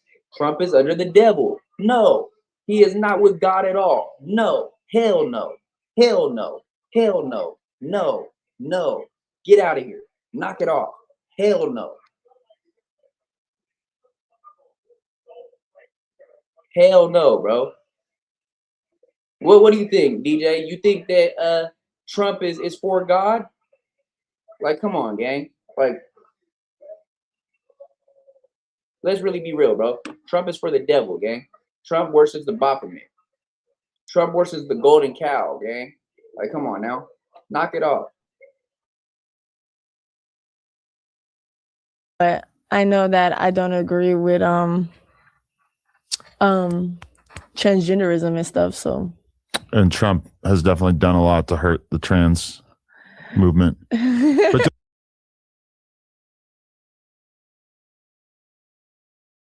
now, just because Trump bashes the LGBTQ community as much as he doesn't mean that he's for God. That has nothing to do with that. God doesn't believe in war. Let's just start there.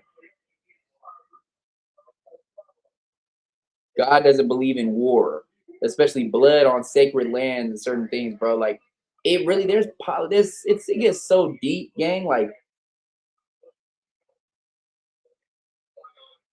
it gets so deep, bro. I don't even like to talk about it like that. So the thing is with that is, no, that's a big NO. Trump is not for God. He's for the devil. It doesn't matter if he's not with the LGBTQ campaign. You know what I'm saying? And that's all there is to it. You know what I'm saying? Like, that's just real, gang. Like, come on, bro. don't you think being respectful and kind to trans people is probably like a pretty important part of being Christian? Yeah, but that doesn't mean you gotta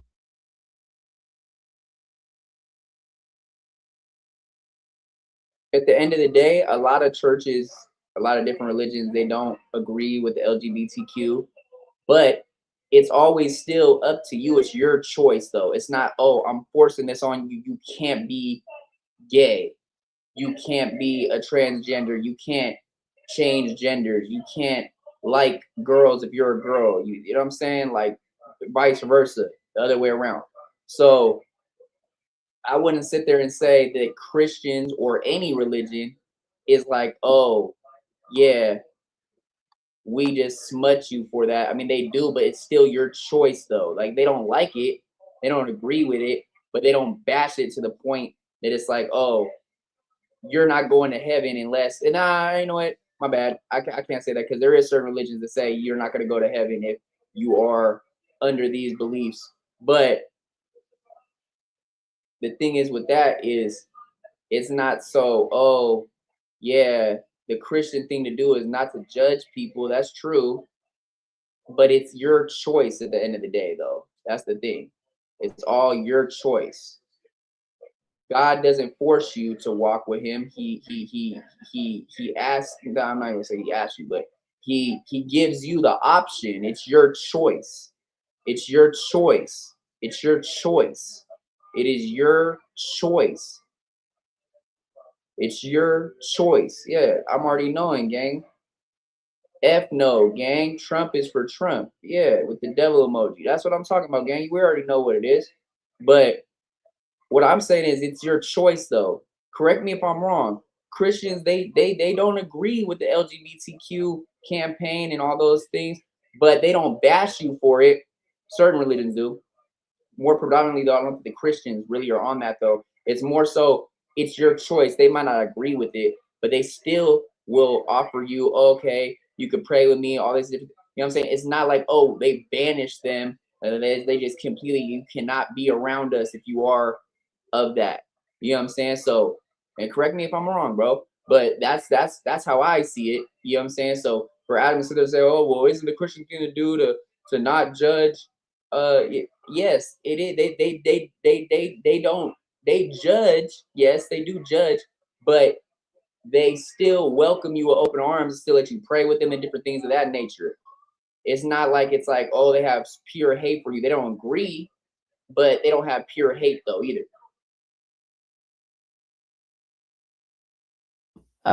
Promote sin. And then I feel like also the being nice and loving is telling someone the truth. And not letting them make a decision that can ultimately ruin their. Because you probably think that like being trans is a mental illness as opposed to an actual No, I preference. believe it's the demons. It's the devil. It's the devil. But, okay. Demons. Now I'm not trying to wait, pause. What I said, gang? I don't even know what I said. Let me know what I said. Pause. I don't even know what I said for the pause part, but pause. Shit. I didn't catch it. What did I say, gang? But no, that is real though. What she just said. Not a mental illness. It has to do, if you do your research, the devil, he's the one that was, really putting that on Front Street and promoting that. Like, yeah, it's a slap in the face to God if you're gay. Same thing with the lusting and with no marriage. Same thing with the transgender stuff. That's the devil. For sure, it's the devil. I'm not going to say, oh, the people that are transgender is the devil, but that's the devil that put that into them, though. I agree with that. I don't know if everybody agrees with that, but that has to do with demons. Yes, it does. It has nothing to do with no mental illness, no. But what did I say for you to say pause, gang? I don't even know what I said, gang. Let me know in the comments, though. It was like a mental illness that a demon planted inside your brain. Probably both. Okay. All of the above. But like, it's really just the devil, though. But if somebody's mentally ill, shouldn't you be kind to them and respectful about whatever their delusions are? I'll be kind for them and tell them the truth. Which is like, you're a dude. And tell them about God, and love on them, of course. Okay. But I'm not going to lie to them and say, yeah, that's cool. Yeah. God. Oh, like, you think God made a mistake that making me a woman? Okay. But if somebody wants to live their life as a woman, isn't it kind to like refer to them as a woman or to refer to them as her? Would you smash a trans? No. All right. Having sex with them is probably like a little too kind. Okay. But like, how would you feel if you had a son and it turned to a trans? I would be respectful of it, I think. Oh, okay. I mean, I would probably be a little skeptical of it, but Yeah. a lot of the trans people I've known throughout my life have been like pretty clearly trans from an early age, or like, you know, wanting to go in that direction, I think. You ever know like a gay dude who like I remember gay kids in school, they were like 9 and they were just like so obviously gay. But to me, it's kind of crazy to think that like that would be a choice. Like, you know, you're probably not making that choice when you're 8, you know? Mm-hmm. Do you think it's a choice? I gave someone this example earlier, right? We were born in sin, right? If you put a toy in front of a baby and you say, hey, don't touch that, and you walk away and you come back, they're going to touch it and they're going to tell you they didn't touch it, right? Mm-hmm. Yeah. So we were born in sin. So the baby toy is like drugs and alcohol and sex and all these things that are kind of bad? Yeah, I mean, this world promotes the opposite of what God is. Mm. Why do you think the world's so messed up, and why the world has strayed so far away from God? Well, that's why Jesus has to come back. But also because this, you know, when the devil, I know you don't believe in it, but you know, when the devil fell from heaven, he brought a third of his angels with him and came down here on the earth, and he wants to confuse and bring as many people with him as he can to hell. So human beings have a chance. We have a choice. We get to choose whether we're going to follow God or not. Right. You know what I'm saying? He don't have a choice. So he wants to confuse and bring as many people with him to hell. Because once you die, there's no second, you don't get a second choice. Yeah. Have you managed to find men to date who it's tough. Are, because they're not very religious on average, or they say they're religious, but they're not really about that? Yeah, it's just tough. Very tough. Who is the guy that you've dated that had the best connection with God? None. None of them? Yeah. What about Clav? You think he needs God? He's cool. But do you think that he really needs like Jesus to come visit him and bring him over? I think we all do. Right. But maybe him more. He's banging a different girl every night. He's doing drugs, all kinds of drugs. We have all sinned and fallen short of the glory of God. Right. Even when I was with him, he injected my penis with something. I don't know about that, but no sin is like bigger than the other. So like, Adam, bro, what? We're over here talking about some serious shit, and here you go over here talking about he injected your wing wang. Man, what the? I gotta get a screen for that. But yeah, let me know what you paused for, because I don't even know what I said, gang. I hope I didn't say no shit. I thought I was just talking about, like, you know how religion don't. That shit, you know, it's your choice. They'll still pray with you and all that. You know, like, they don't agree with it, but you know what I'm saying? But yeah, we gonna play the sound real quick.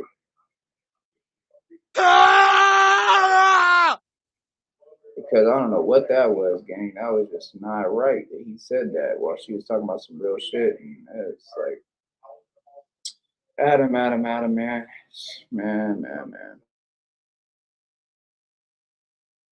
we were all once, you know, living in sin, and we all once rejected God.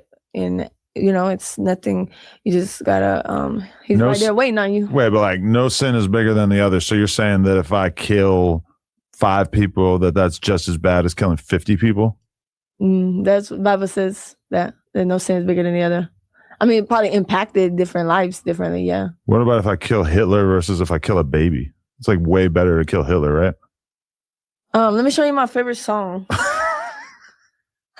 I love this girl. It's my favorite song. Tell me what you think about it. This is AI. No. Oh.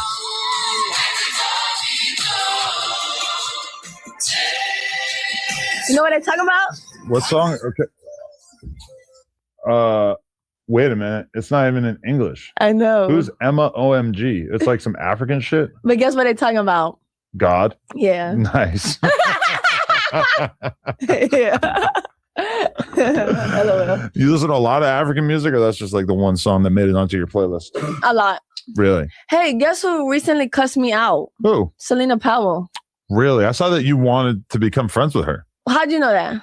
I was looking at your Twitter and you said I want to do a stream with Selena Powell. Oh, yeah. Yeah. So some football player that I know added me to a call with her, and then she told him, "Oh, I'm gonna put a spell on you. Why you gave that girl my number?" And she posted about me on her story and stuff. But I didn't even. So you were a fan of her, and then she just like went out talking shit about you over like nothing? Yeah. Really? Yeah. Why is that? I don't know.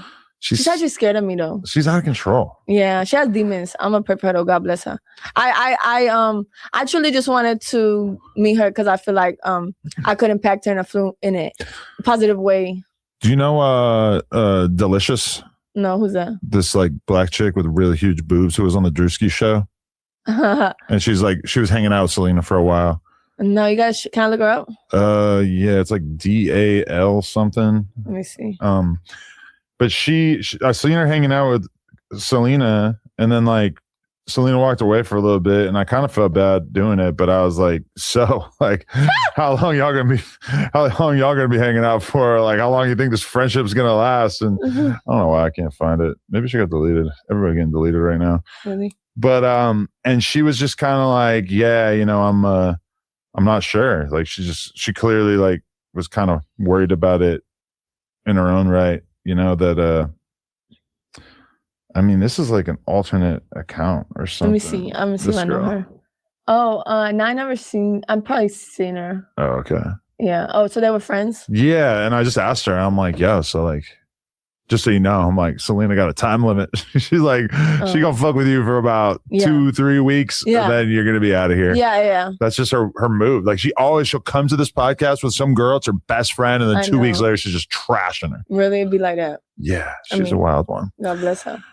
Yeah. Do you think so Selena has demons? Well, you think there's a strong chance? Anyone that's not like all the way like with God gonna have that. Right. Yeah. You want to know the moment that I knew that Selena Powell had demons? How? Is when she did a podcast with me and then she ate my ass right afterwards. Let me play my favorite song again. No, we can't. It's copyrighted. We can't play too much more.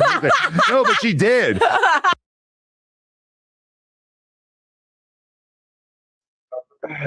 Adam, come on, gang. Oh, bro, I don't want to hear about that, bro. Oh, bro, why every single time, bro, you talking about some shit that you just did? I don't even know what to say anymore, gang.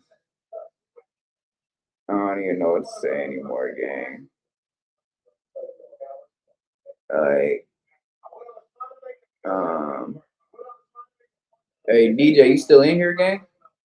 Let me know something in the chat. But yeah, bro, like, man, Adam, bro, you just keep making it known that you're a clown, gang. Especially with the way you conducted yourself on that Adam and WACK show with the legendary Mitchy Slick, man. It's just, man.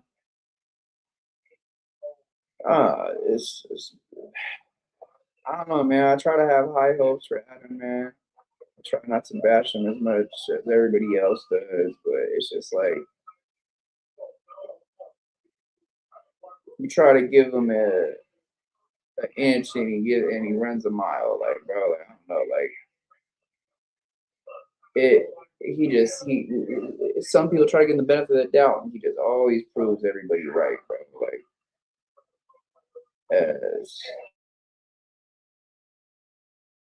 but it was on camera.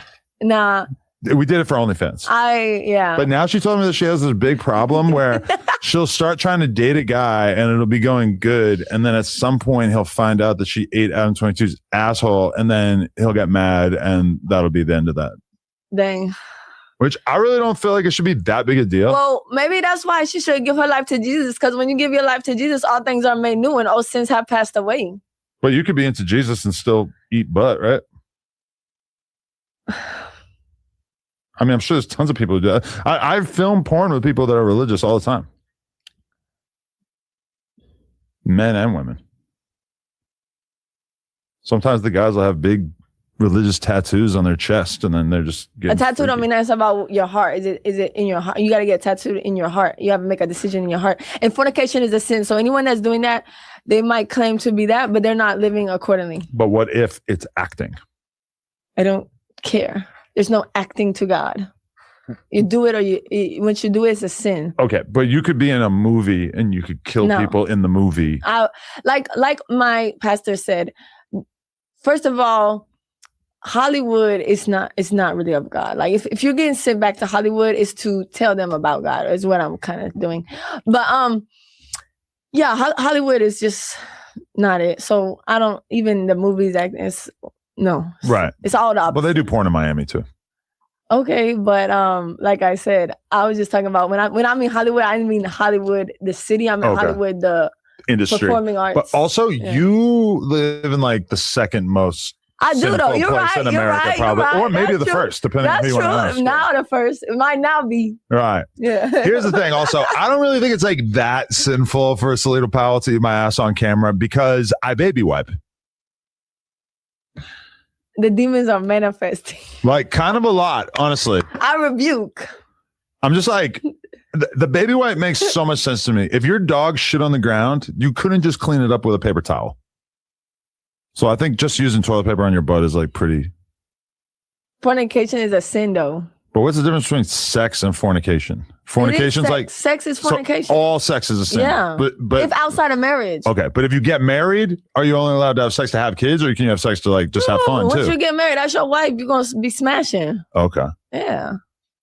But I feel like a lot of religious people think that that's the whole problem, is just having sex for fun, whether you're married or not. I don't know. See, the thing is, you keep saying like religion, and it's about having a relationship with Jesus. I'm sure you've heard this before. Right, but that religion is Christianity. That's the religion that you fall under. Oh, we don't call it religion. We call it relationship. Because religion is like a bunch of rules. And it's like, oh, if I do these rules, but I still live however I want, I'm good. But that's not. It's a relationship with God and Jesus. But you're really into the Bible, which is kind of a list of rules. In one case, very specifically with the 10 Commandments, it's like 10 rules. Have you read the New Testament? I've glossed over it. Yeah. Glossed over it. I've taken a look. Yeah. I'm gonna buy you a Bible. Yeah, I like the Sodom and Gomorrah stuff. Yeah. I feel like we probably got that coming our way over here in LA. But I'm into like metal and like gore and shit. So like, I mean, that's very demonic. You know, you can never get into like you couldn't watch a horror movie. No, it invites evil spirits in. Really? Just because it's like a guy in a werewolf mask and he's like chasing a girl around? Yes. That's evil? Yeah. It doesn't seem that evil. It seems like kind of harmless. I was just telling somebody that I didn't know. I had nothing idea about the movie Sinners. I just found out that Michael B. Jordan was in the movie. I know the movie is demonic, but I was telling somebody that I think Michael B. Jordan is very handsome, but I don't really like him because I know he's into witchcraft. Because he told someone that my Babalo in Africa, that's who I prayed to or something like that. And Babalo is a person that helps with witchcraft. It's like a high priest for witchcraft. Yeah. So that would make sense. What I'm trying to tell you is these movies have a lot that goes into it that we don't know about. Why you think that Ariana Grande got so skinny after making that movie? Body image issues, probably. No, it was demonic. Do you think the devil made her lose weight? No, I'm not a Jehovah's Witness, but I am a witness of Jehovah. Somebody else was out Jehovah's Witness. You don't think that it's like she's on Ozempic like everybody else in Hollywood? Nah, it looks spiritual, it looks demonic. You know, the wages of sin is death, so it's gonna eventually start to show. I do agree that Ariana Grande looks hideous, and that she really like. If my daughter was a little bit older, I probably wouldn't even want her to watch Wicked because I think it's just like that's harmful for little girls to see this chick that's skinny. Like, what the fuck is wrong with you? Eat a fucking burger. Eat a freaking burger. Yeah, you don't swear either. Yeah, I don't swear. But did you see Wicked? No. Oh, okay. Even just the title is kind of not up your alley, right? Exactly. Not up my alley. So you're cool with Antonio Brown now? We was. So you got cool for a while and now you're not cool again? We still cool, actually. I could probably FaceTime him. It might be with his family. Oh, okay. Yeah. Yeah, he's always talking shit to me. I don't know what it is. He don't like you? He's got a little bit of a hard on for me, I think. What y'all went through? I don't know. He's just randomly tweeting at me and stuff. He seems like kind of obsessed. Have y'all ever met? No. Have y'all? Wow. Any interactions? He was trying to come on the podcast a couple of years ago, and then he started asking for like a bunch of money. Maybe that's And that was awkward because it was like he was like talking shit on Twitter, and then was like asking me over and over if he could come on the podcast. And I was like, all right, let's do it. And then he asked for money, and I'm just like this feels corny. Like I would be maybe open to giving you some money if you hadn't led with talking shit. I don't know. But so did you guys date at one point? We was cool friends. You was cool friends. Was this before you went full God mode? We never slept together. We never had sex. Oh, okay. Yeah. Because he said one of the craziest things ever on the internet about you. Oh, he did say that, yeah. Something about fingering you with weed crumbs on his fingers. But yeah. Was that true, you think? No, it wasn't true. Because you really need to wash your hands after you roll a blunt before you're going to finger a girl. cool, though. He is? Yeah. But I'm praying for him as well. Did he just make that up, or do you think there was any truth to that? Yeah, I just made... Were you smoking weed with him at that time? I don't smoke weed. When was the last time you smoked weed? I was probably like 17. Oh, shit. So you're actually like on the straight and narrow now. Yeah. Okay. For sure. So, okay. What did Trump actually do that like pissed you off and made you feel like you didn't want to 100% be behind Trump him? didn't do nothing that pissed me off. I don't even keep up with that type of stuff. Is it because he deployed ICE all over the country and that they've been like dragging all these immigrants back to their home countries? This doesn't seem that Christianly. Like I said, God bless. So do you agree with ICE? Do you agree with it?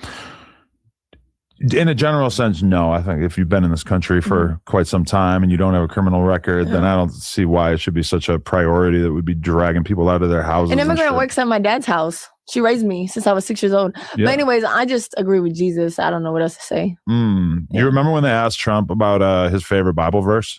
What'd he say?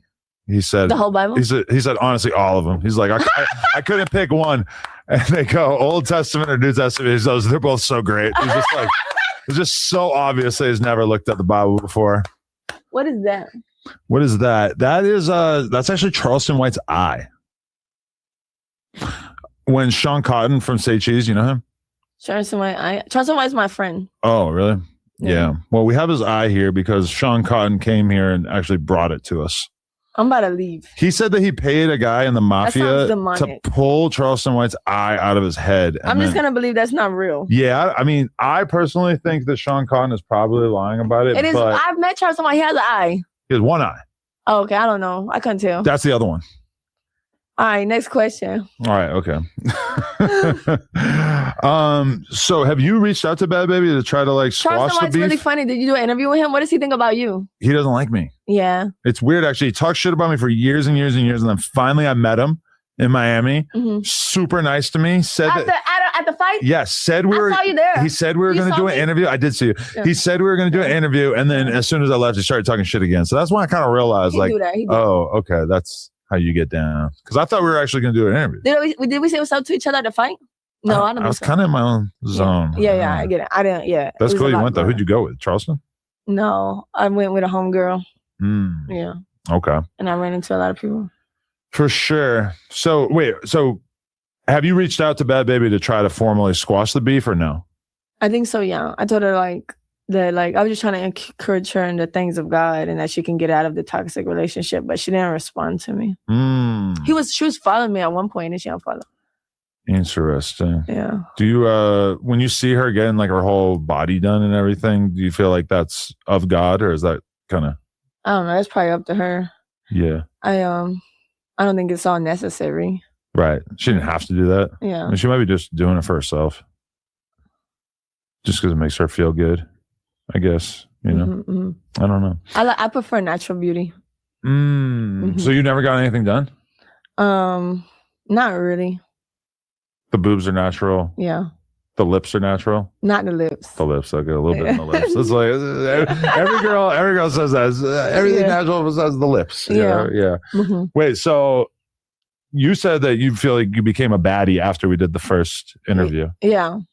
Was that an intentional process, and how did you go about achieving baddie status? I think as I got older, I just got more cute. Yeah. There has been times where I've seen your photos where I'm like, oh shit, like she's turning into a woman. That's crazy. Yeah. I didn't know. How old are you now? 25. 25. A lot of people be in my DMs. Yeah, that's still hella young. Yeah. Damn. Yeah. Who's in your DMs? A lot of people. Rappers? All of the above. What there's not any of them that you've been interested in? Maybe interested a little bit, but I already know like what type of time it is, so I don't really entertain it too much. Do you feel like you're good at sensing when it's a booty call? Of course. Do you primarily want to date black men? I just want to date a man of God. So you would be just as happy with a white guy as a black guy? Like I said, just a man of God. I feel like nowadays, though, it feels like a black man who gets into a relationship with a white woman, it's kind of tricky. Like, why? Because they get a lot of hate for it. It's like a lot of scrutiny about this decision. And I don't even think, not in Miami, maybe out here, not in Miami though. Yeah. But you might be surprised about what their community is saying, you know? I don't really care. But I mean, there's only 2 races. What are those? And that's, you either got the spirit of God or you got the spirit of the devil. Aren't those like not races? There's only 2 races. See the spirit of God or spirit of the devil. Yeah, because like God is a spirit, right? A lot of people want to focus on like, oh, Jesus was this color, Jesus was that color. But let's not forget who his dad was. His dad was God, and that's what made him God, because he had God's spirit living in him. You don't focus too much on the flesh, you focus on the spirit that's inside the person. So it's not about like, you know, this, I heard this pastor say like, color is something that we celebrate. If you see a bunch of people of different races all get together, that's something you celebrate. It's cool, it's fun, it's love, you know? I guess it's all about like what you care about, because I could see it from the perspective of a black woman that she looks at a black man dating a white woman and she's like, hey, like you're supposed to be working on behalf of our community. Why are you going outside of our community to find love? I don't really agree with that. I think that if someone looks at anything like that, then they need to have more God in them. Ooh, so they're putting their race before their God. Exactly. They're idolizing their race. Exactly. Yeah, I mean, it would be a lot better to be with like a black guy dating a white woman who's of God, who's godly, versus a black woman who's maybe not so godly. I don't agree with that. I think like love doesn't have a color. Right, but I'm just saying, like, you know, should we put appreciation for God before? Yeah. Right. Okay. Right. Yeah, that's true. Got it. That's true. What about Alabama Barker? Like, have you actually spent time with her in recent memory? You know, I met her when she was like 13. I was 17. We went to her house. Yeah. Now she act like she don't know me though. She actually showing you. Yeah. Really? Yeah. I saw her at a fair, and it was definitely that vibe. You want to know why she doesn't fuck with me? Why? Because she did a stream, like a big all-night stream, right? And somebody on her team invited me to do this prank or whatever. So I pulled up with a bunch of fucking total gang members, to be totally fair. Funny. I was with Brick Baby and X4, and we're all hanging out, drinking lean and everything. And then, okay, so Bad Baby, who I hadn't probably talked to for like 7 years before that, she messages me and she goes, give me the address. I want to know where that bitch staying at, about Alabama, because she hated her so much at the time, because this is maybe like a year ago. Yeah. And I didn't even respond, but I showed the text to Alabama because she was kind of standing there right there. I'm like, hey, look what your op said. And as soon as she saw it, she flipped out because she thought that I was like giving her the address, which I didn't. It was just a misunderstanding. Yeah, but she didn't have to do all that. She like hates me now because of this thing that didn't even happen. Well, I think that's kind of lame, because you were just trying to show her what's up, and like, you know, she probably just jumped to conclusions. Yeah, I was trying to show her like, hey, look how I'm not going to tell this person where you stay at. I just wanted her to know that she was even inquiring about it. Yeah. No, I see what you're saying. That's I don't think that's unnecessary for her to not like you over that. Yeah, that was weird. Right? I mean, to me, it was crazy. Yeah. So what was up with you getting sex trafficked to Nigeria? Did that really happen? Or was that for content? Yeah, that was rumors on the internet. I never said anything like that. Okay, but did you go to Nigeria? I did go to Nigeria. Okay, and so then there was like a rumor of you getting kidnapped? Yeah. And they wanted $1 million to release you, and did the U.S. Embassy really get involved? No. There was just no truth to it at all? The whole thing was fake? Yeah, no truth to it. Why did you go to Nigeria, to find a man? No, my best friends live there. Really? But I would never go back. Just because of the sex trafficking thing? It's just not safe there. Wait, but so you did get kidnapped at some point? No, not at all. But Tanzania was very nice. Okay. I went there. It was very nice. But Nigeria, not so much? No. Damn. I don't recommend it. But Tanzania, I recommend. Yeah, So- you and your wife should go. Really? Yeah. I don't know how I feel about her being around so many black men and one whole big country of them. It's kind of scary. Just kidding. Okay, but there's a good question. Do you think that I am living in sin because my wife has had sex with multiple men on camera outside of our you relationship? guys can make a decision to stop. Right, but right now, very sinful. I think that you don't have to keep doing that. And I think that if you give your life to Jesus, that you will not want to do that anymore. It's a hard decision, like I said.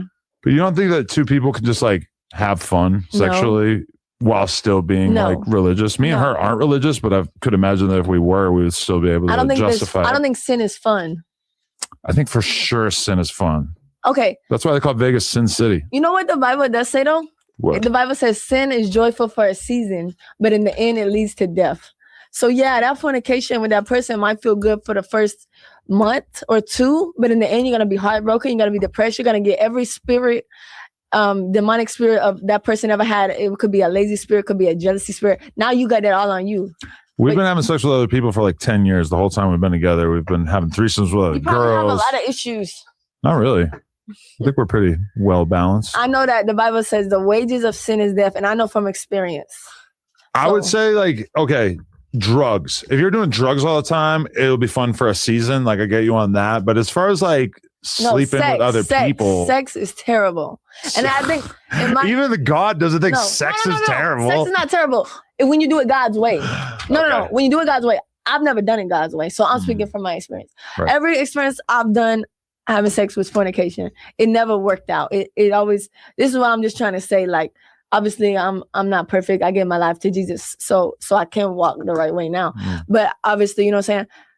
It never worked out. It lead me sad, empty, depressed. This feeling you get, it's just not a good feeling. You know what I'm saying? So all I'm trying to say is, yes, God did create sex. Sex is a beautiful thing when you do it God's way. And God did create sex, but he created it within a union. Do you believe that it's possible for somebody to maintain on good terms with God by doing anal sex instead of? I don't know. I think that's a sin. Wrong too. That's a sin, and that's disgusting. So anal's just as bad as vaginal sex? No. What? Anal sex is terrible in any way. But a lot of married or unmarried, strict Christian people will if you want to do that, you got a problem. You need Jesus to help you. Really? So you need to go get kicked. You need. Even Man, I mean, I don't know, man. But they do look at it like, yeah, definitely that type of sexual act is definitely a sin. For sure, even if you are married, you know. But it really, like, bro, I ain't gonna fly with that. Like, bro, if you doing that game, I mean, it's one thing that if somebody experiments with it or something like that, you feel me, with your female, you do it one time or whatever. But like, you constantly doing that, bro, you like boys, gang. You don't like the cat. You like boys, bro. Let's just be real with that. Like, you like the feeling of a butt. That's not crazy. That's not Gucci, gang. You need some help. You need Jesus. That one, cool. Like, that's real, bro. The regular shit's supposed to be, you know, vaginal intercourse, you know what I'm saying? And sex is a beautiful thing because, you know, babies are born off of sex, you know what I'm saying? Life is born off of sex, but, you know, it's the right way that you do it. Like, that's what I see. You're supposed to be married, you know? That's why a lot of people are celibate and stuff like that. But when it comes down to that whole, the backdoor play, bro, I don't know about all that, gang. Me, myself, I ain't never been one to be like, yeah, you feel me? Come here, baby. I want to get up in. I don't want to get up in the guts. I want to get up in the others. Like, nah, gang. I'm not on that, gang. Like, that's that to me. That's not, nah, bro. If that's all you want to do, and that's what you do every time that you do get down with a female, that's crazy, gang. You looking for a boy, gang. You ain't looking for no female. So. Even if you are Christian heterosexual couple and you do anal sex, that's all bad. Disgusting. But what do you have to say to all the Mormon people and shit who do it? They need Jesus. They ain't following the right way. Norman is not the way of God. Mormon? Whatever it's called. Norman. For sure.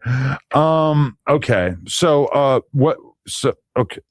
So sorry. Who's that right there? Who's that? It's different whoops. That's J Main. FYB J Main. Okay. I gotta set you up with him. You would love him. Really? Yeah. Why? Because he makes cereal, he does comedy. Show me him. Show me if you type FYB, I'm pretty sure. Do you have any cute friends you think could set me up with? I mean, they're probably nowhere near as religious. But just show me some. Can you FaceTime some of them? Yeah, sure. Yeah, FaceTime. This is J Main. He does interviews. You could probably go do an interview with him. Yeah, let me see who we got. FaceTime someone who you think would be good. Okay, let's do that. Okay, here we go. Don't tell me who it is, just Carlo.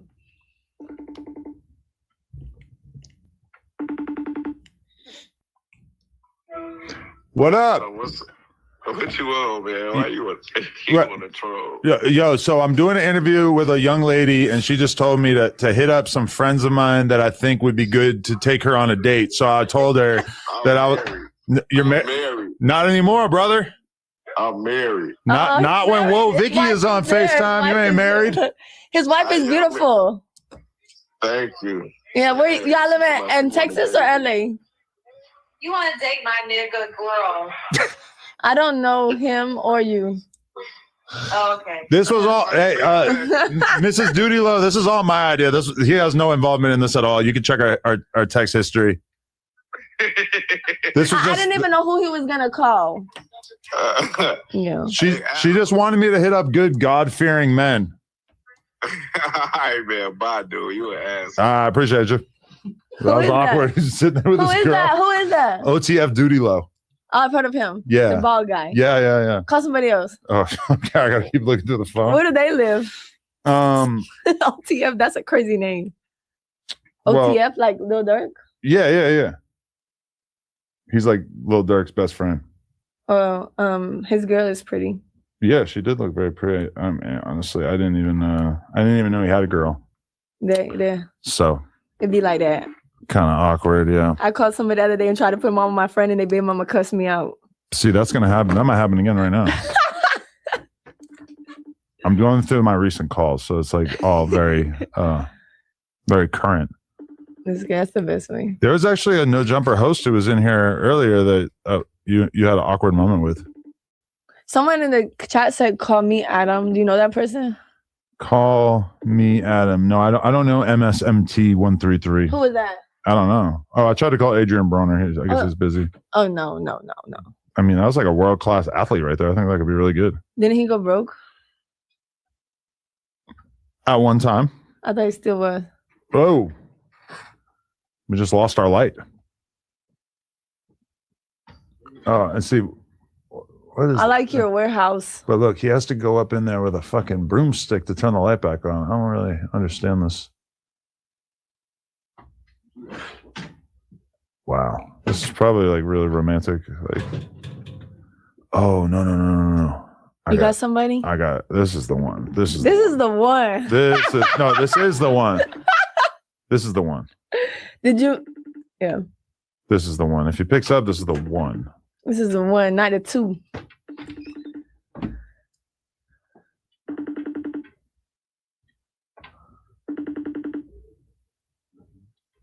Who is Lush? Lush is a great man, but he could be like another guy that might make sense for you to date. He's not answering. Who is it? That was Crip Mac. I think that sounds familiar. Crip Mac. You did. You met Lush out there. Who's Lush? Lush is a great man. I don't know who that is. I met him. You did. You met him out there. He's the white guy. In Miami? No, he was out in the hallway before. Oh no. Yeah. All right, I'm gonna try one more. Who?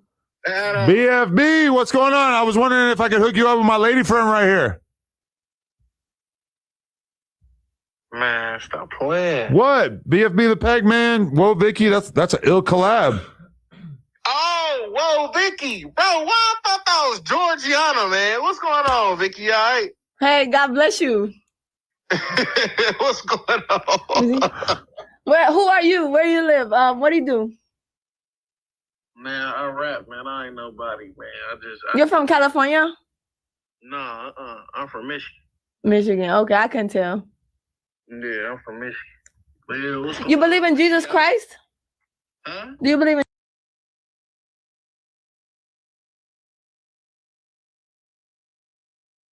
Yeah, why they do my guy Pac-Man like that, man? That's BFB Pac-Man, man. Shout out to Michigan, man. Yeah, shout out to Detroit. Shout out to Michigan, man.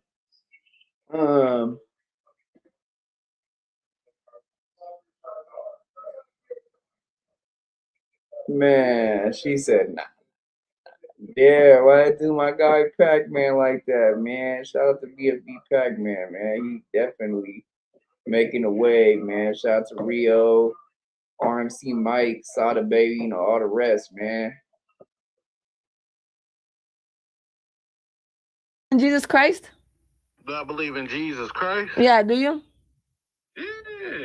Amen. Do you believe in Jesus Christ? Of course, I'm just making sure you do, and you should follow him and read his word and give your life to him. God bless you. Man, now what you up there doing, Adam? I'm just interviewing her, and she's trying to get me to find her a good man that is down to be in a loving Christian relationship. But oh man, shout out to Wo Vicky, man. Shout out to Wo Vicky, man. all right, man. Hey, Crip Mac didn't pick up, so you got called in. All right, man. Y'all have a nice day, man. You too. All right, much love, brother. Oh, you can't call somebody handsome. What do you mean? You don't think he's handsome? All your friends is ugly. I mean, ugly is in the eye of the beholder. I know you got somebody else. I mean, there's a few other people. I'm kind of looking through. I'm not. Is this what Kodak did his interview? Kodak did do his interview in this room. Yes. With all his YNs. Yes. Yeah. So did you stop saying the N-word? Yeah. And how's that going? Good, blessed. Can I call one more person? Yes. All right, one more attempt here. Yeah. Let's see if we can get one more.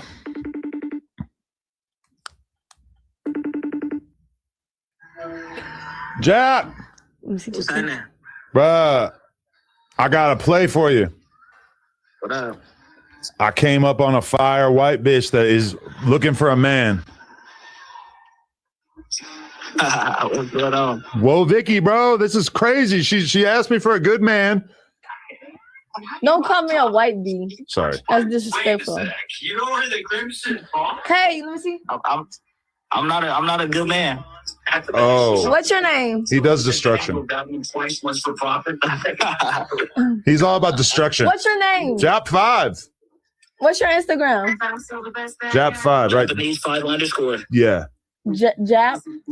It's like Oh, I found it. Japanese 5. You're from LA? You're from LA?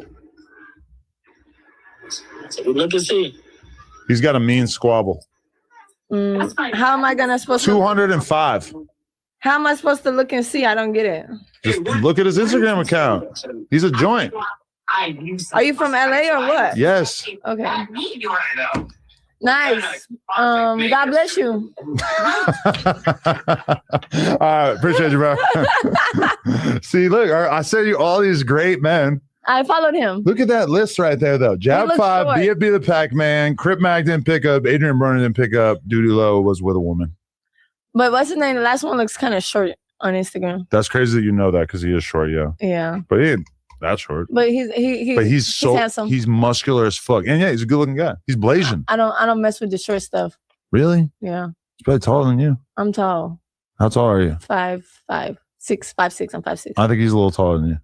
Maybe not with the heels. Maybe 5'6". He probably 5'6". Maybe not with the heels. Yeah. But he just got out of prison. Oh, really? Yeah. That's cool. Yeah. Good man. My type. No, I'm just saying. No, that is your type for sure. Yeah. Unfortunately. So, okay. Are you still making music? Not really. Just for fun, maybe. You're kind of over it because you were viral for making music there for a while. Appreciate it. Yeah. Do you make music? I do rap once in a while. Nice. Let me hear some. Spit song. I'm with Whoa Vicky and we're rolling the sticky. Shit could get tricky and Mickey if you lick me in my butthole. Selena Powell. I might vote for Colin Powell. All right, next.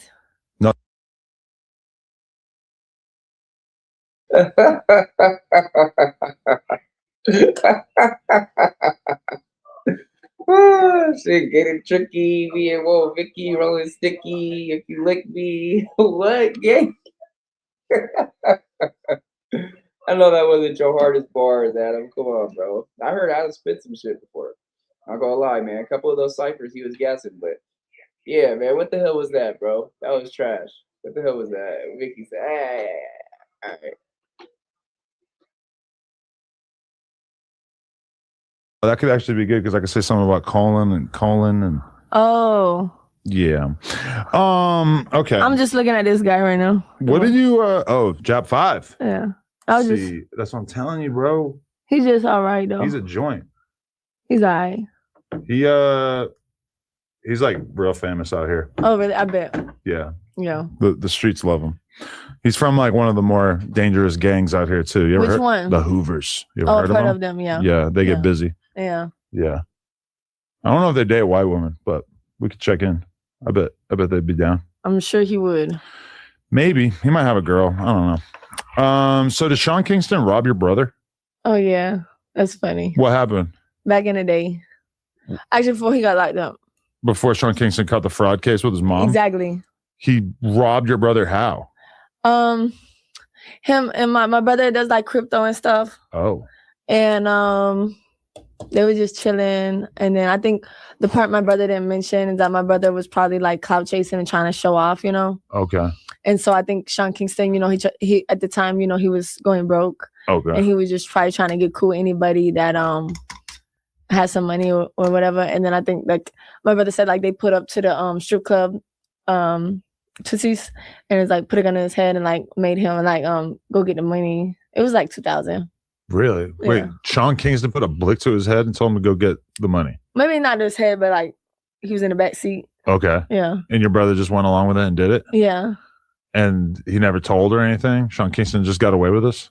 Yeah, I mean my brother's scammed, so So he couldn't go rat? yeah. Damn. Yeah. I like Sean Kingston. It's a shame to see how he's kind of going out in this whole situation. He was always real cool to me. Yeah, he's cool. God bless him. But wasn't he addicted to lean, right?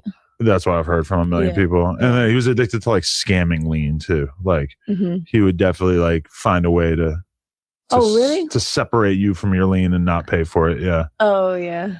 It was crazy too, though, because like one time I was at this big rap show and he was backstage and he was probably the only rapper with security. And then when I found out how many people he owed money to, I was like, oh, okay. That's why. Now I get it. Yeah, That's why. definitely. Yeah. Do you ever still kick it with the Island Boys? No. Why not? Actually, I brought one of them to my church. And did He it cussed work? out my pastor. He did. At church. And then cussed me out at church. But They'll cuss out anybody, huh? actually though, it was really good because my pastor prayed for him and like everybody was crying. He was crying, my pastor was crying, and it was very powerful. It's online, it's viral. Really? Yeah. When you took him to church, did you tell him like, yo, I think you should stand up in front of the whole church and apologize for making out with your brother and sucking his dick? No. But I feel like that's like a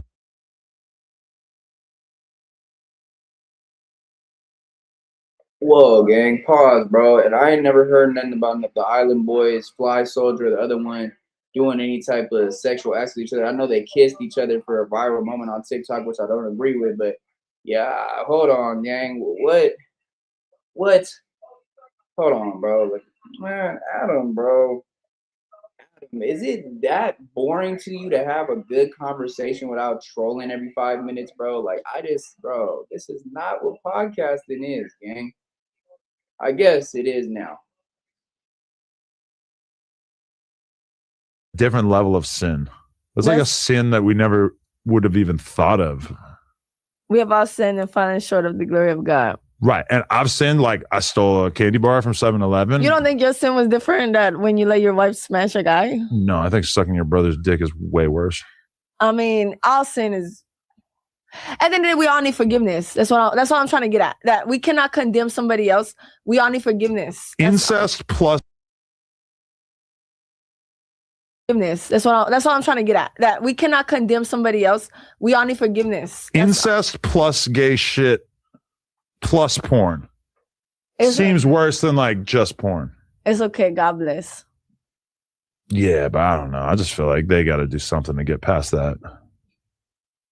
You know, That's like I don't know what it's like to have a brother, but for sure I'm not topping him off. I'm sorry. I'm not like, no matter how much money's on the line, I can't do it. That's insane. I mean, any family member really. Like, I know girls who like have like a twin sister and they bang dudes together, but even they don't do anything gay with each other, which I think is at least something. Okay, so a big part of your whole movement early on was the fact that you actually said that you were black, and you did the 23andMe at one point, right? Mm-hmm. Are you still sticking with that? I didn't do it yet. Oh, so how did you come to the conclusion that you were black? You're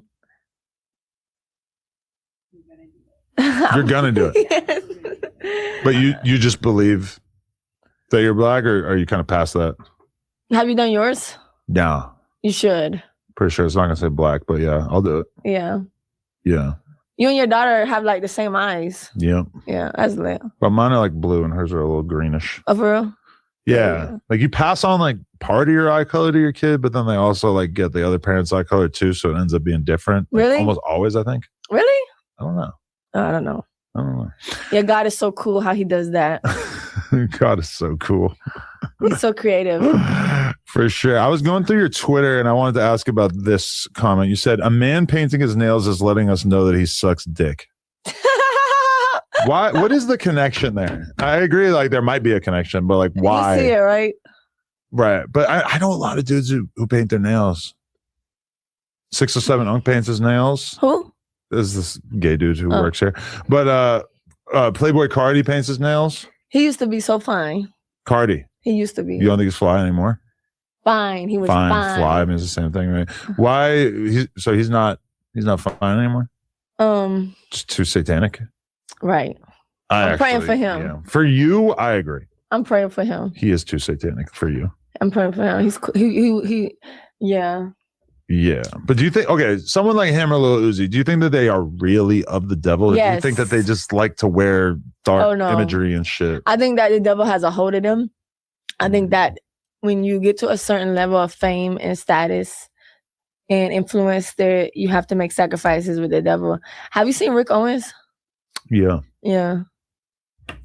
But okay, Lil Uzi or Cardi, I've just never heard them really say anything that makes me think that they're actually into Satan. Like what? First of all, Lil Uzi's music. Have you seen his concert when he was literally sacrificing people? Have you seen like literally sacrificing people? You mean to tell me that he was killing people on stage? I don't think so. Yes. You think Lil Uzi killed people on stage? First of all, did you not see his concert when he was like, "We're all in, and I'm gonna bring y'all out here with me. I'm gonna bring y'all." Nah, I do remember a Lil Uzi video. My camera turned off, y'all. I don't know what's going on, but I did remember a Lil Uzi video where everybody was like kind of like we're like possessed in the crowd, and he was basically saying like I could take your guys' soul and bring you guys with me to see, you know, what was the word that he said? Basically to the gates of hell, basically, and I could bring you guys with me to the Prince of Darkness and all this other, like definitely Lil Uzi is for sure satanic. He is definitely a Satanist. He said it in numerous interviews that he does do certain rituals and worships the devil. So that's no surprise to that. Now Playboy Cardi, I don't know. I think he's just more goth, more like a emo type of this is the wave right now. I haven't really seen him. I mean, I've seen him wear certain satanic imagery, but there's a lot of people who wear satanic imagery that don't follow the actual beliefs and do the rituals. Lil Uzi is one that actually does the rituals, that he actually believes in what you have to do when you're working with the devil. So yeah. Say hell? I mean, well, he was like, I just don't want to like speak that into existence, you know. But did Lil Uzi sacrifice? I think it might have been Travis Scott. Well, okay, a bunch of people died in the crowd at his concert, but that's different than doing it on stage. Let me grab an ox tail meal. Well, I'm gonna show you the Lil Uzi concert I'm talking about. Okay, I would love to see this. Did Lil Uzi sacrifice people on stage? This is probably the first person that's ever asked This one. Okay, that outfit is egregiously gay, though. I will admit that. Like, what the fuck is he wearing?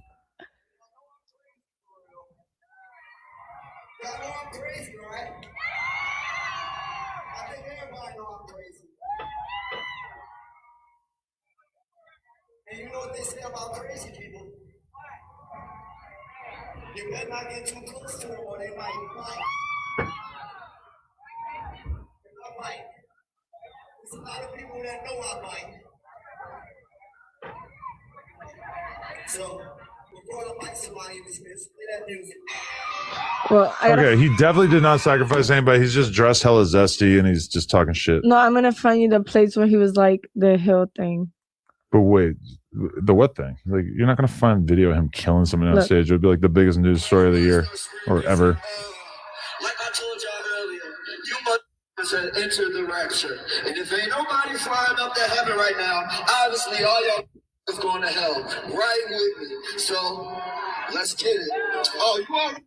You think that's a crazy thing to say at a concert? Y'all are going to hell with me? Yeah. I think it's metaphorical. Why you took up pictures of that? So we could insert the video into. Oh, okay. Yeah. No, but I mean, I think he's just saying, like, you're going to hell with me. That's like saying go to hell. It doesn't, like, mean that we're actually going to hell.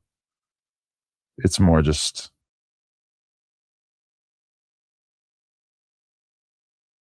Adam doesn't understand the bigger picture of the spiritual aspect of what he means by if you're believing in the things that I'm believing in, basically, and you're listening to my music and you're at this show right now, I'm taking your spirit and bringing it to hell with me. I'm putting these entities on you. Just know that if you're here with me at this show, you're coming to hell with me. That doesn't mean, oh, go to hell. No, it means spiritually, I'm putting these entities on you. And you're here now, so you ain't no looking back now. You're with me, basically. That's what, in the spiritual sense, that's what it means.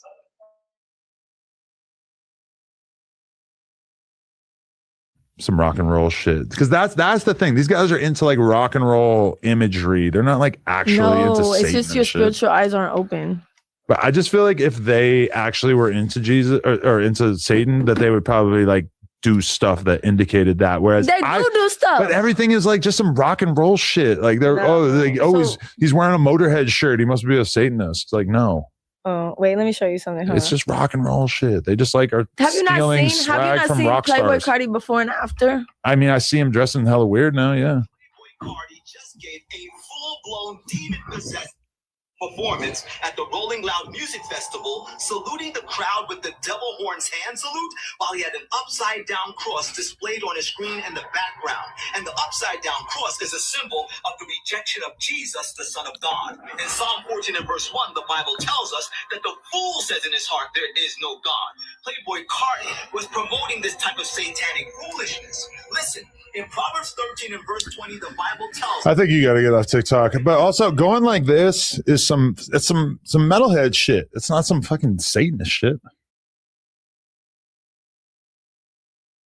It just clearly shows how Adam 22, Adam 16, Madam 22, whatever you want to call this man, he is not spiritually open at all, bro.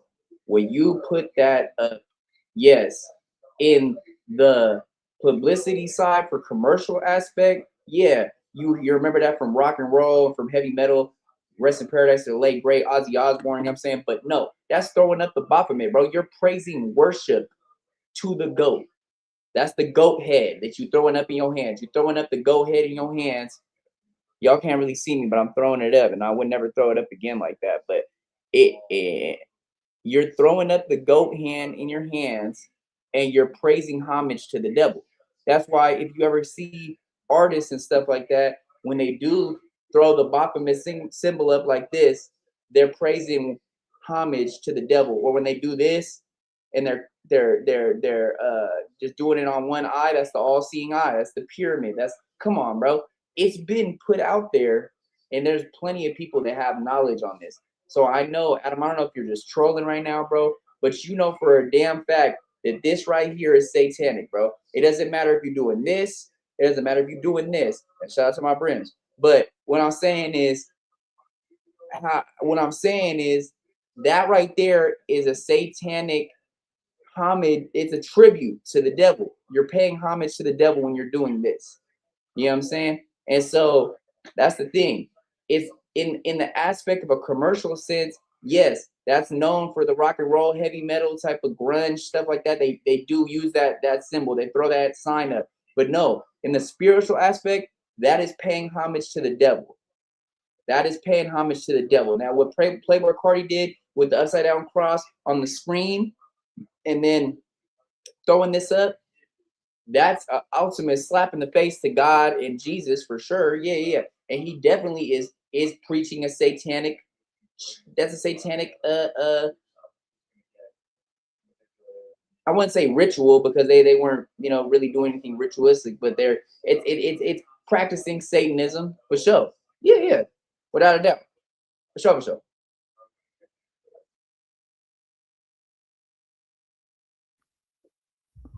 You really got all these on deck? You don't think that's weird? He's screaming on stage at a concert? Not really. I would never go to a concert like that. Because they're screaming? It would scare you? No, I only go to concerts for Jesus. You're going to be really limited in terms of good music if you only go to Jesus-based concerts. I got plenty of good music. I just try to play some for you. Right. Hey, don't get it twisted, man. The Christian rap is going up right now. They even have Christian drill rap where it's basically like, basically instead of calling out the ops or dissing the ops, you're dissing demons. You're dissing the devil. And I feel like that's dope, bro. Shout out to all the Christian rappers, Christian drill rappers out there, man. They definitely making a wave. So that's not true. That's definitely not true what Adam said.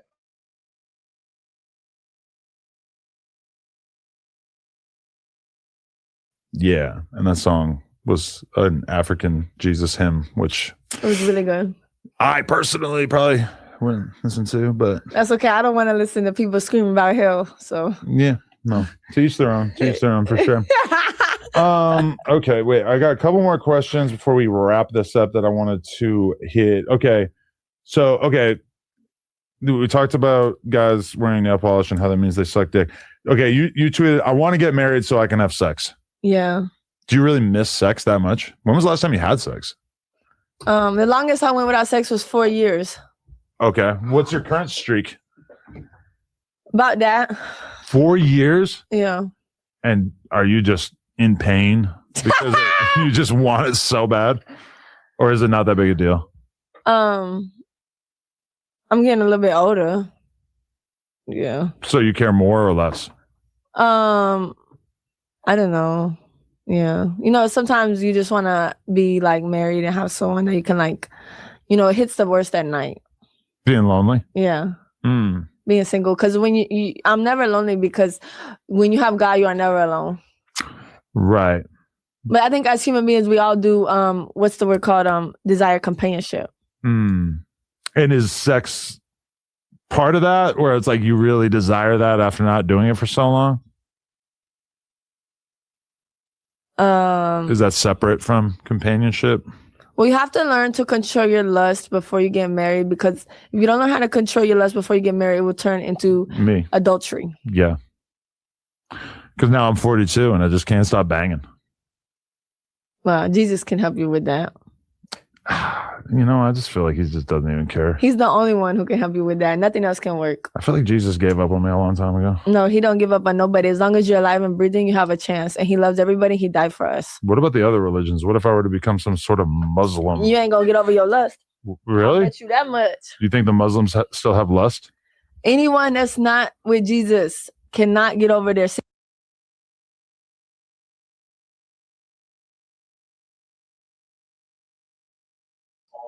I don't know about all that because shout out to all my Islamic brothers, that follow the faith of the Islam faith, my Muslim brothers. They still are about no lust and certain things of that nature. And they still, just because they believe more so in Muhammad doesn't mean that they don't believe that Jesus was a prophet or that he wasn't real. So it's just a different way of looking at it. Like really, all the religions are based off the same thing. They just there's a lot of differences in all of them, but at the end of the day, they still believe there's a higher power, that there's a God. So I don't know if I agree with that statement, bro. That's kind of off right there. It kind of seemed like low-key a shot to the Muslims, to the Muslim faith. What about if I become a Jew and I rock the little hat? I just told you. Anyone? That's not going to help either? Definitely not. Damn. The little hat. That's funny. You fuck with the little hat? He said, what if I rock the little hat? I'm sorry. I mean, I'll rock the little hat. So, show respect. Now, I'm not Jewish from religion, but my dad and my grandpa more so went to temple, studied the Torah, different things of that nature.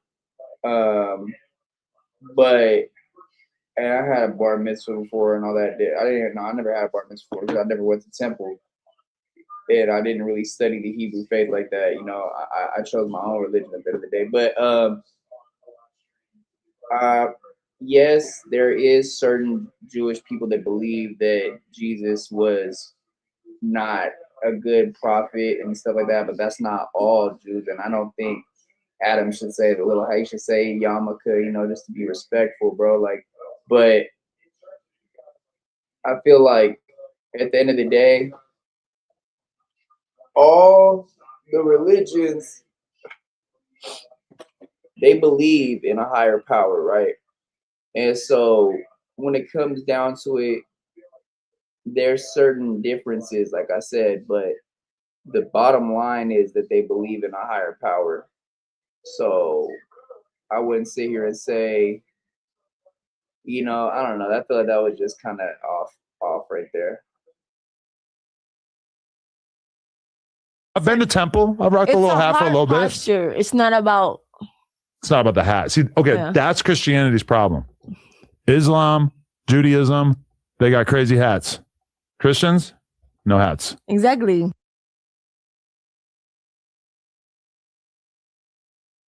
The fact that he could just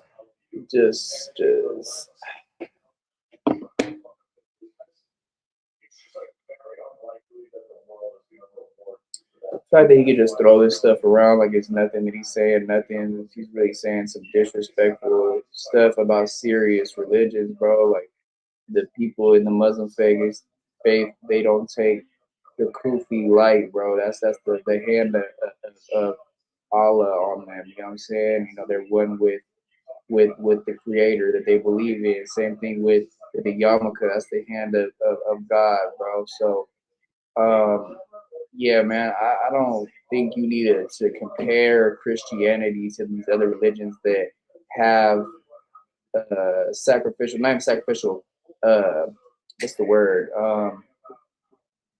Certain things that are of the faith that they dress in, you know, like if you want to go to, you know, certain Muslims, Islamic people, you know, they dress in the whole, you know, everything, the whole, you know, everything has to be covered, especially for the girls. Sometimes for the girls, it has to be covered. And you know, you see it's different with Christianity. Christianity is more of a not as strict. Like these other religions are a lot more strict. I'll just say that. That's what I mean by the differences.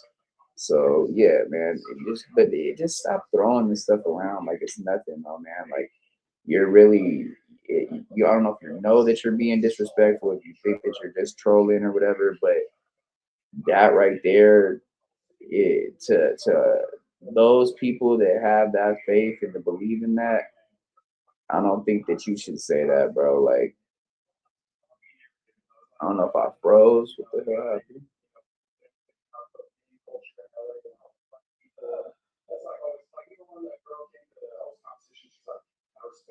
I don't know what's going on, y'all.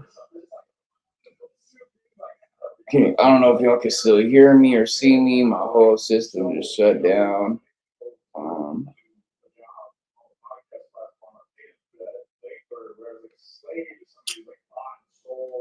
But like I said, if you guys still can't hear me, it's nothing to not.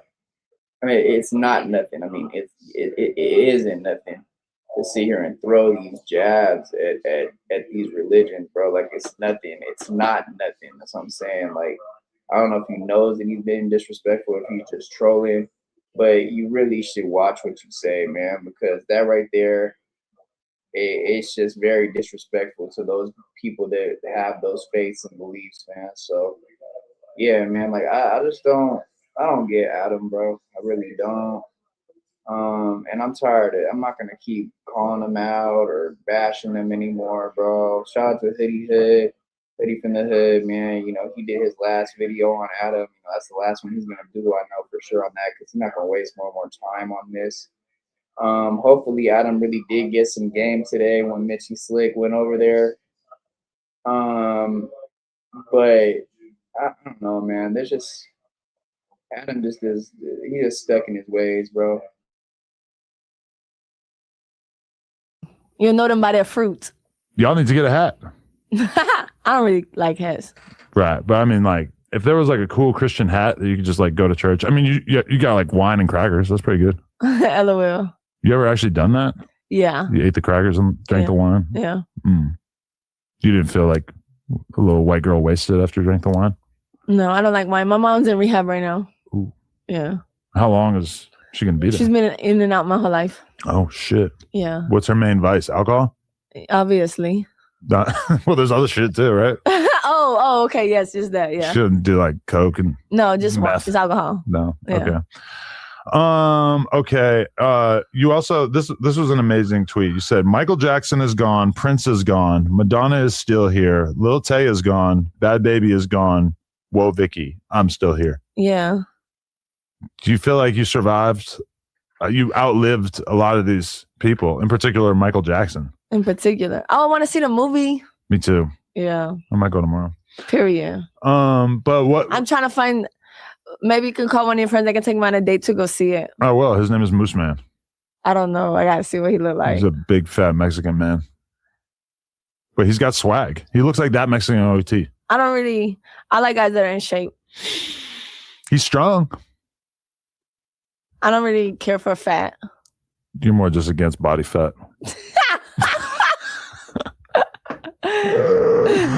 No, I think you and Lush are the couple that I would be trying to make happen. But you said Lil Tay is gone, which is not technically true. She's still out there on social media. Yeah. But and then Bad Baby, she's still out here. She's still viral as hell. Yeah, she is. Right. So you meant like they're gone just in like more of a general sense? I guess so. Yeah. For sure. But what do you think about Lil Tay making the OnlyFans on her 18th birthday? She did. She got me blocked. She did? Yeah. Yeah, it was kind of big news that she like, I think, released that content right away on her 18th birthday, which is pretty crazy. Surprised. Because that means that if she made the content before, then what type of content? She didn't do no porn, did she? That's a good point. Yeah, I didn't see what she actually posted, Yeah. but I'm assuming it probably wasn't naked. But yeah, definitely not. Either way, if she posted it right when she turned 18, her brother's a good marketer. you turn 18, take the photos, then put it out. Oh, I get what you're saying. I don't know. I think Malu did the same thing though. She was a big deal back in the day. What happened to her? I never hear about her anymore. She's in Miami. When Flacco first came here, he would not shut up about her. Who's Flacco? Flacco is a YouTuber, Poetic Flacco. Mm. And he liked her? He used to talk about how that was his dream girl. Yeah. Really? Yeah, I don't know. Yeah. I don't know what happened to that. I think he says he only likes black girls now. Okay. So what are your thoughts on okay, so I don't know if you keep up on the news, but Gucci Mane, Pooh Shiesty ran down on Gucci Mane and robbed him and made him sign a contract letting him out of his record deal. Yeah. And then Gucci Mane allegedly told the police. What are your thoughts? I ain't gonna lie, I feel Pooh Shiesty. I feel him. You thought about doing that to somebody who had you in a fucked up contract or what? It'd be like that though. Like they be trying to get you in these messed up contracts. Who has previously had you in a fucked up contract? Nobody, thanks God. But I can see where like they tried to get me before. Okay. And I would see where it's like, what you mean you ain't gonna let me out? And what you mean you scamming me? Like, and especially like if you come from that lifestyle, it's like, oh no. Put the blick to their head. Yeah. So you thought about wilding out or no? I don't know. I'm not like a gangster and stuff. I feel like you used to be. You think so? Maybe. But what do you think about Gucci Mane telling? Do you think it's fair because he's old, or you think it's kind of fucked up because he's been telling us he's a gangster all these years? Well, somebody kind of said that's like he is older. He has a wife. He has a kid, right? Does he have a kid? I don't know. Gucci, yeah. And it's like, you know, he's been doing this for a while. Why would he want to go back to? Well, would he want to go to jail for that? He got robbed, Oh yeah. But it would have probably been difficult with the whole insurance thing, and Okay, so he's I guess he was just being legal and smart. Yeah. I mean, I understand it, but then also, like, what were you talking about on all these records all those years telling us you were so gangster? Like I don't personally give a fuck because I'm not a street dude, but like, it seems like a huge part of his core audience are the exact people who care about this kind of thing, right? We all got to grow up someday. Real talk. But would you still collaborate with Gucci Mane, or you feel like he ruined that opportunity? I probably would. I would have rather collab with Pooh Shiesty over Gucci Mane though. He's got that JIT energy. YN energy. Yeah. Okay. How you know? Yeah. I mean, for sure he does. But you like dudes like that, hot boys who are down to just put a blick in their op's face and just take their fucking wedding ring, right? Next question. You like bad boys. Unfortunately. That's a problem. You're trying to get over that? Yeah. I hear it. All right. Favorite current female rapper? None. You don't like any of them? I like Miley Cyrus. Not really a rapper, but a little bit rap adjacent. I don't really like rap. Really? I like Gucci Mane's old music and Soulja Boy. What about Taylor Swift? Do not like her at all. Why? She is a witch. She's a witch. Yeah, you know, she said she wipes her period blood with the Bible. Taylor Swift said that. Yeah. I'm not gonna get all deep into that, but Taylor Swift and Katy Perry, both of their dads are one of the first people to start the Satanic Church out in the United States. They're two of the known founders of the Satanic Church. So yeah, Taylor Swift is completely satanic music, bunch of subliminals, bunch of imagery. She did say that. Ariana Grande, I don't know about all that, but Katy Perry, I know for sure. She her family was with the priestess of Satan and stuff like that, the Church of Satan. Taylor Swift for sure though. Her dad is somebody that's real known with the Satanic Church. So that's not and that's public knowledge too, right? Public information. You can look it up, but if you want to really get deep in it, there's a lot of people that have internal family ties into the Satanic Church. Satanic Church funds, to believe it or not, the Satanic Church funds the education system. They fund the child protective system. They fund the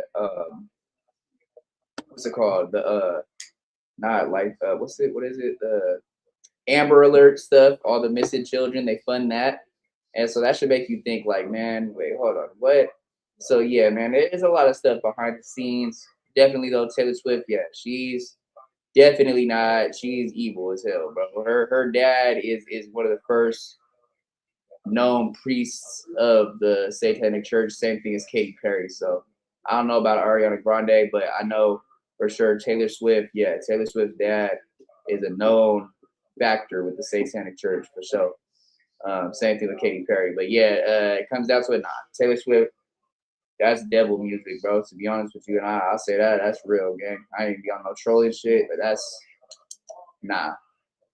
Taylor Swift is evil music. It might be portrayed as this lovey-dovey type of love songs, pop, but nah, there's so much satanic imagery in that shit. And she knows because she's been coached the right way and she was groomed the right way at the beginning from her father, who is a high priestess at the Satanic Church. So yeah, you know, but that's just that.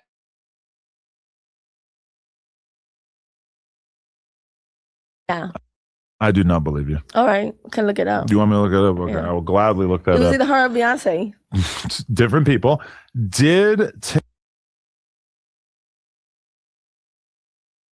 Now, I don't think Taylor Swift had actually said it, but that is something that they do. That's a ritual. Beyonce did say it for sure, though. But Beyonce, we already know that she doesn't really believe in God like that. And you know who her husband is and everything like that, and who Jay is to the Freemasonry people and to the devil, and why he started Rockefeller Company because of, you know, the actual Rockefeller family, you know, and Aleister Crowley with the "Do What Thou Will" and all that stuff. He had the whole hoodies that said that on the back, bro. Like that's another high priestess of that wrote the Black Book, the Satanic Bible. That's one of the first people to put out the Satanic Bible. So yeah, man, come on now. Like, let's not be naive to shit. Like let's like you got to be aware. But I don't know if Taylor Swift actually said that out of her mouth. I know that's a ritual they do, but I know for sure that Taylor Swift is evil, that she is satanic, and her dad is one of the founders of the Satanic Church, the first one.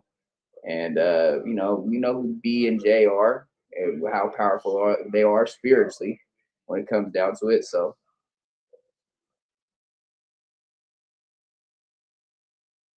Taylor Swift. But Taylor Swift definitely a witch, though. Wipe her period with the Bible. Just the idea of Taylor Swift saying that is so amazing. See it. Are you guys in ChatGPT? Shout out to all my Swifties out there. Okay, ask if Beyonce said it. No, that is not something Taylor Swift has ever said. I feel like you fall for a lot of TikTok misinformation. No, I don't. Did Beyonce or any other famous singer say that? Beyonce said it. I know she did. This just really doesn't sound like the kind of thing that Beyonce would say either. Yeah. Oh. Yeah. Oh. Okay. Well, there is something sort of like what you're describing. In Beyonce's Lemonade film, there's a line of spoken word imagery in which she said, "Plugged my menses with pages from the holy book." Yeah. Her menses. Is that her like awkwardly pluralizing men? Menstrual cycle. Menses with pages or like plugged my menses with pages from the holy book. Like I gave the Bible to people. Anyways.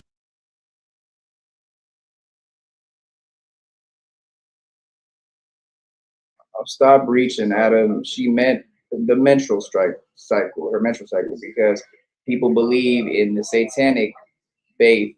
If you bathe in blood, especially like period blood, and then you take pictures of the blood, it's a slap in the face to God. It's a ritual. But no, she didn't mean that she passed on the Bible to men or gave it to people. No, she's talking about her menstrual cycle. Shout out to Black China's mom, Tokyo Tony. She did a whole video on it. But yeah, man, come on, bro. Like, stop reaching, bro. You see the words are right there in front of you, gang, and you're reading it, and you're still trying to not believe that that's what she said. You're trying to move the goalpost and reach for the best answer. Nah, bro. The answer's right there. That's what she said, gang. She meant her period blood, wiping her period blood with pages of the Bible. That's real. Saw demonic, I rebuke. I'm pretty sure she's like a Christian, right? Or definitely not. Definitely not. Yeah, and the line is clearly poetic and metaphorical, and yeah. But we're praying for internet posts and TikTok strip it out of context and turn it into a shock claim that she used the Bible as a tampon. God bless them all. I feel like you got to get off TikTok. You're getting bamboozled on a day-to-day basis. Taylor Swift is a witch. Taylor Swift, I don't believe that there's any reason to think that she's a Christian, but she's an amazing songwriter. And maybe if she would talk about, I don't know. I just pray they all give their life to Jesus. I don't really. I feel like as one of the most important living white women, you need to become a Swiftie. Me, I'm the most important living white woman. You're up there. Period. You broke doors down. Thanks God. Yeah, for sure. Hallelujah. You know what's the best Taylor Swift song? Don't really care. Christmas Tree Farm. Anyway, what about Ice Spice getting slapped at McDonald's in Hollywood? Were you surprised to see her moving around without a security guard or anything? No, and she was in Hollywood, so Hollywood's pretty ghetto. It is. But why was she at McDonald's? Ew. Probably just like that's the number one thing that she wants to eat in life. I don't eat that. She's a hood bitch from the Bronx. God bless her. Yeah. But I did see some people saying that she needs to keep a Lil Tim style figure around. If you don't remember, Lil Tim was like Quando Rondo's friend that killed King Von because King Von walked up and punched Quando Rondo in the face. Yeah. I feel like you could be that for Ice Spice. I feel like you could be her shooter. No. What if you just like beat bitches up? You don't have to like. I don't fight. I just spread love. So you wouldn't do any drilling for Ice Spice to be part of her clique? You know, what you put out there is what you're gonna get back. So you know, when you're putting negative stuff out there, that's negative stuff's gonna come back to you. But what if you're defending your famous friend? I'm not gonna risk my life for somebody else. It's a job though. I don't want that job. What if you were? Yeah. I'm already have enough to worry about on my own.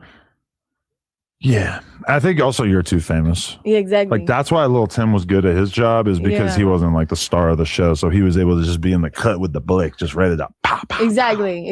Rest in peace, King Von, obviously. But yeah. Okay.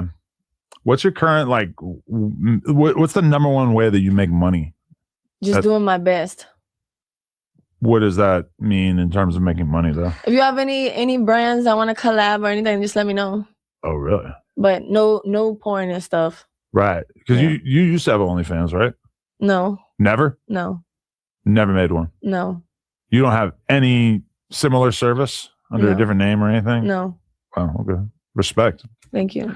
That probably took a lot of self-control over the years. God bless. For sure. Okay, what do you want the people out there to know about in terms of what you've got coming? Probably like some clothes, like, and makeup. Nice. You were trying to start a makeup line? Yeah. I call it Whoa. Like that name? I actually do like that. Period. That's a smart idea. Thanks. Yeah. What about you? No more porn. No more makeup. I'm not making makeup, but yeah, definitely gonna keep doing porn. Probably have a few more kids. A few more kids. What if your kids see that? Whatever. Really? I mean, have you ever met Kim Kardashian? I've been close to her, but I didn't actually say hi or anything. Yeah. How you like LA? You don't like Miami better? I like it better out here. Yeah. I like it out there because whenever I'm out there, I can like go out to the clubs and stay out late and like I have like a fake make believe life out there, and then I come back here and I'm like going to bed early. And are you scared of planes? No. I love Miami. I love your Tourette's style delivery where you just ask me like blurt out questions. Are you scared of planes? That's fire. Okay. Next time I'm in Miami though, we should hang out. Okay, yeah, hit me up. Yeah, I won't do any like devil stuff around you or anything like that. Yeah, we can go to church. See, I don't know if I should go to church. Why not? Is I am Gia of God? Well, that's what she's wearing for the record. Yeah. Well, there's other things we can do in Miami, like yeah. Well, I'll see you in Miami. For sure. God bless. We need to make a version of the I am Gia shit, but we're gonna call it Whoa. I am Jesus. Ooh. No, that's kind of evil. No, that is evil. Yeah. Yeah. Or just Jesus. I am godly. Okay. Do a parody style version and sell it to all the chicks at church. Okay. They'll probably do it. They'll be into it. Yeah. Oh, we got $1 million plan now. Period. That's $1 million plan. What do you say to the people in the chat who say that they want to see your toes? I do have pretty feet. But they can't see them unless they marry you? That's just weird. Yeah. Yeah. All right. Sorry, guys. No toes, no feet, no nothing. They could send me like $300 to my Cash App and I'll think about it. Whoa. Everybody has their price. Who's Bones? Bones? Yeah. In the chat? Shorty reminds me of Bones so much. I don't know. Bones with a Z? I actually have no idea who he's referring to. But shout out to the chat. Shout out to everybody who watched this live for members only. You can watch all of our interviews live by just becoming a member for only $5 a month. Whoa, Vicky, no jumper, coolest podcast in the world. Check us out on YouTube, TikTok, Instagram, etc. Like, comment, and subscribe. Shout out to all my fine wigger bitches out there. I love you all. And Whoa, Vicky is the truth. How did me and my wife meet? Yeah. Instagram. Really? 10 years ago, yeah. She slid in mine, yeah. Really? Yep. She was famous already? Micro famous. What she said she was trying to put down? She wanted to hang out. She was trying to put down. I ate her butt on the first night. The first night? Gangster shit. The first night? First night. And then what made y'all decide to stay together? Because her butt taste is so good.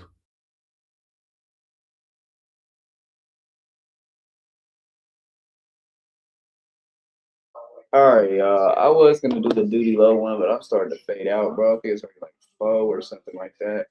But appreciate everybody that tuned in, man. Definitely a good look for Daygo because Slick came on there, man, and said some real. I hope Adam was really listening to it. I hope we could see a lot of people on that reality show that WACK was talking about from every section out of Daygo. Whoa, Vicky was saying some real. Follow me on Kick, Twitch, Discord, IG, TikTok, and Rumble. Copy some Flip Apparel. Go over there to Flip Apparel Co. on Instagram. Go over there to Co Studios on Instagram for all your marketing needs. Tap in with Drea the Virgo on Instagram for all your marketing YouTube needs, monetization, thumbnails, copyrights, viewer retention, all those different type of things, man. She gonna get you right. We off to the next one, man. Peace.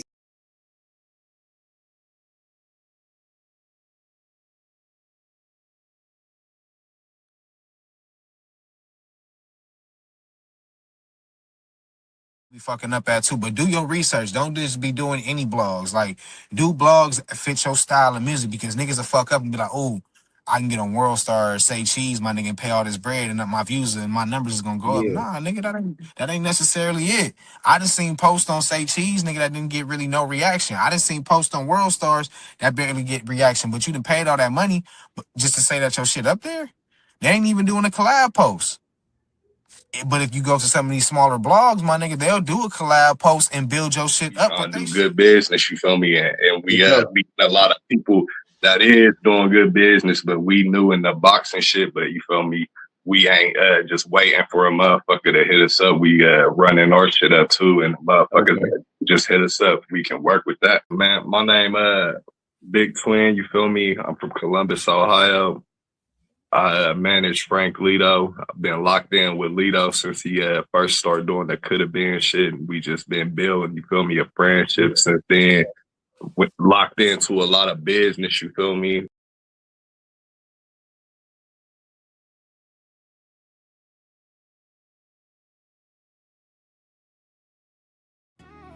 King True, Nick Knox on the block.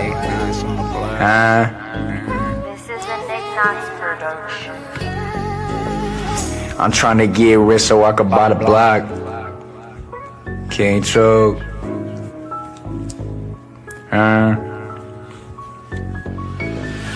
I'm trying to get rich so I can buy the block.